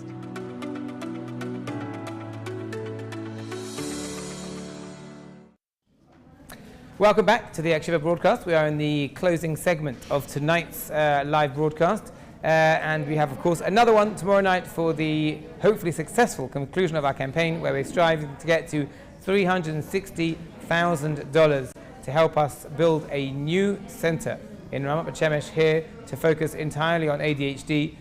All the facilities under one roof, a one-stop shop, as it were, from everything, including ranging from assessment and diagnosis to different treatments and therapies for people that really would benefit from addressing. We've just had now live in the studio a few moments ago a very beautiful panel with some of the resident experts here that are and have been involved with Hakshiva, telling us about some of the fallout that happens when ADHD really isn't addressed and really isn't focused on. And although certain things have existed, the waiting lists are ridiculously high, in some instances over a year, just to get assessed. Many people are just taking it upon themselves to go to the doctor, get some medication and shoving it along with no real precision, not really addressing the issue, and certainly not addressing any of the emotional fallout that can happen from it. People have gone from being very hyperactive in certain instances to being very demoralized and almost like subdued eventually. Some very powerful effects that can be had, as we heard from some of the experts that deal with it. So we are trying to help Hakshiva in their goal. Please help us. We are just over $106,000, so that's great. We're probably about a third of the way there. No, less than a third of the way there.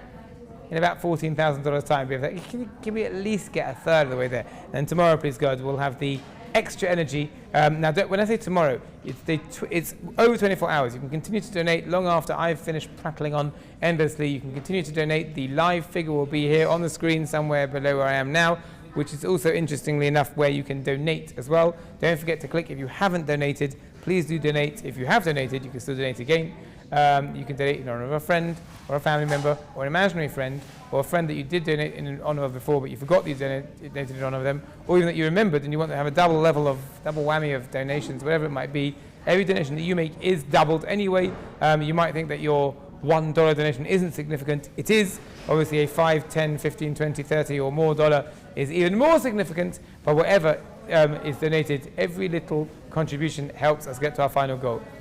We have many thousands of people that are involved in the wider Hakshiva community, and if each one of them would just give one, okay, whatever.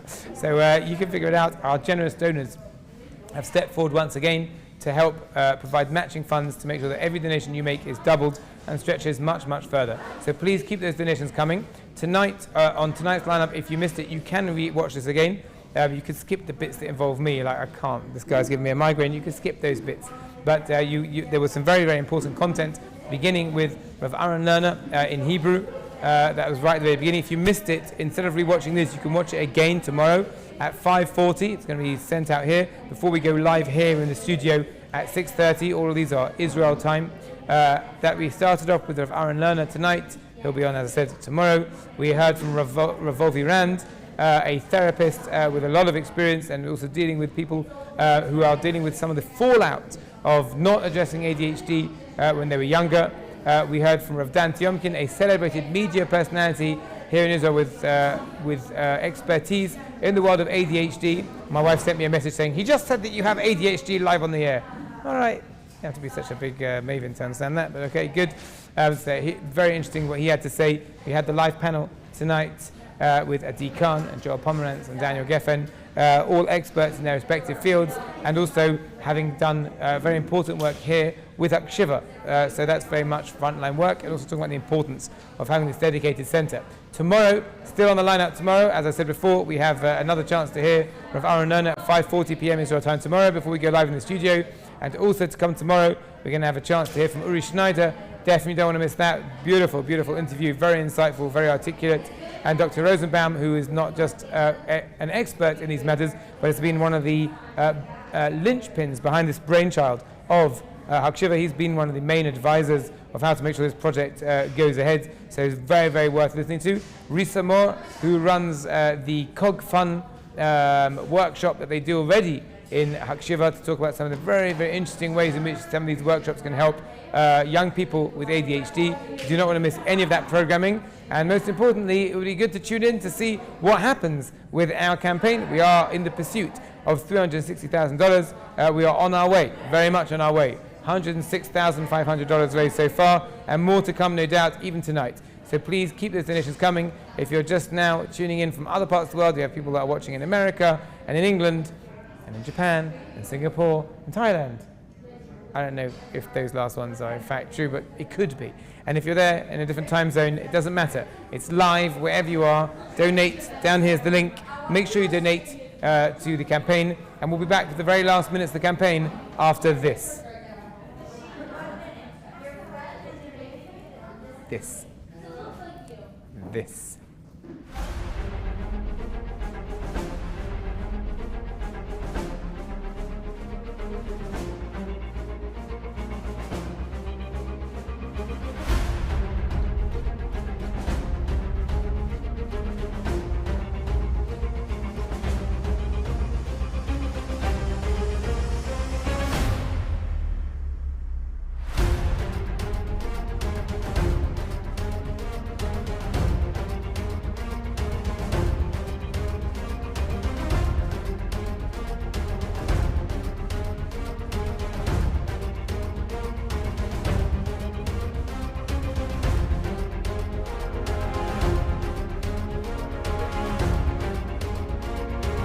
Broadcast will deal with the realities of ADHD and really get rid of some of the myths and misconceptions around ADHD. The medicines for ADHD, aren't they addictive? And if you take them long term. So many students that I'll meet, the parents will come in or a teacher will speak with me and say, like, I don't know what's wrong with this kid, he's just lazy, he just doesn't want to work. He doesn't want to work. During the broadcast, you will have a tremendous opportunity to learn directly from the experts in the field. Pay attention. Pay attention. Pay attention. Pay attention. There's so much confusion about ADHD. Other people might think that he's spoiled, that he has bad midas. But he wasn't depressed. He had ADHD. It was never valued. With the right tools, with the right environment and the right support, ADHD can be a gift. Don't say that it's going to go away with time. And when he wants something, he has to have it right now. Are there some signs that maybe mechanechim and parents should be looking out for, in your opinion? It doesn't have to be this monster in the closet. Listen up. Listen up. Listen up. Listen up. Listen up. Listen up and pay attention to the live broadcast on the 27th and the 28th of August. Kids will do well if they can.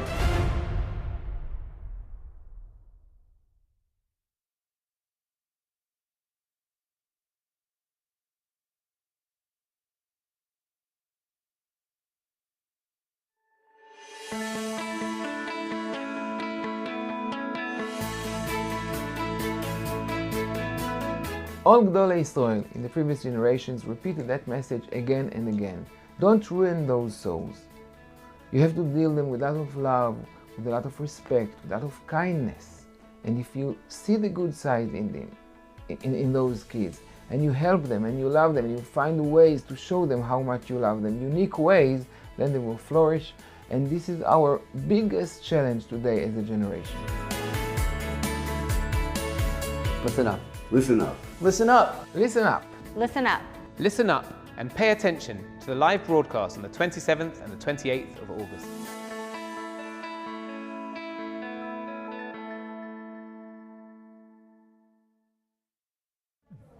Welcome back to the Akshiva studio.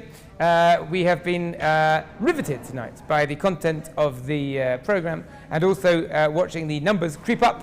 I say creep because they didn't leap, but they crept. And they've crept to a good place now. We're already in $107,000, definitely on our way towards our $360,000 goal. Please keep those donations coming. The link is somewhere the button is somewhere just below here. Click on it, donate. You know you want to. Thank you to all the people that have donated so far. I was asked to make an extra plug for all the different teams. So look at all the different teams. There's a wide range to choose from. There's also Team Maze, just pointing it out there in a very non-subliminal, unsubtle way. moving on.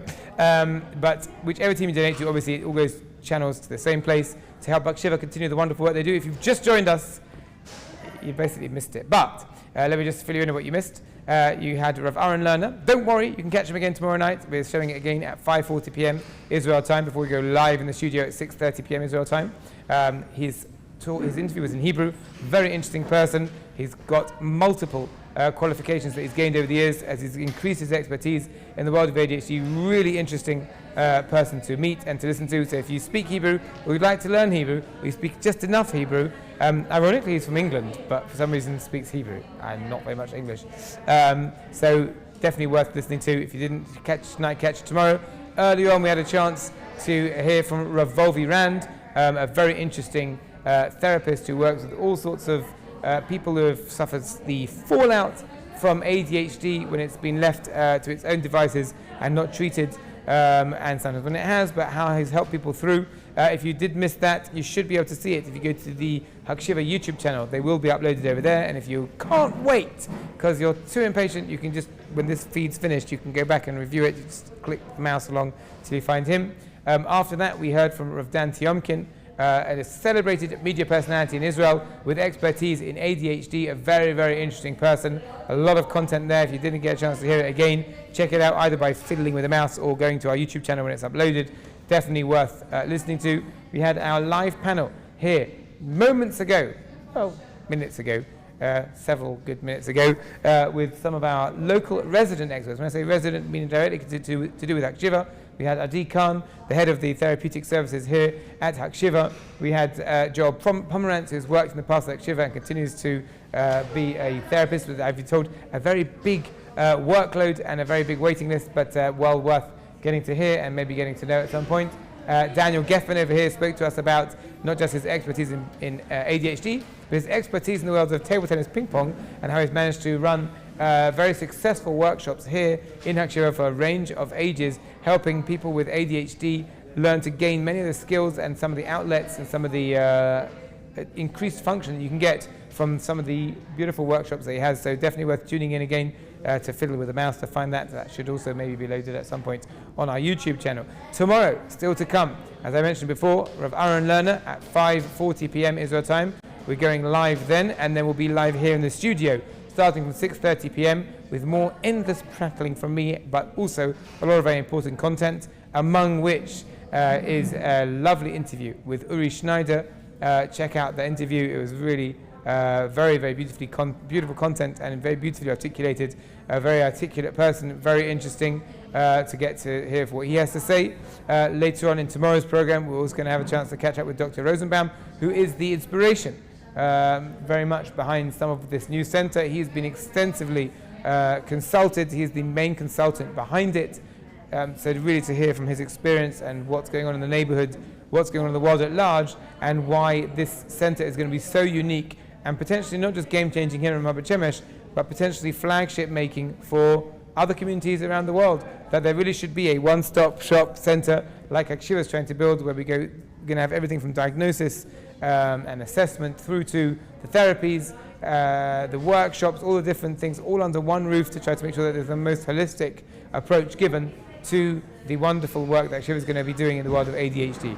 Then finally tomorrow we're also going to have a chance to hear from Risa Moore, who has actually been working with Akshiva already in some of their existing ADHD programming, among which is CogFun. She's a CogFun therapist. If you don't know what CogFun is, neither did I. So I met with her, so you'll be able to find, even you will be able to know what's going on with the world of CogFun. We'll tune into what she has to say tomorrow, and not to lose sight of the actual bigger goal, which is to help Akshiva build their center. To do that, we need your help. Yes, you. If you don't think I'm pointing at you, I am. Even though I can't even see who I'm pointing at, it's you. Make sure that you donate. Make sure you get people to donate. If you've got friends, get them to donate. If you don't have friends, make friends and get them to donate. If you've got relatives, get them to donate. If you haven't got relatives, get relatives and get them to donate. The goal is $360,000. We are over $107,000. $108,900, so almost $109,000. So we're definitely on our way. You can make a difference. When this broadcast stops, it will first will be a relief for your eardrums, for my voice box, and for your general sanity, but also it will be a chance to have a little quiet reflective time when you think, you know what, maybe I should donate. The donation lines are open the whole time. You can just, you can phone in, but you can also more likely press the donate button underneath this screen where I am. And as I said, we'll be back tomorrow to see, first of all, where we're up to in our donation number. Hopefully we'll be way past 360 by the time we join tomorrow. But the live in the studio begins at 6:30 p.m. tomorrow. Rav Aaron Lerner, the Hebrew interview, begins at 5:40 p.m. tomorrow. 6:30 p.m. we go live in the studio, followed by a content-filled program as we push towards our final goal to help Aksheva continue the wonderful work they do in the world of ADHD, this time the Focus Center. So from us here in the studio, it's been magical. I don't know if it's been magical. I don't know. It's been fantastic. It's been informative. It's been enriching. And hopefully we'll continue that vein with even more intensity tomorrow.